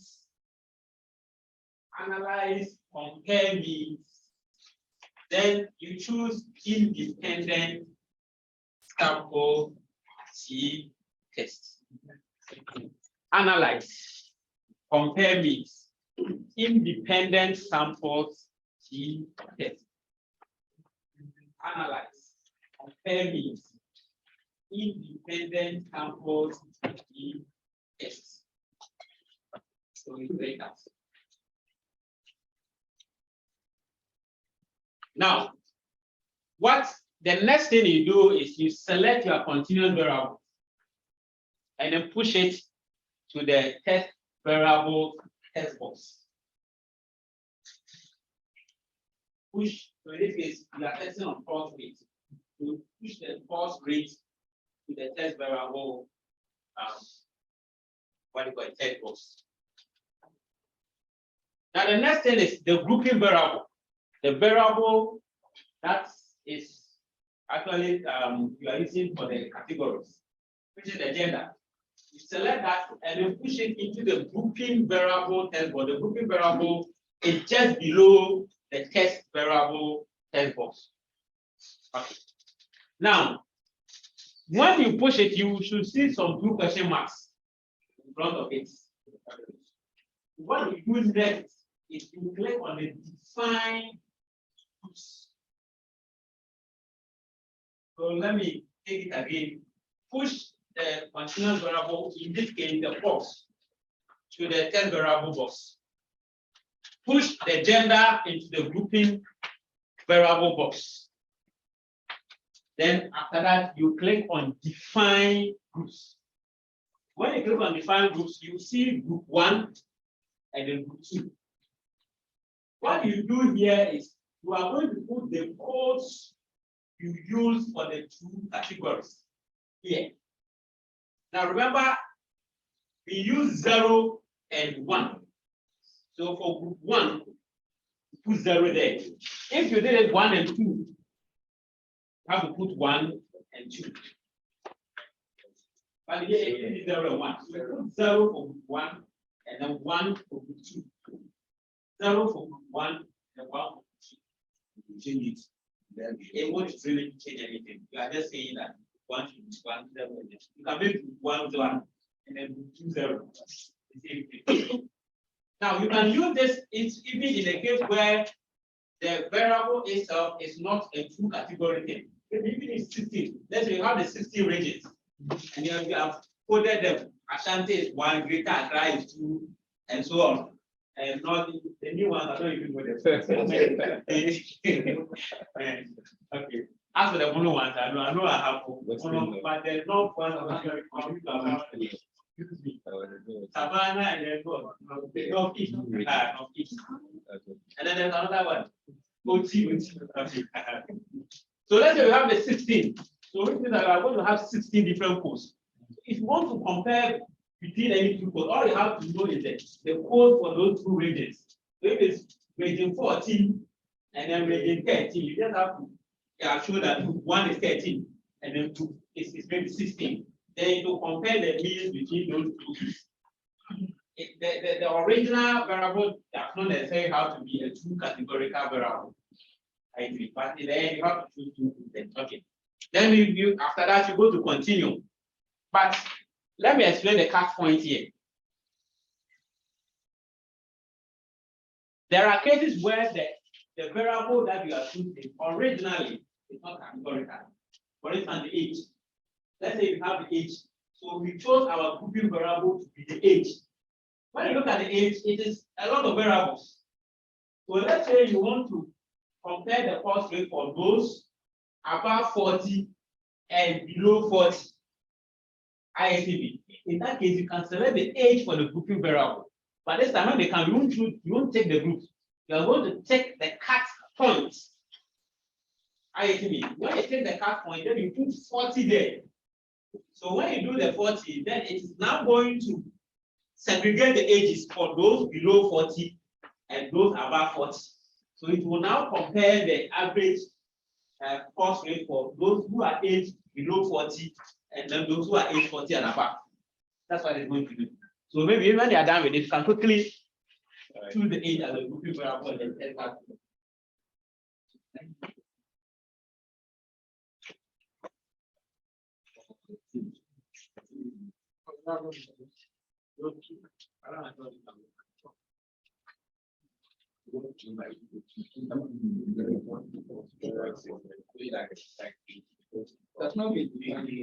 Yeah. So no, you can't. In a grouping, the grouping is only for coding. Or if you want to use the you have to recode it. After you don't recode it before. So what I mean that suppose you have not done the recoding, if you don't want to change the variable, you don't want to go through that step. Yeah, you can do it.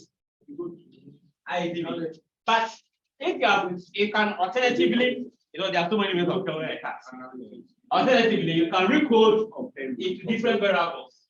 Using the transform, create a new age category and then use it as a future variable. That's another example. Independent.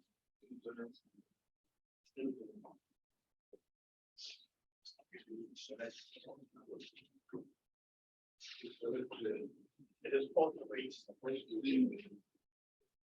and then gender for grouping, portrait for independent.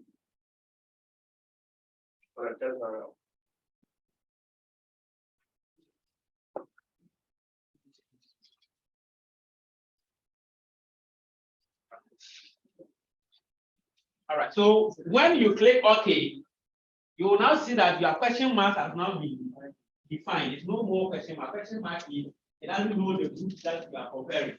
But when you do, you can see that the question marks are now 0, 1, 0, 1. You will see that that's what you are telling compared to the groups. Of course, you can go to options. You can click on the options and then choose your significance level as you have been doing all along. You want to tighten it or loosen it. That's okay. Then you go to OK.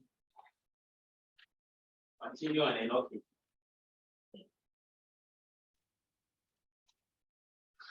So as usual, the first table is a summary table. And so you can see that 147 females participated in the study.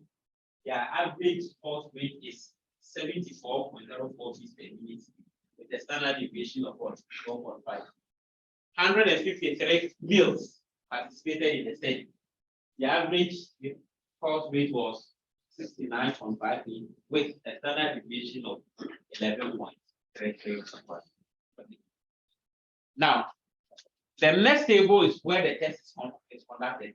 The test it's a 2-in-1 test. The equality of variance test and then the t-test.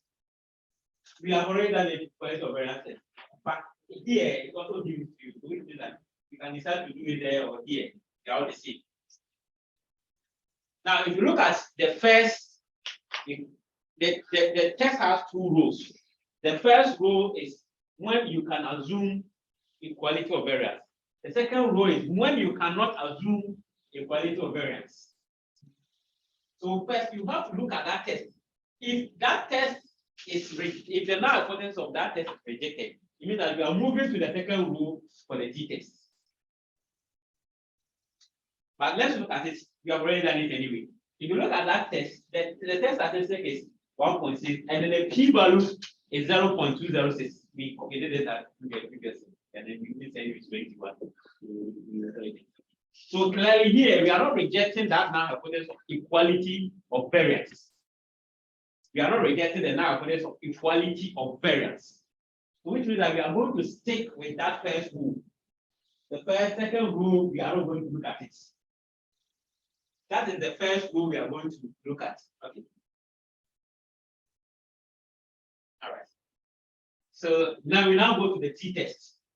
So for the t-test, the test statistic reported was 3.2 with a p-value of what? 0.001. A p-value of 0.001. So what does it mean regarding whether the means are equal or they are not equal? Are we rejecting the null hypothesis of means being equal, or we are not rejecting the null hypothesis of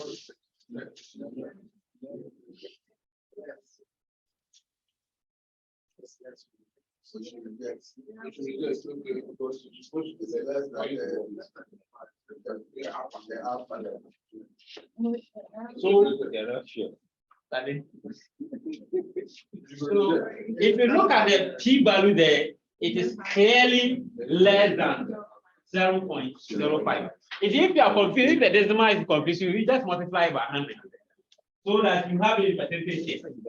And then you just compare it to 5. Very simple. Some people, the decimal usually confuses them a lot. So just multiply by 100 and then compare it to 5. If you compare it to a percentage, it will be 0.1. Obviously less than 5. So since that's the case, we reject the null hypothesis of equality of variance. That means the pulse rate for males and females are not the same. The data is providing evidence that the pulse rate for males and females are not the same at 5% significance level. But even this 1% is the same thing. Now, that is the mean difference. The mean difference between the males and the females, the estimated mean difference is 4.59. So that's the difference between the pulse rate for males and females. Now, just like we did under the first one, look at the 95% confidence interval of the difference. The 95% confidence interval of the difference. So because of it, we are looking at 0. I think. So is there 0 in that range? No. Which means that they are not the same. They are not the same. Yeah, that's why you be rejected it. Yeah, they will never be complex. When you reject it, it means the confidence interval was there's no way to be complex. So from there, from the confidence interval of the confidence interval of the difference, the confidence interval of the difference, there's no 0 in there. So means that we reject any hypothesis of equality. False way of Europe are not the same. So that's for the difference. Now, let's look at how you can use their normal confidence about the individual ones for male separately, for female separately. How can you use it also conclude? Okay. If you look at the confidence, the 95% confidence about for the male, sorry, for the female, you can see it ranges from what? 72 to 76. While the male one ranges from what? 69.58 to 71.39. Do they overlap? Do they overlap? No. That shows you that they are not the same. Whenever this confidence interval overlap, they are the same. That's another thing. The comparison between two groups. When you see the individual confidence interval overlapping, that is, for instance, this one started from 72 to 76. Let's assume that this one started from 70. Means that there are some here that are also there. That is their issue.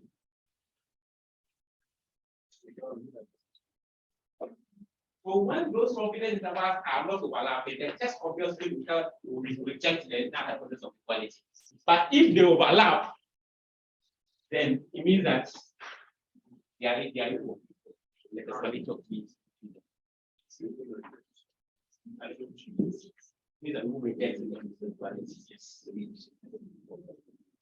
So with the table, and can you go to the table and examine the other text? Yes. And argue on the table. But like I said, yes, that's what I'm saying. That even some journals, even if you told them they won't accept it, they will ask you that you put it there. Yeah, I agree, but put it there for us.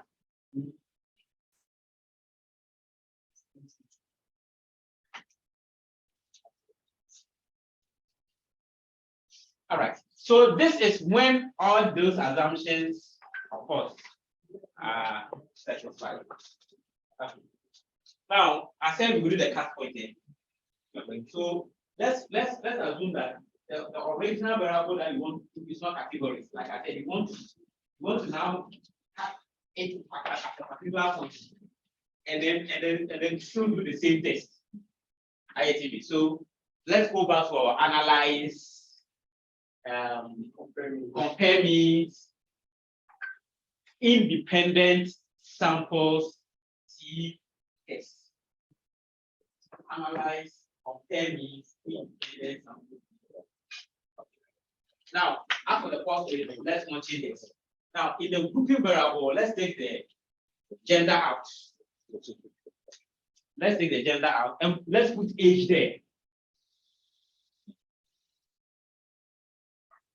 The age originally is not a categorical variable. So let's go to the define. But this time, because the age is not a categorical variable, we can't choose groups. Because if we choose 1 and 2, if no one is age 1, and another person is not age 2, we need to error. So that there's nothing like that. So in this case, we have to choose a cutoff point. Let's choose 60.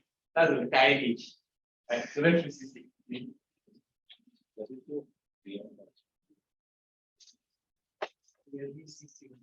Let's choose 60.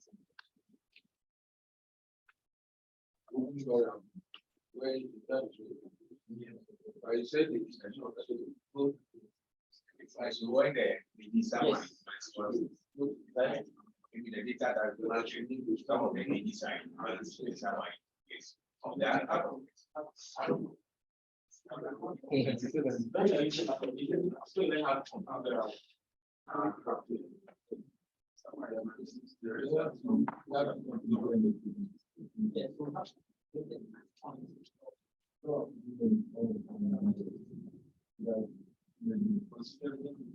Yeah, so please Those online, if you don't click the cut point option, it will be active. You have to select it. Once you select it, the group one will be inactive. So put 60 there, and then you go to continue.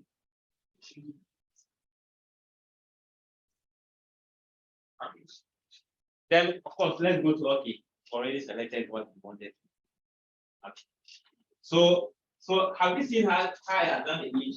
So the first one is less than or equal to, sorry, greater than or equal to 60. IATB. Greater than or equal to 60. So for people greater than or equal to 60, there were 89. There were 89 who were greater than or equal to 60, and then 211 that were less than 60.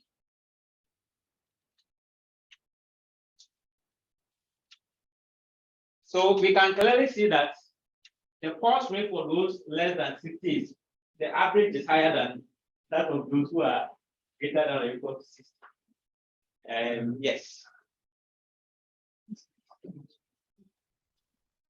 Hello, Doc. Yes. I had a power cut, so I've now joined. So I want to know which how do you call it, data you are using to do the computation, so that I can also go back and follow through. It's the same body type data. I don't know. Body type. It's on your WhatsApp. It's on your WhatsApp platform. You tell to send a message on WhatsApp.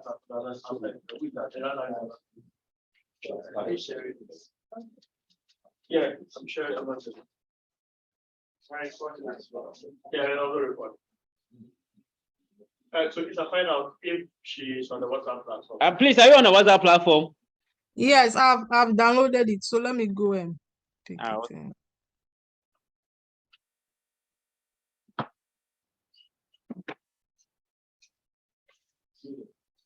So that is how you conduct the independence of tests. You don't necessarily need to have the variable already categorized. And already categorized it if they have created any other separate variable for it.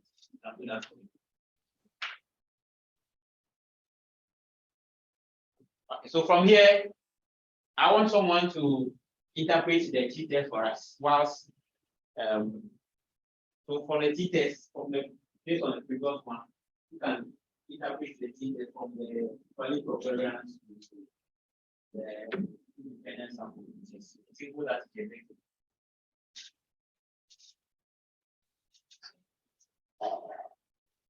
If you can stop so that you know that you're on the right path and so on. Especially those who the food is trying to teach you to sleep.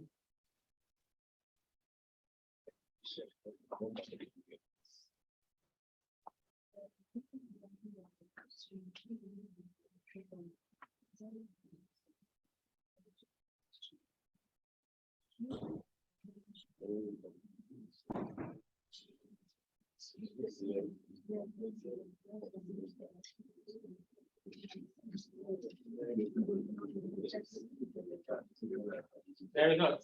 Okay, sir. So there's no zero. There's no zero. Yes. Okay, but I don't want you to use the combination. I don't want you to related to one thing. Okay. The thing that the key value is what? Less than 5%. Okay, so what do? Reject the null hypothesis of equality of variance.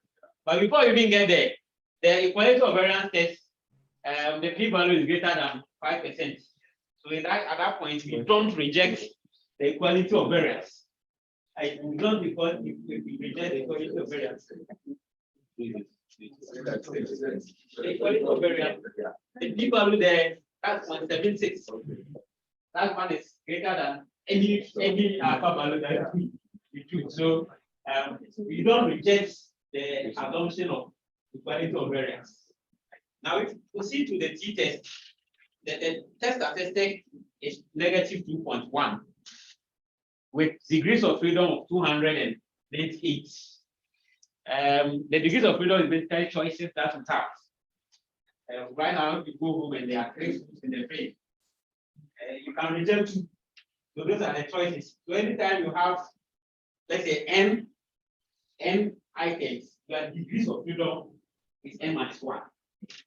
N minus 1. Because unless you want to go, you want to start. If we reject 2 and you go and reject the 3rd one, that's all. You don't have any again. Or if you say you are going to buy from outside, that's also a choice. It means that you have more. You didn't have 3. So once you got only restricted to the 3. So there are 2 separate groups. If you look at the it's a controller. Don't let the food tempt you. If you look at the those greater than or equal to 60, how many are there? 89. So their degrees of freedom, they will 88. That's IATB. Yes. When they come to the less than 60, the number of people in that group is 89.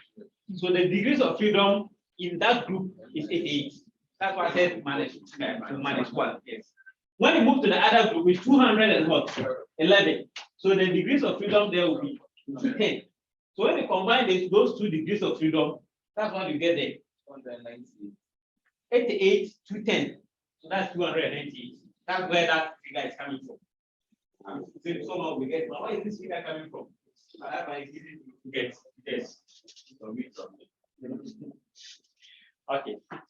Then the p-value there is 0.036, which is less than 5% theoretical level. So therefore rejects the hypothesis of equality of variance. Of course, between those less than 60 years and those not less than 60 years. Those less than 60 years and those not less than 60 years. That's what the data is. The data is providing evidence that there is a difference between the false rate of subjects who are less than 60 years and those who are not less than 60 years at 5%. At 5%. Yes.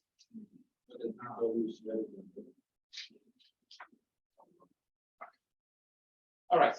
Now let's then move to a case. Fortunately, SPS can help us in case our normality assumption is not met.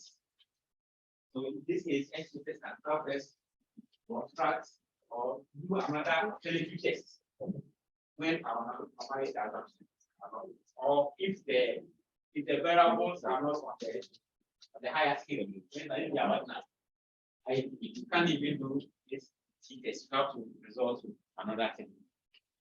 So that is a non-parametric test. So if you want to compare means of 2 independent groups and the variables are not normal or they are not on the higher scale, that is the ordinal scale, you have to use a non-parametric test known as the Mann-Whitney U test. Mann-Whitney U test. The Mann-Whitney U test. Mann, like it's a translation to Mann and Whitney. We combine the two to give us that. To conduct this Mann-Whitney U test, you go to analyze, then you scroll down to non-parametric tests. Analyze this and not go to compare it. So for analyze, go to non-parametric tests. Non-parametric tests. Analyze non-parametric tests. Then you go to legacy dialogues. Analyze non-parametric tests, legacy dialogues. Legacy dialogues. Then you choose 2 independent samples. Analyze non-parametric tests, legacy dialogues. 2 independent samples, 2 independent samples. Okay. So when you go down there, you see that magnitude being taken. When you go, let's look at the test type down there. You can see the magnitude being taken. The other tests are also used, but they are not usually used for comparison.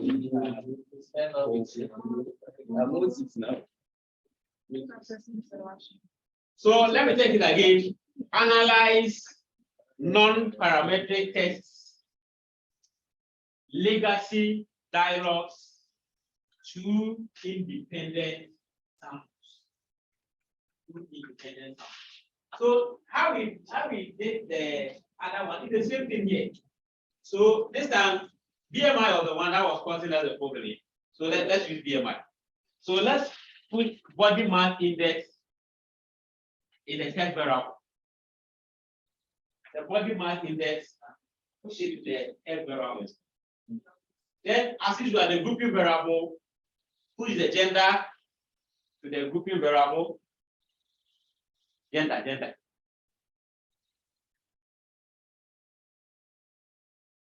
Okay. So when you do it, the same question must come.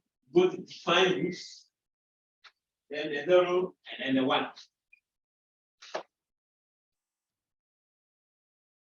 What does the 0 and the 1? The 0 is very good. The codes for the male and the female. So 0 is. So, but it means that you have to take note of your codes.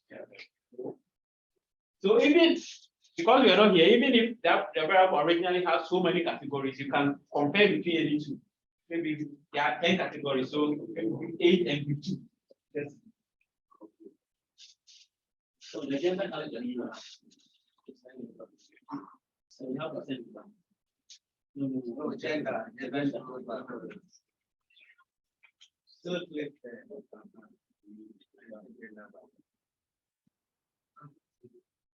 No.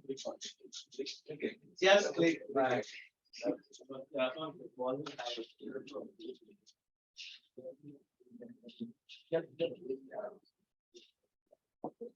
Let's select the gender.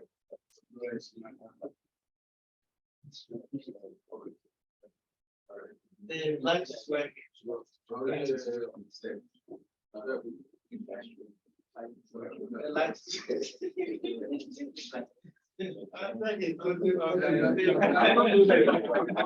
I'm not doing it, but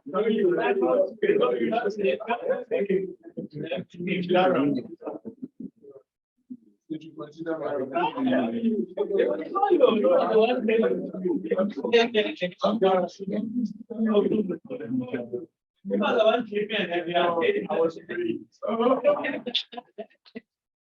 All right, we're going to continue. And then go to okay. We can go to options. If I have not conducted the test before, you can break options and then include the descriptives. So you can take the descriptives. That is if you have not, you don't know the descriptives already. That's what we do. So create the descriptives. Then go to continue.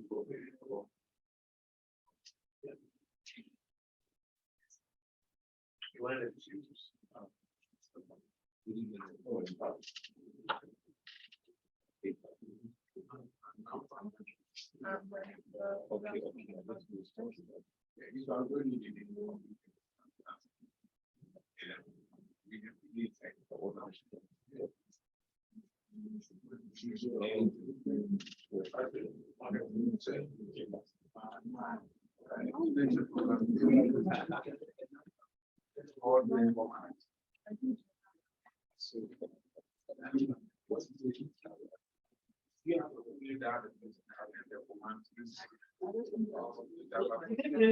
This is a hand-on thing. Yeah. So if you do it and then you go and put it somewhere and then you wait till a year, you will still be looking for it. I mean, that's how this software is. If it I hardly use SPSS. Sometimes I take it and I have to go through some of the things before I get to that. Yes.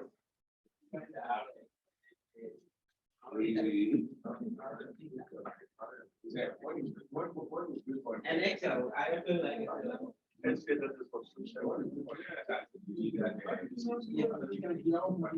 Monte Carlo. Go to do Monte Carlo. Okay. When you click on the exact text, you see Monte Carlo and Aristotle. Maybe I feel like Aristotle. Monte Carlo is above the people.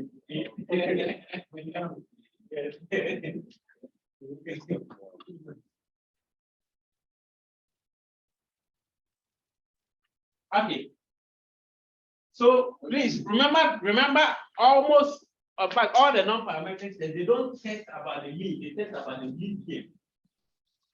They test about the median. Remember, when the data is not normal, you see the mean or not the mean is problematic. You use the median for average. It's the median that we use for average. Please, let me go back to the slides. Okay.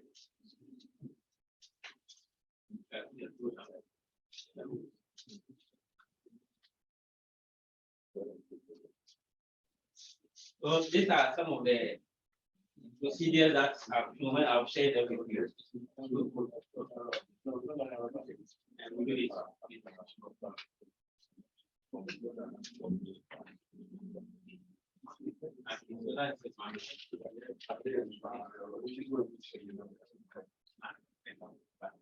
So you can see that for the Whitney test, I've stated a hypothesis in terms of medians. The M there is the median. The capital is the median. So you can see that in this case, and the same hypothesis. I'm just trying to say that for the independent sample, the one parametric, we say the hypothesis in terms of means. But when it comes to the Whitney U test, we take in terms of the medians. Because if the data is not symmetric, it's not normal. Using the mean is problematic.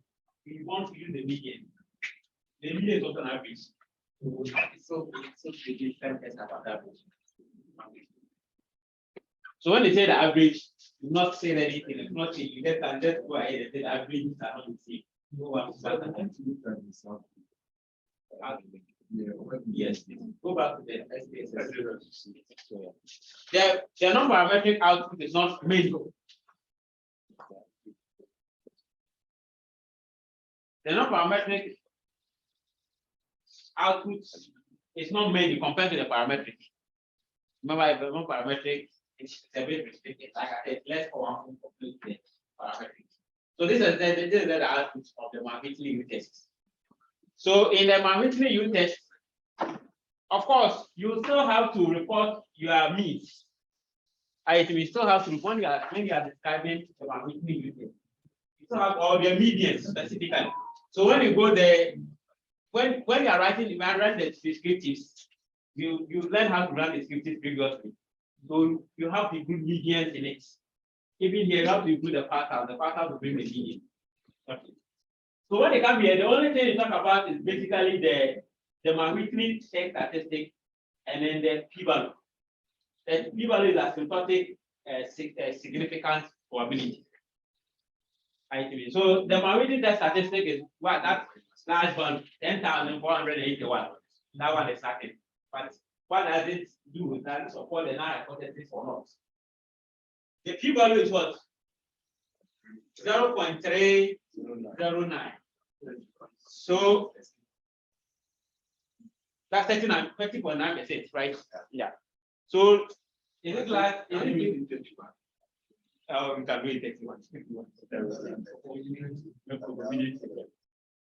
Yeah. But in both cases, it is greater than 5%. It is greater than 5%, which means that we are going to still reject the null hypothesis. We are going to still reject the null hypothesis that the BMI for males and females are the same. So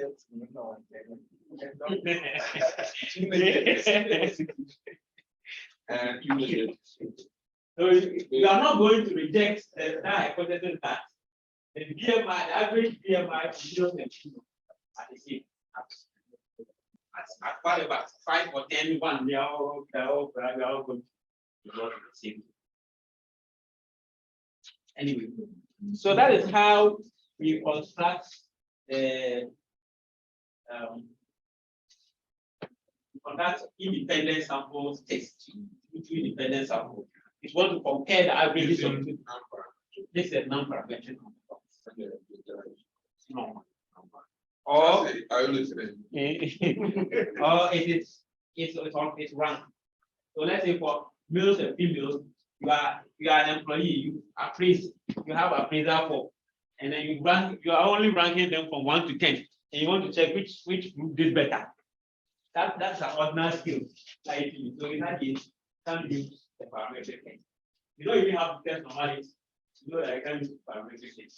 So automatically have to come here and use the non-parametric test.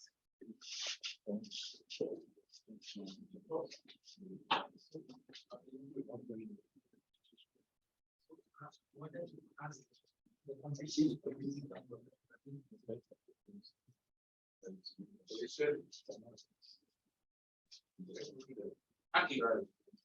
So the last thing we do for today is we move to the other two samples. We just talked about independent sample tests. Now there are cases where you have two samples, but they are dependent. Example. Yeah, of course, we will mention examples. So some of these examples are before and after measurements that are done before and after. What we call before and after experiment.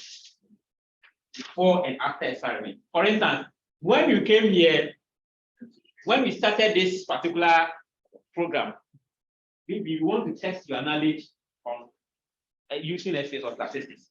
So before we even came, some of you had base knowledge.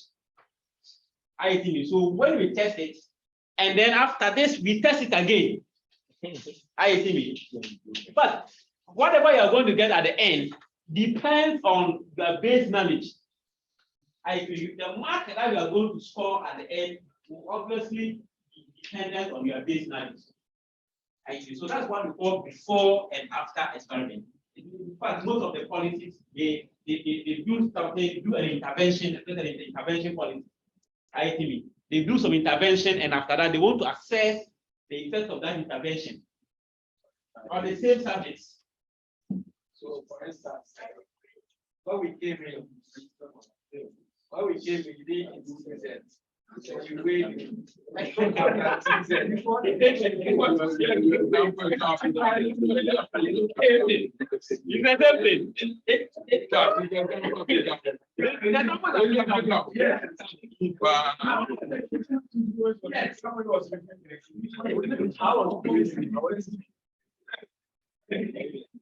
maybe we can measure the number of minutes you sleep before taking the TZ.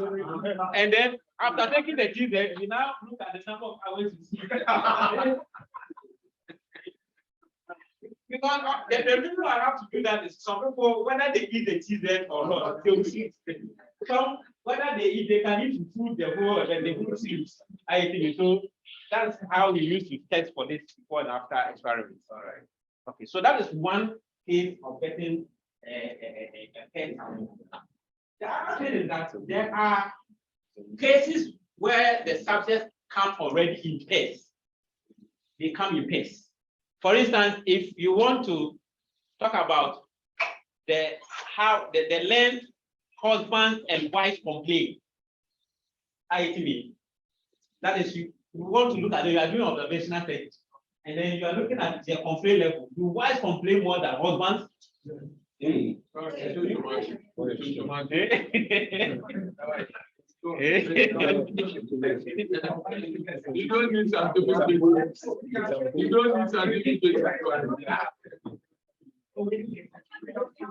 You don't need certificate to go out.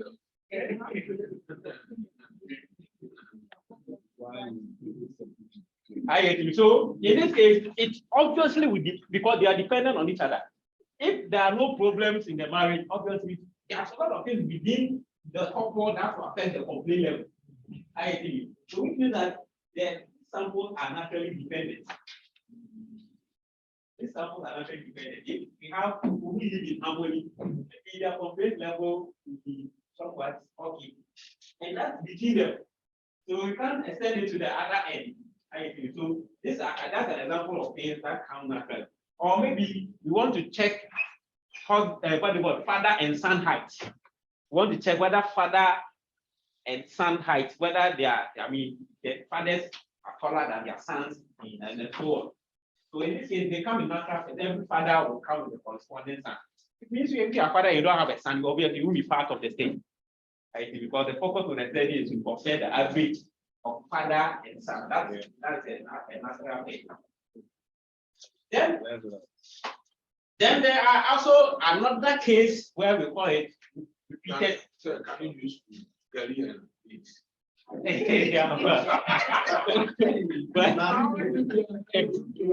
No, but yeah, but what are you going to compare?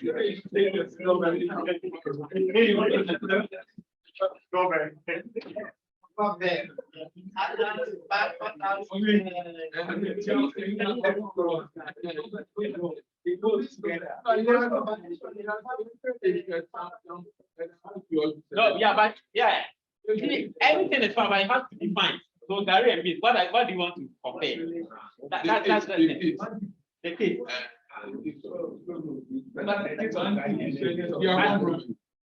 Things without I actually think that maybe the palm oil and then the meat is more.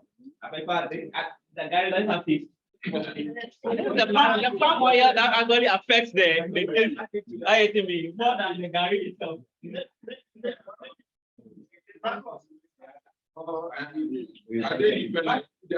But whatever you are measuring them should be something that is unique. Yeah, something that is measurable. Maybe you look at how long are you able to sustain one way you eat. That is considering meats alone without that. But that one depends on the person.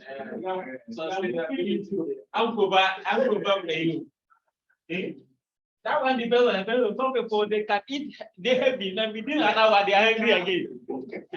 And some people they can just eat a small amount and they can take them for the whole day. Anyway, so the first one is the triples, that's the before and after they come, that's a pair. The second one is, like I said, subjects that come in natural pairs, husband, wife, twins. Maybe we want to compare the weight of twins or the height of them, or maybe father, son, mother, daughter, brother, son, things come in natural pairs. Then there's also another one that simply called repeated measurements. That is the same subject, but we are measuring a particular observation or particular variable in the same minutes, 2 times on them. So let's say all of you, I go around and I want you to rate which one you view higher, job security and salary. Job security is based on a scale of 1 to 100. Which one do you prefer? Job security or salary? Or higher salary?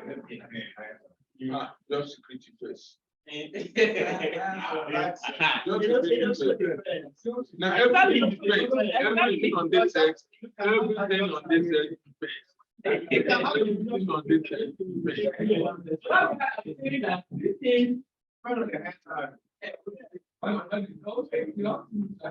Job security first. No, you stop about job security, not because so not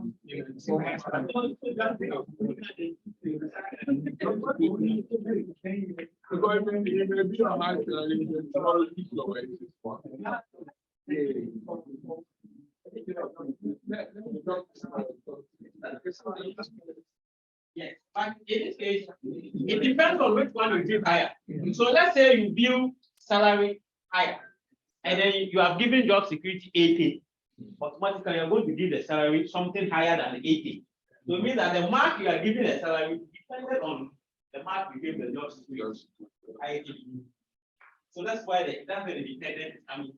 So once you are doing those things, you have to factor in all those things. So one is the one measurement is depends on the other. It depends on the other. Or when maybe we line up our Ghanaian leaders, go around and say, raise our leadership, Ghanaian leaders in terms of honest and what do I say now?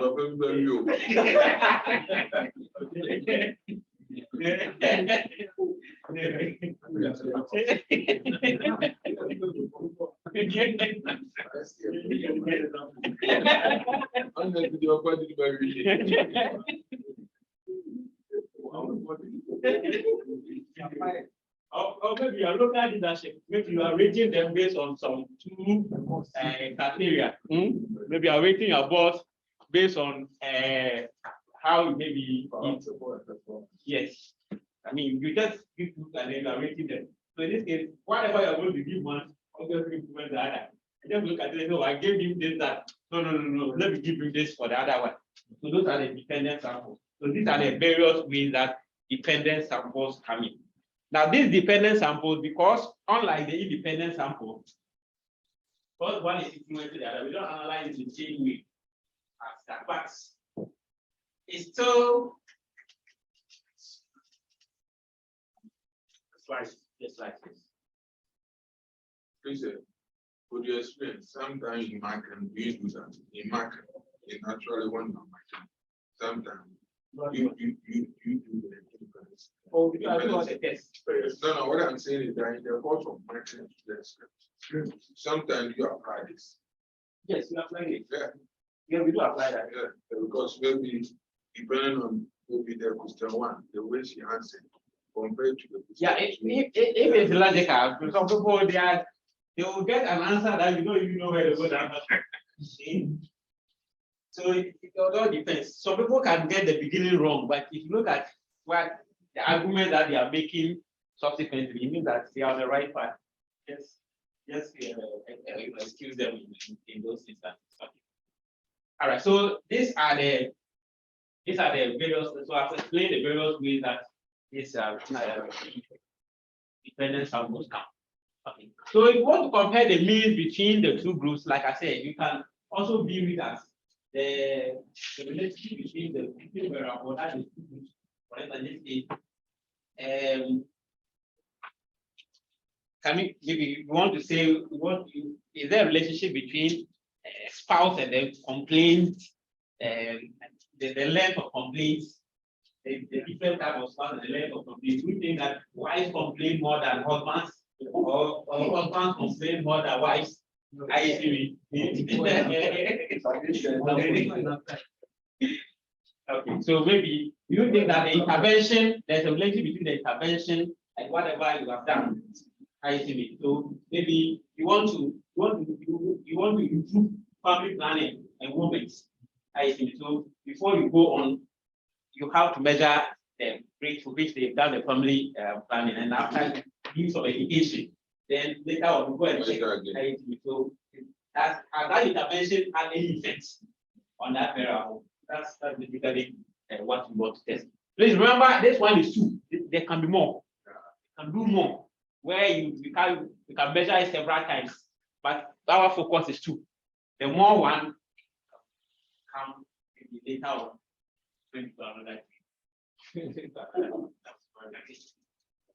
So let's. So just like the previous one, in the case of the pair t-test, our focus is on the pair differences. Please remember, if the intervention, for instance, has been effective, then you should see a difference between the before and then after. So for the same individual, before and after. So most in the pair examples, our focus is in the pair differences. So here, the assumption is that those pair differences should be normally distributed. Those pair differences should be normally distributed. And of course, there should be correlation between the two. If you do the correlation between them and the correlation is not high, then there's really no need to conduct a pair samples t-test. There's no need to conduct a pair sample. So it means that there should be a relationship between the first score and then the second score. If there's no difference, then you can just use the independent sample t-test, because they are not related in any way. Okay. Okay, so the data that we are going to use is a temperature, only temperature data. that we measured on individuals, 107 individuals. That were taken on 2 consecutive days. For each day, they took it at 8 a.m. and 12 a.m.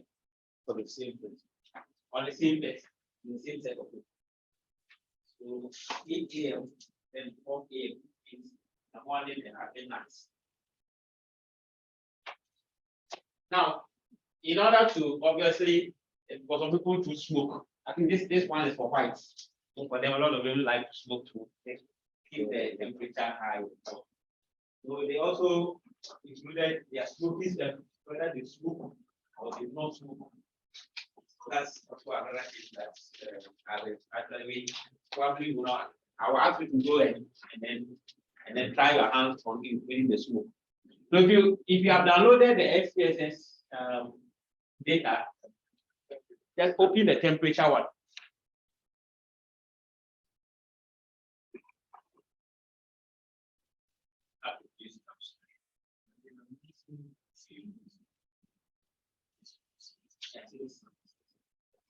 You don't have to. You don't have to close the first one. You don't have to close the first one. You can open it. You can open one for one. You just open it.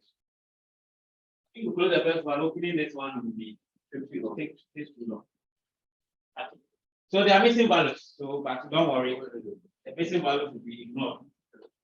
Which means that some people temperature was measured initially, but they didn't get them measured at temperature. Some were only measured in day 1, some were only measured in day 2.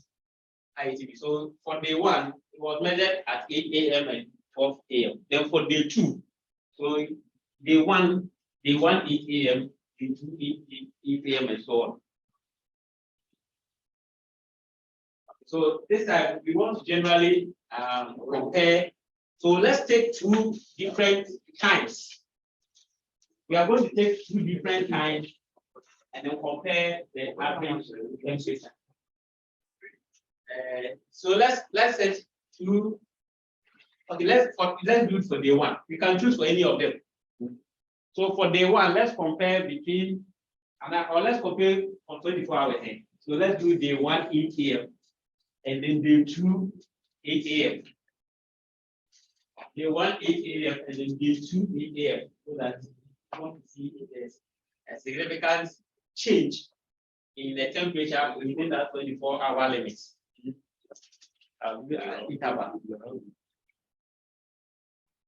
Okay. So in this case,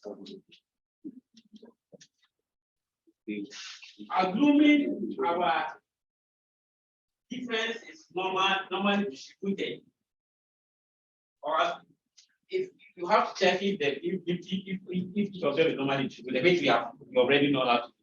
So because of time, I will allow you to go and do that. When tomorrow you can come and do this, you come and discuss it with me. So let's go to analyze. You go to the per sample t-test phase. The per sample t-test. So we go to analyze, compare means, and then paired sample t-test. Analyze, compare means, paired sample t-test. Paired samples t-test. Paired samples t-test.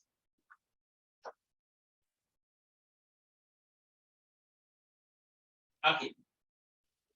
So in this case, you are going to see something that's quite unique. It's not like the one that you have seen, but it is nothing. All you have to do is for the pair, so you can see that the pair 1 is active. I think you can do several pairs, but unless you do the one, the other ones won't come. So what you do is that the first variable, you highlight it and then use the arrow to shift to the variable 1 in pair 1. Okay, so for day 1, 8 a.m., select it and then use the arrow. So as soon as you do that, the other variable becomes active. So you come back and select day 2, 8 a.m. for variable 2. Day 2, 8 a.m. and then you push it. When you push it automatically, you go to variable 2. But you have seen that pair 2 is now active. So assuming you want to maybe compare another pair, you can also do that. Maybe you want to compare day 1 8 a.m. to maybe the same day 1 12 a.m. You can do that. When you do that, another pair will also become active. So you can do as many pairs as you want. Okay. Anyway, so since we are concentrating on this pair, let's go to options, and then of course make sure that our descriptives, and then we choose our confidence interval. We want to change it. If we want to tighten it, you do that. And then, but generally we leave it at 95. So that's all. Then you go to OK.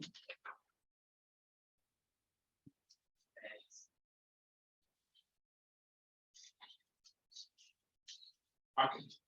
So for the pair sample test, unlike the others, what is a pair, the numbers will always be the same. So we won't have different numbers maybe for the first pair. No. If we have to ignore, it means that they are missing values in 1. If we ignore it, we throw it away. So we can see that for pair 1, for day 1, the average temperature at 8 a.m. is 98.06 Fahrenheit. And then for day 2, it is 97.26 Fahrenheit. Okay. Now, when you come to the correlation, this is what I was talking about. The correlation tells you how the two are related. How the two are related. And of course, for correlation, when it's getting closer to 0, it means that it's not linearly related. See, this is for linear relation. It's not just for relationship. Can you see that again? So correlation. For correlation, when it is getting closer to 0, then it obviously tells you how linearly related they are. So if it is 0, it means that they are not related at all. If it's getting closer to 1, whether positive or negative, it means that they are strongly related, associated. So if you look at the correlation there, it's 0.06. Means that there isn't so much relationship between the two pairs. So this data, someone can easily analyze it using dependent samples. Someone can analyze, even though naturally you did them to pair, but someone can also analyze it through independent sample. The person wouldn't be wrong. Because the computations, the correlations there, it is telling you that the correlation is not even significant.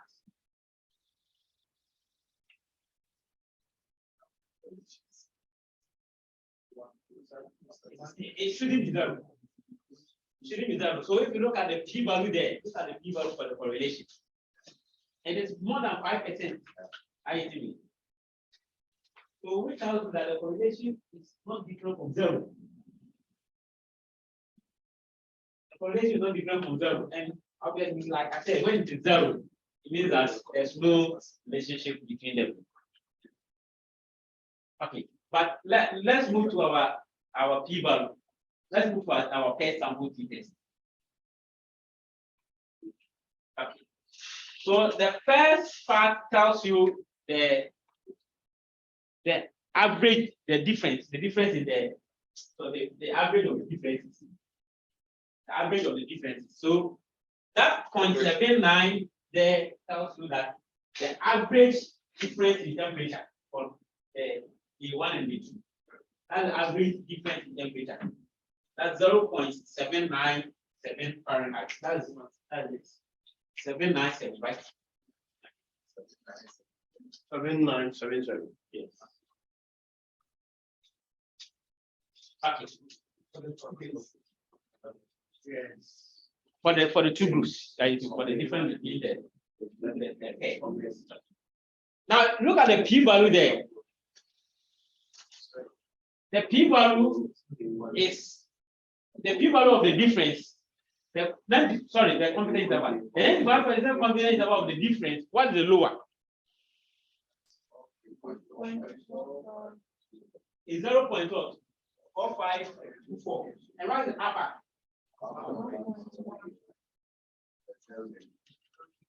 There's 0 in the middle.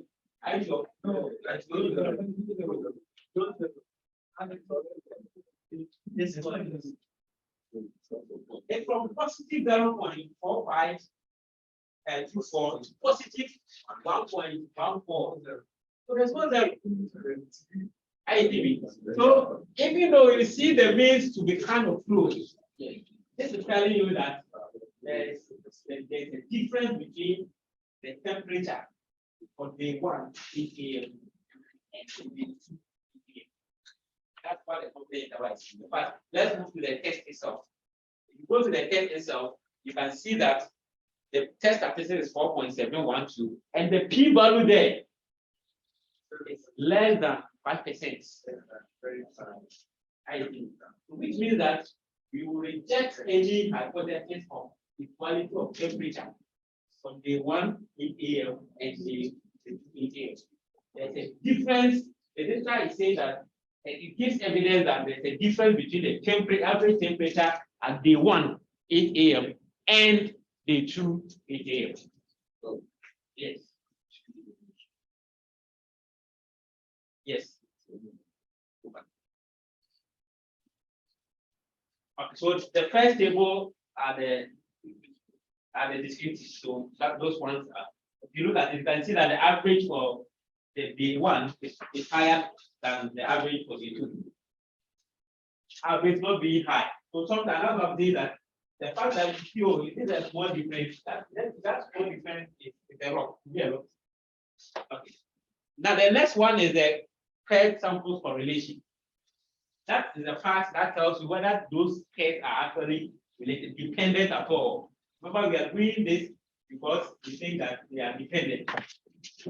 Otherwise, you have done the independent samples today. Okay. But in there, if you look at the correlation is 0.06. For correlation, when it's getting closer to 0, it means that there's no relationship between the two pairs. Okay. So even the p-value there, it is suggested, because the p-value is telling you that the correlation is so different from 0. The now that the correlation is 0. It's 0. So anything that is not 0 makes it significant. So the p-value there is telling you that the correlation coefficient there is not even significant. It's that 0.71. It's more than 5% or whatever aqua value that you choose. Okay. Remember, you can be doing something in a test and you'll be choosing different alpha values because they are not the same test. The first one is about correlation, the second one is about means. So the fact that you chose maybe 10% in the correlation does not mean that 10% has to be for the mean. ITV. You can be choosing different alpha values. Even though they are same, they are not doing the same test. So for the normality, you can choose another alpha value. For the mean, you choose another alpha value. It's not the same thing. It's not the same thing. But I'm thinking that the paired sample correlation, the p-value there, regardless of what percentage, should be more than 10, 5. Yes. So then why are we saying the correlation itself is 0.06. That's the correlation itself. Yes. And its p-value is 71%. Yes. But remember the now hypothesis here is that it is not, they are not related. They are not related. I think yes. Because you don't have any evidence that they are related. So until then, you have to assume that they are not related. So this p-value is telling you that they are not even related. They are not related. So what I'm trying to say is that this data, someone can analyze it using the independent sample test because of this particular thing. And they will all be right. They will all be right. If you do this, another person will do that, and they are all right. But I will tell you why you have to do this. The person can justify it, but you have to have, that would be the concluding remark. Then we move to the actual test, the first sample test. It starts with the average mean difference. Remember, for the pair, you are interested in the difference. So it means that there's a positive difference, which means that for day 1 and day 2, there seems to be a positive average difference. That means that there's a positive increment, right? On average, there's an increase in temperature or decrease. Okay, there's an increase in temperature. So it's minus that. So there's a decrease in temperature. There's a decrease in temperature. Yes, yeah. So it's the first one minus the second one. So there's a decrease in temperature. Okay. Now, if you move to the confidence interval of the difference, the confidence interval of the difference, it ranges from positive 0.45 to positive 1.14. So that even there tells you that there's a difference between the temperatures for the two separate days. Then the test confirms what this is also saying. We are going to reject the equality. So I just want to be clear. Back to the first sample correlation. The p-value that is there is in relation to just the correlation. It's in relation to just the correlation. That's what that is. That's what that is.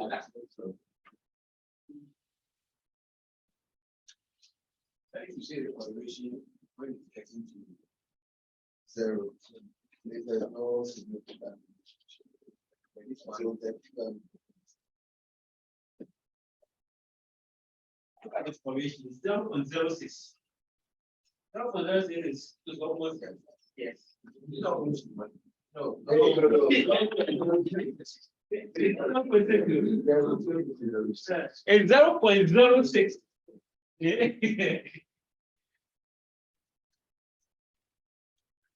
Anyway, okay. So you do this when, of course, the normality assumptions are satisfied. If you do the for the two separate and then you see that it doesn't support the normality assumption, you don't have to actually result this particular test. You have to do another test, the non-parametric test. So this one is parametric. This is a parametric. All the T tests are parametric. So what if the normality assumptions are not met? What do you do? That's the last thing we do for today. Okay, you do the non-parametric test. Then How would you know? oh, the same thing. You have to do the cable plots. Go to the analyze the Shapiro and the rest of the Shapiro one. Shapiro. The Shapiro. Forgot your name.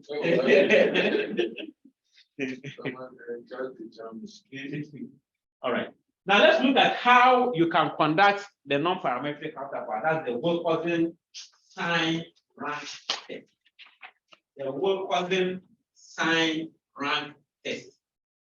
The Wilcoxon sign rank test. So this will be the non-parametric For pairs. So the non-parametric for independent is the Mambushi distribution. And then the non-parametric for the pair is the Wilcoxon sign rank test. But we also have a sign test there, but the sign test is going to be powerful. So we usually use the Wilcoxon sign rank test. Now let's conduct our Wilcoxon sign rank.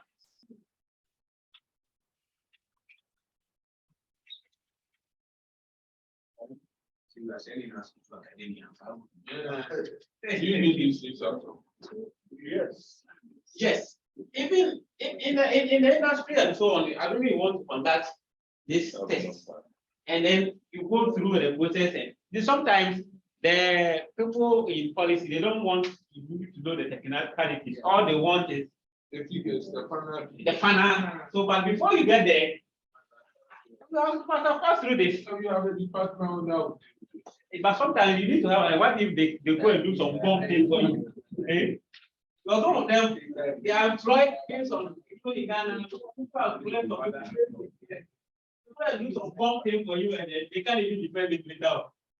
So sometimes if you have an idea how the thing is, then it actually puts them on their toes. They know that I'm like my boss, I know stuff.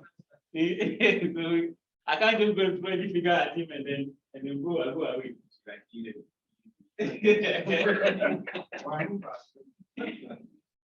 As for the levy, from day one, I told them that their estimations are totally wrong. I told them a friend of mine, I don't know the kind of people who advise them to do those computations. I mean, The data was not even what. The fact that when I'm bringing something, you also have to include a lot of variables and a lot of probabilities of what those things coming before you can compute expected values. You've not computed any probability. They started computing expected values. Because the policy impact or something. Who would never, like me, I've never done Google before. Since the came. But you are not that. You are not that. You are. You have not done it, but have you received something? No, I've not received some. I was going to put it in my bank account. If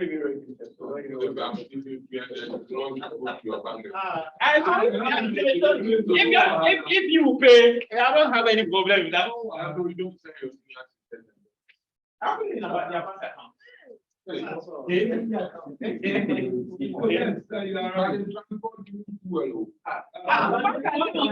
In bank account, I'm not online transaction.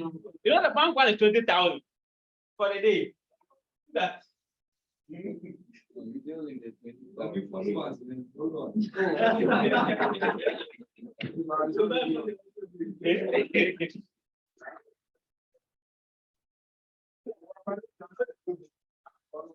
I don't know. Maybe I think maybe if their plan was to move the money from the mobile money to the banks, maybe that was their plan all along. I don't know. I'm thinking that was their plan. But the telecommunications were becoming too powerful. So maybe they have a way to cut off their power and give it back to the bank. I'm thinking that is somebody did it. This thing is not targeting our those telecommunications, those huge transfers outside. Yes, because the way of making some. The reason why I'm saying that is every transfer platform, there's even a cap. There's a cap. After some limits, you pay some constant fee, and it's everywhere. So why do you bring a system where there's no cap?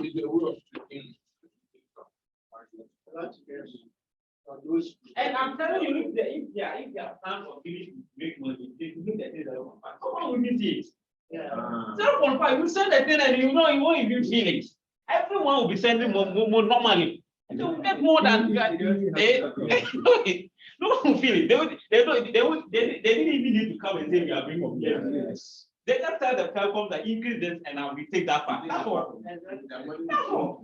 That's all.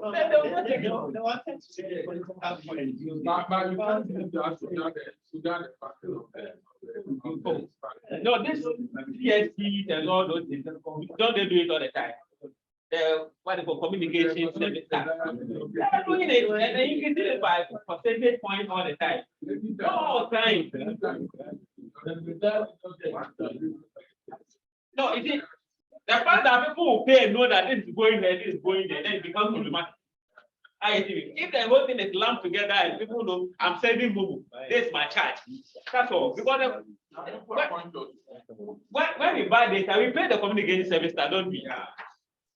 And even the public levy and everything is inside. But you don't complain.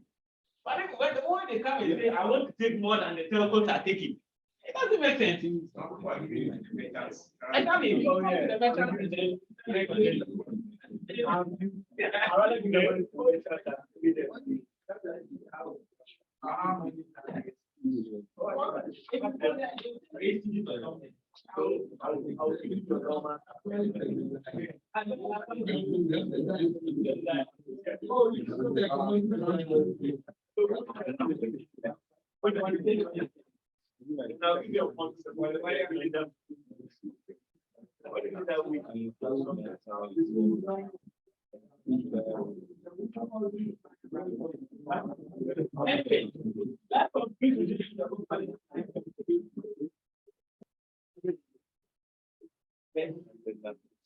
right, so to conduct that, you go to analyze, click on analyze.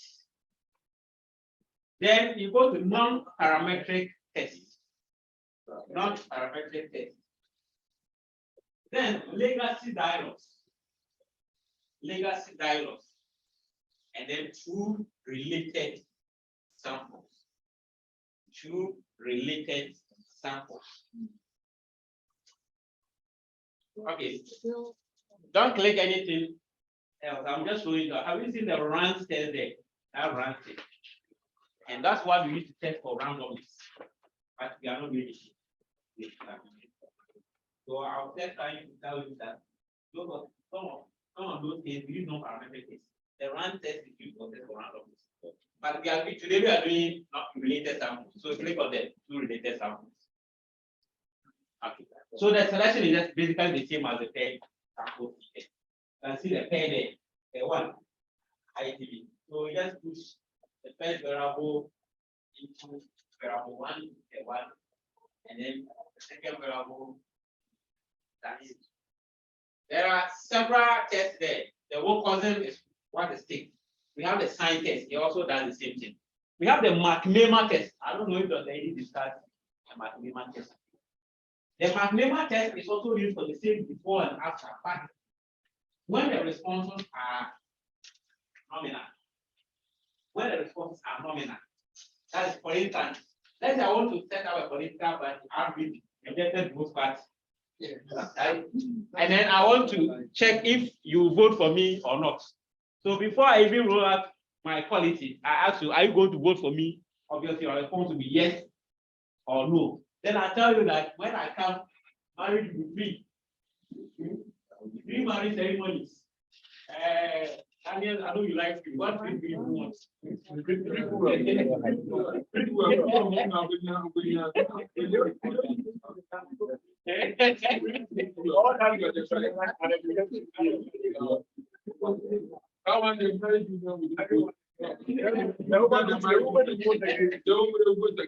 And you have another. Big transport, okay. One guy has 1,000 of poor.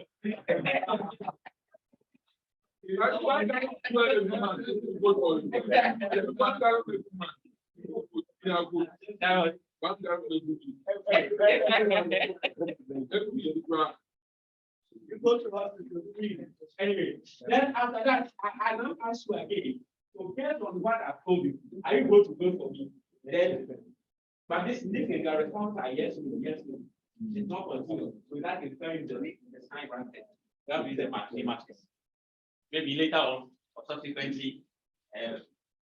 So we make sure that the work wasn't a test. It's the thing. Of course, you can go to the options and then change take your descriptives, want to complete the mean and so on. Yeah, but yes, so you go to continuum and then of course, okay.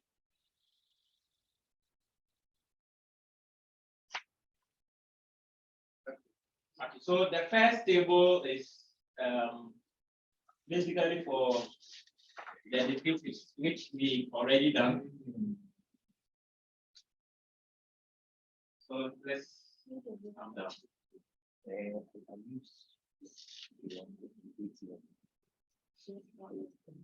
Okay, so the work sign rank test is the last table.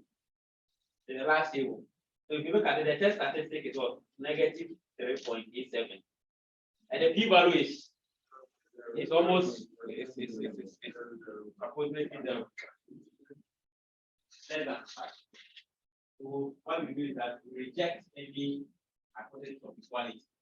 We reject the hypothesis that the two groups have the same average temperature. That's the point. Okay. So that is what we have for today. For tomorrow, we talk about more than 2 groups. If you have more than 2 groups, what are you going to do? That's where we are entering the ANOVA realm.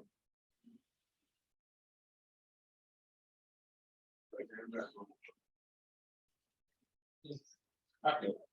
So if you have any question, want any clarification, ask. I will run it up for the day.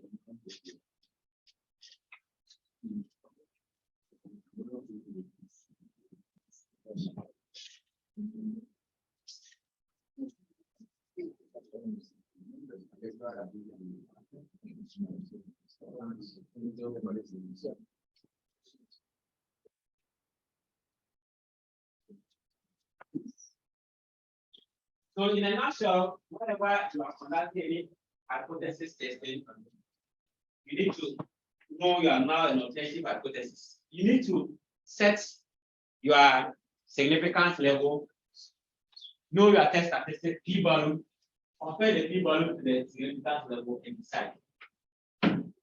However, if you are conducting any hypothesis testing or you are writing any report, any hypothesis testing, you have to write, you have to describe, start from the descriptives. And from the descriptives, I mean the mean, standard deviation, sample size. You have to do the sample size. Possibly, we can add box plots to it. I believe the box plot can give you how the description of data looks like. Is it possibly skewed, negative skewed, and so on. The scatter plot is for relationship between two variables. Scatter plot does not. Then you go to look at the relationship between two variables. That means scatter plot. Box plot is when you want to look at the between of just a single or compare several variables. That's really the point.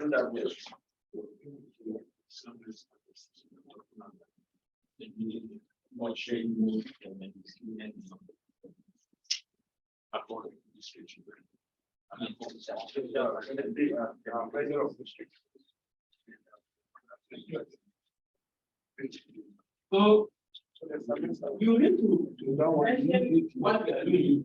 Compare the mean of compare the average age of males and females. So you have to make it clear what you are doing.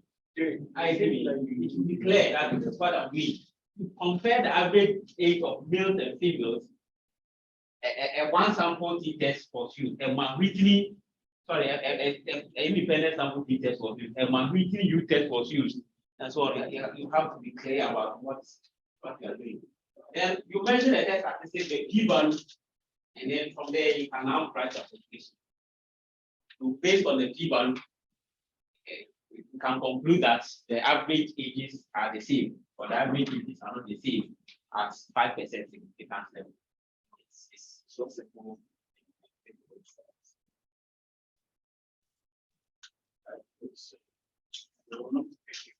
On that note, if you do not have any question, I have a question for you. Yeah, so that you will not forget, if you check the first data, the body data, there are several variables. So I want you just put any random variable, apart from the one you've done, of course. Then play around it. Compare the what the T, do the Shapiro the T, and then set out your own constant and test. Test our test. Then people will show it to you. Tomorrow when I come, when you come and tell me the story of how you were able to do it. Which one? The body data, the first data that we need. There are several.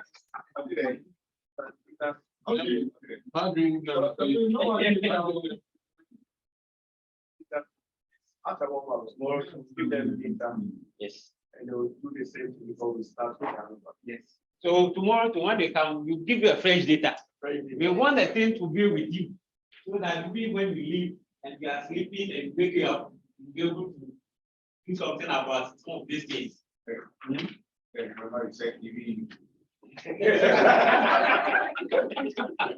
So that's what I want to do. There